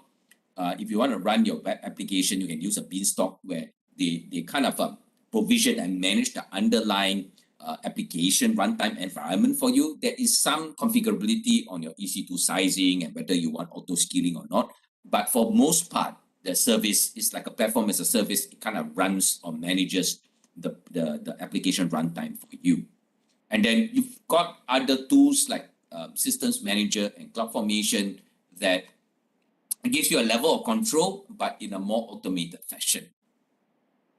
So let's look at Elastic Beanstalk for a while. This is platform as a service. So let's say you have a web application basically, and you focus on the green color, which is your code, whereas the Beanstalk service, well, they will manage the underlying stack for you in terms of your web server, application, database, etc. You can configure some of these required services, but the Beanstalk will manage that. It will update the environment for you. You don't have to worry about patching the OS, for example. They will update the underlying OS and applicable application on your behalf. So just a quick mention that there is their service there, so that you can maybe be aware of that and read up if you are kind of interested to find out more.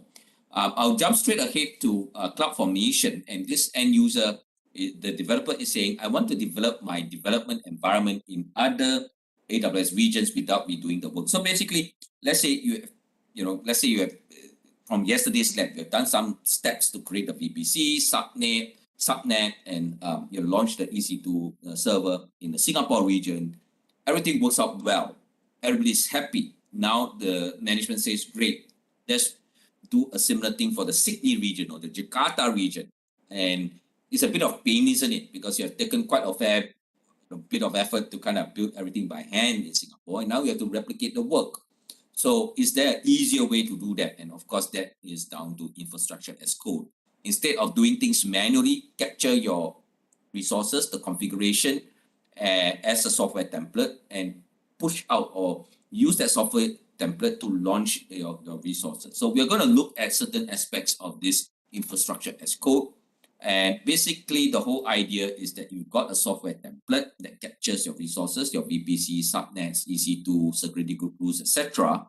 And then you push it to the CloudFormation engine, and the engine will interprets your template, creates the stack. A stack is the resources, the actual AWS resources that will be created based on your template. Now, this type of approach of using this template is called decorative programming. We used to learn in school or in our IT courses on computer science more of imperative programming, where we are in control of the logic flow, if then else, while do loops and all that. And we are in control, and we use things like Python or Java to kind of implement the program logic. But decorative programming is different. Decorative programming, you declare the final state you want. For example, I want VPC with this CIDR address range. I want 2 subnets with this CIDR address range. I want a security group resource that has opened up port SSH22 to this IP address range.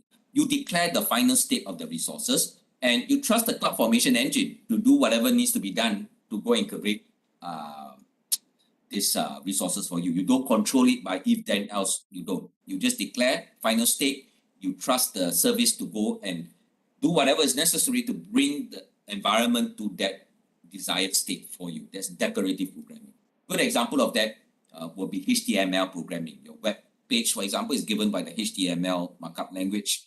You don't do any imperative programming in HTML. You just state the final state of the web page, how it should look, what color to use, what image to use, what font and font size to use.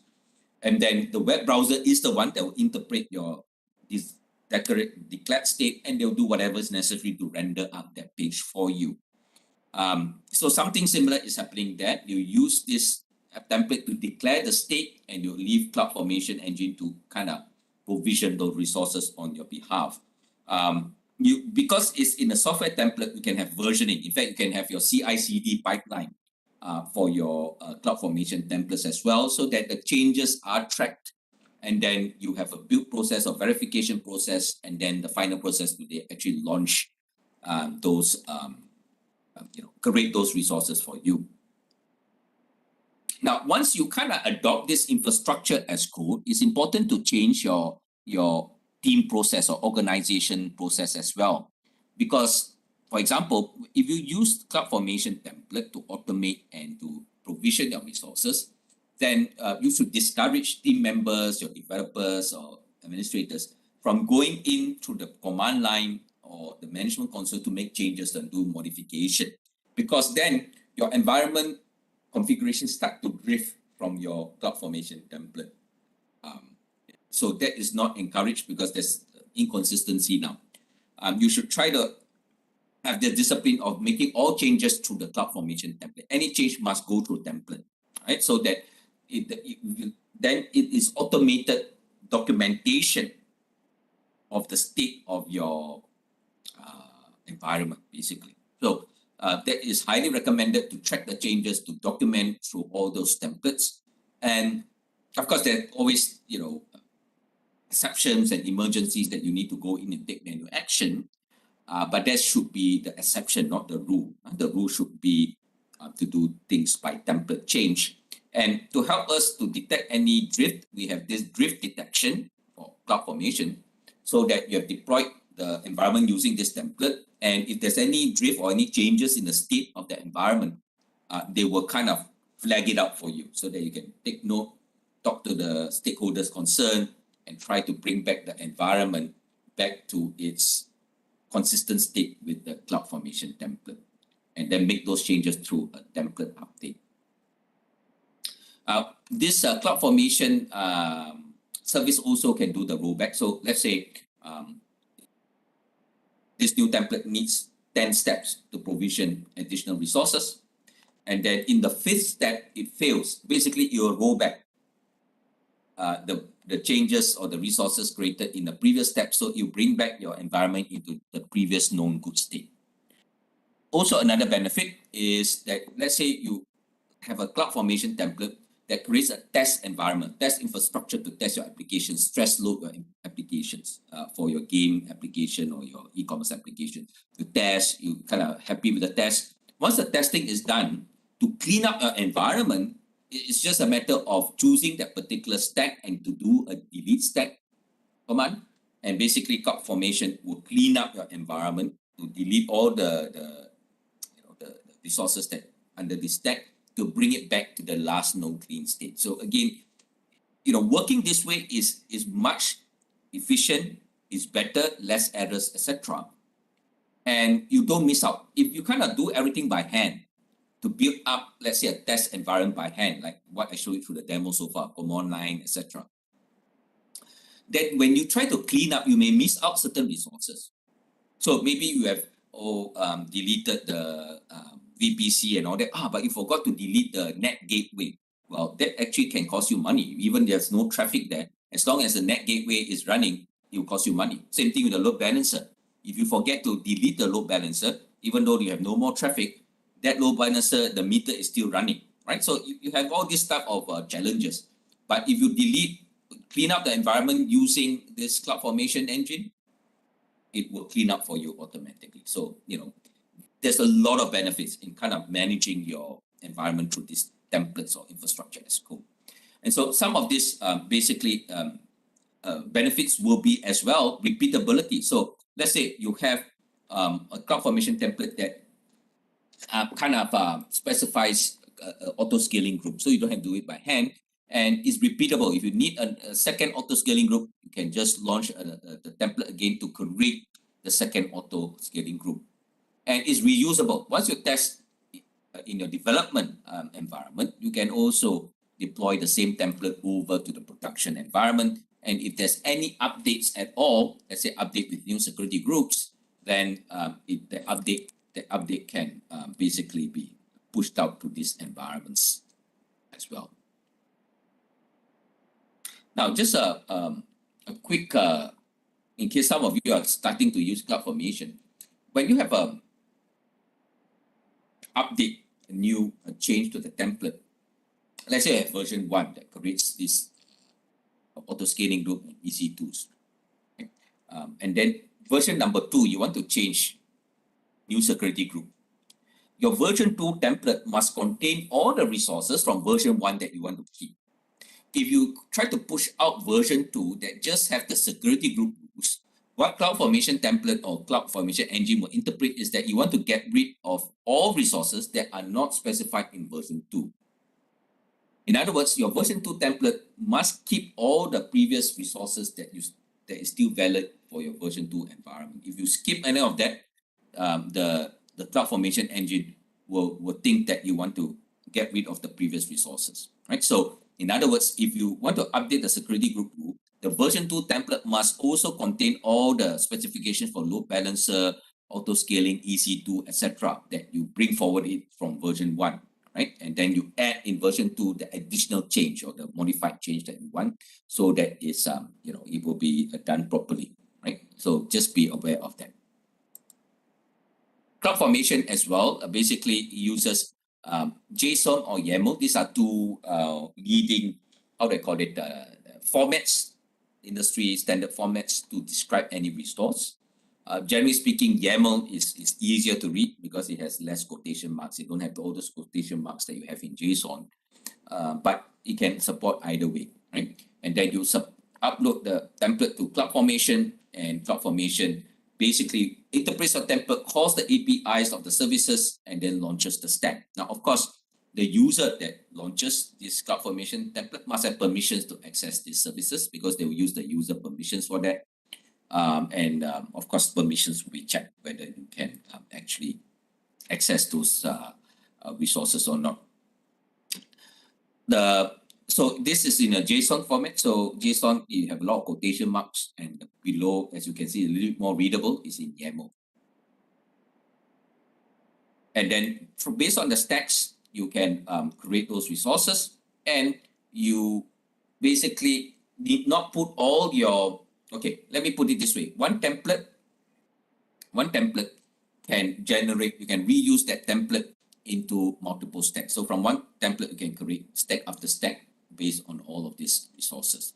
And again, the key benefit here is that these stacks can be managed as a logical unit. So you can update them as a unit. You can also delete them as a unit. Change sets. So you got the original stack, you got the updated template, you create a change set so that it kind of lists down for you the changes that you can expect from this version 2 template. Now, this is important. So it gives you the opportunity to review the changes and confirm that this is actually what you want before you execute the change. This is what the template looks like. We don't have the time or scope to kind of look at all. There are different like metadata. You describe the template parameters that you take an input from the template, basically mapping where you map based on a particular region. For example, you can map it to certain machine image ID. Conditions, basically based on the, let's say, a value of the parameter, you can set certain conditions. Maybe if it's a prod environment, you have a bigger EC2 instance type, but if it's a dev environment, then it's a smaller EC2 instance type. You can have this type of features. You can have this transform section that does transformation. For example, if you use SAM, serverless application model, is also an AWS service. You can describe a serverless architecture using a SAM type of syntax. While you can have that transformation to transform that syntax into CloudFormation type of syntax, so to speak.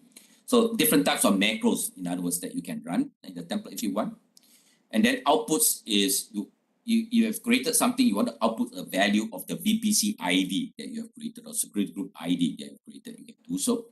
And the resources are mandatory. This is the only section that is mandatory, where you specify the resources that you want. Whether it's an EC2, EBS, auto scaling group, etc., they can be specified under resources.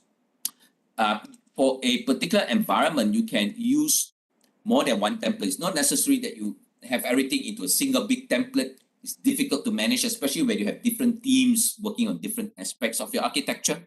Better to split them up into different kind of templates. Basically, you start with, let's say, creating a template to create the identity of the users, group roles, and then another template that does the VPC, internet gateway, subnets, and all that, and then pass it on to the higher level. All right, and cleaner that way because different teams can manage different layers without really affecting one another. You still have to be careful in terms of changes that may affect another layer, but at least they are separate teams to maintain their own templates. And you can export out certain values. So for example, from let's say the base network, I can export out the VPC ID for the next level. If they are, this shared services, they kind of create subnets. They can import in the VPC ID that I export out. They can import in to create the subnets, security group, or whatever.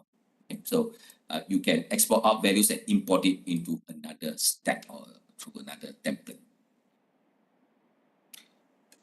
Good thing is that we don't have to reinvent the wheel.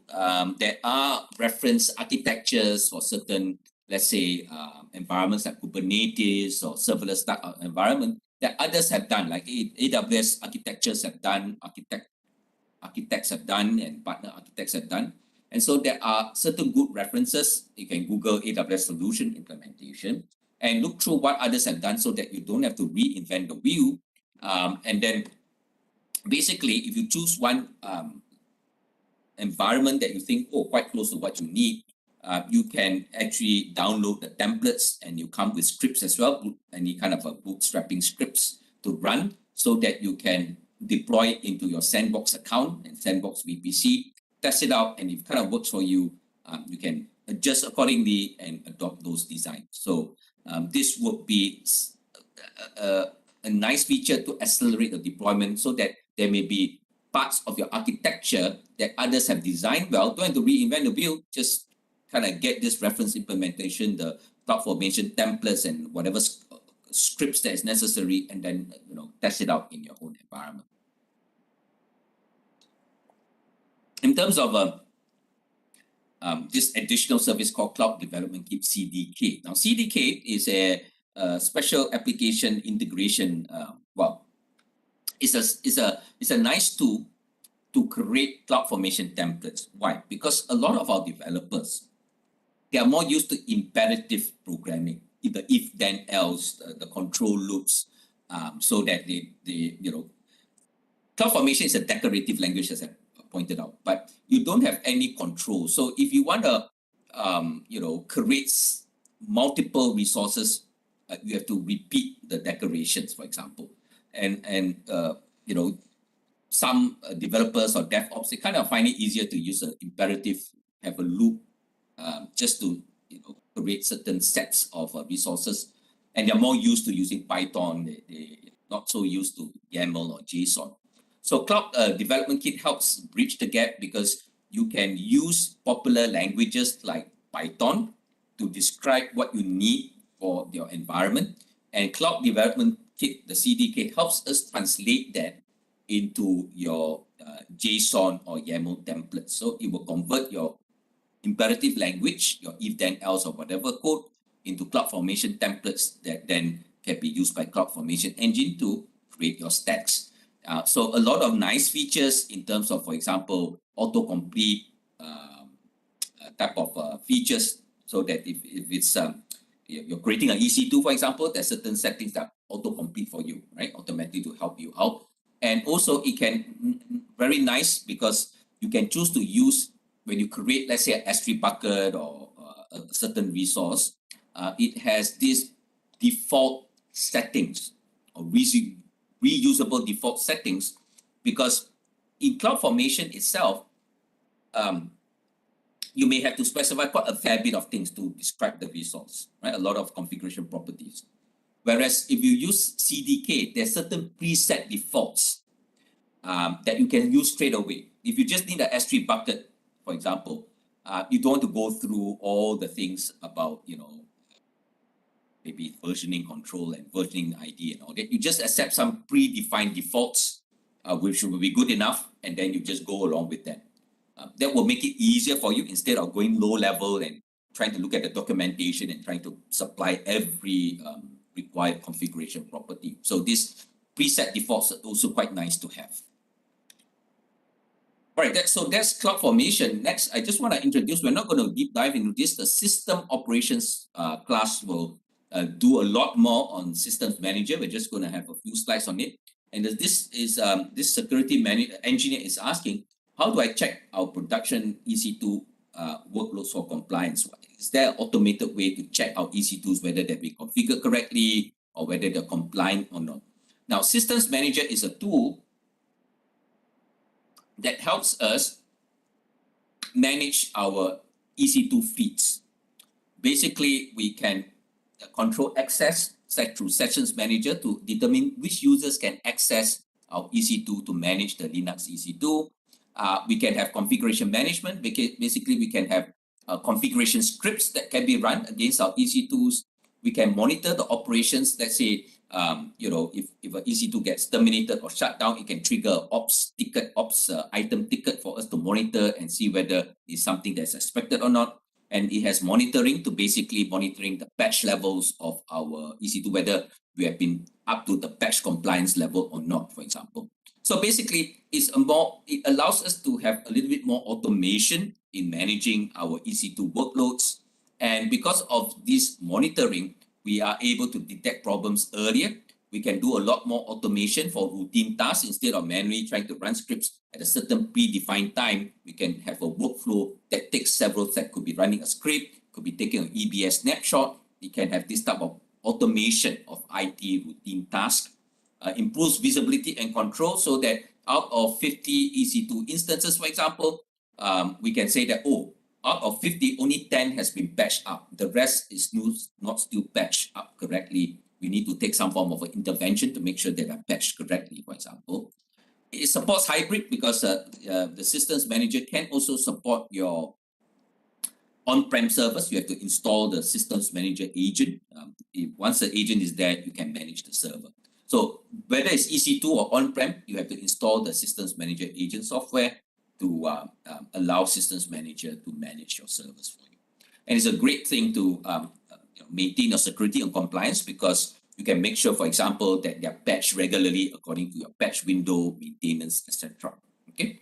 Now, some of the features here, you have in terms of operations management, you have Explorer and Ops Center basically to take a broad perspective on whether your servers are patched up, how many servers are using Linux operating system, how many Windows. Ops Center gives you visibility into say, there's outstanding items you have detected that EC2s have shut down or they have been terminated. You can take a look at this item, make sure that they are expected behavior, and then basically you can take action or no action on it. Application Manager, you can basically group your EC2 resources together in resource groups so that you can update them, patch them as a resource group. For example, you can have managed application config updates through app config. Parameter store, you can store, say, your database passwords securely on parameter store instead of hard coding them in your application. And in terms of taking configuration steps or changes, you can use automation through a maintenance window to run some automated tasks, to run certain scripts, for example, to take an EBS snapshot, for example. Instance and nodes, basically you do an inventory. You can do an inventory run to say what has been installed on your EC2. You can have run command that runs certain scripts, patch manager that creates patch baselines for your Linux instances and Windows instances so that you can have rules to say, I only want to accept security updates. All other adders I don't need to patch, or I accept security and critical updates. You can kind of have these patching rules to determine which patch do you want to use to patch your server. And this one distributor will be distributing software packages or updates to your EC2s, for example. And State Manager, quite nice to have. State Manager, you can configure a state rule or compliance rule to say that all my EC2 instances, Linux instances, must have the SSH service disabled, so there's no remote login. You can run this every 2 hours, so it will scan your Linux instances and see whether SSH is there. If it's enabled, it will disable it again every 2 hours. So in between the 2 hours, if let's say your Linux administrators they try to enable SSH and do some testing, the next run of the State Manager, it will disable the SSH again. So it always brings your EC2 environment back to a state of compliance. And then Sessions Manager allows you to create an encrypted tunnel to manage your EC2 without needing things like SSH and all that. So it's a little bit more convenient and you don't have to set up or maintain your SSH keys, right? So these are all nice features or good features to have to help you manage your EC2 instances at scale. That means large scale, you have thousands of, let's say a few hundred to thousands of EC2s. Obviously, you cannot manually manage your EC2 fleets. You can use the systems manager features to help you manage that. Okay. All right. Now it comes to the end of the lectures. Thanks for your patience and really for your perseverance. And if you need to leave, I bid you goodbye. Have a good rest. And I'll see you tomorrow at 9 a.m. Singapore time. But if you can stay back, then please do the labs number 3 and labs number 4. And please allow me to just run through the labs introduction to see what you can expect from the labs. And then you can take a short break and start on the labs. So lab number 3 basically adds the database layer that we covered this morning. Basically, it's going to, you already have the VPC, you have the EC2. Now we want to go through the steps needed to create a RDS database, and you're going to add an application load balancer to that. So these are very good hands-on, basically, to give you a hands-on feel to what we covered earlier in the lectures. You go and create a target group, for example, and then basically you see how the load balancer works, and you test the application connectivity to database, right? So this completes so-called the picture of having the web tier, app tier, and database tier. And you have optional tasks like creating read replicas. So a very nice lab on the database layer here. And 45 minutes for this lab basically. And this is the environment that we want to have. Basically, you're going to set up the application load balancer here. There'll be a target group as well as a Aurora database instance. Okay, so follow through on the instructions, but be mindful that the what I want to show you is that the database instance may need time to spin up, right? So just be prepared for that. And just read through and look at the instructions carefully because that will impact whether your application can actually connect to the database or not. But pretty much doable, right? I'll be on standby to help you out. But some of the things that you want to pay attention to is things like step 53. Please make sure that you set this endpoint, the database, username, password correctly, because if this is wrongly set up, your application cannot connect to the database in the RDS. So please make sure that these configuration steps are run correctly. You configure them correctly. All right, so that is lab number 3. Lab number 4, basically, let me briefly go through, just in case some of you may also want to do this. Lab number 4 is high availability. So far, we are talking about resources in a VPC, but we want to emphasize in this lab that if you want high availability, you must make use of at least 2 availability zones. So this builds on the previous lab. There's no dependency, but it kind of builds on the previous lab that you want to make sure that you have auto scaling across 2 availability zones. Your Aurora database instance, we want to make sure that we have a replica in another availability zone so that you have this failover kind of capacity. And also, even your net gateway, you want to make sure that's another one in the other availability zone, right? As usual, you have also your application load balancer. So basically, in this particular lab number 4, you're going to create the auto scaling group, connect it with the load balancer, and then you're going to make the Aurora database into a highly available cluster. And then you're going to, test the availability as well. So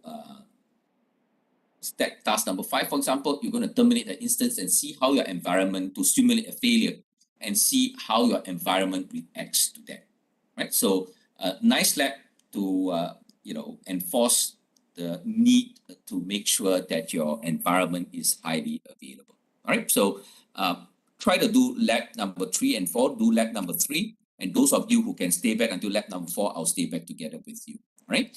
For those of you who are leaving, I thank you for your time today and have a nice rest. I'll see you tomorrow on our last day together at 9 a.m. Singapore time. Until then, have a nice evening, have a good rest, and I'll see you tomorrow. Thank you. Thank you. See you. Thanks, everyone. Hi, thank you very much. Thank you.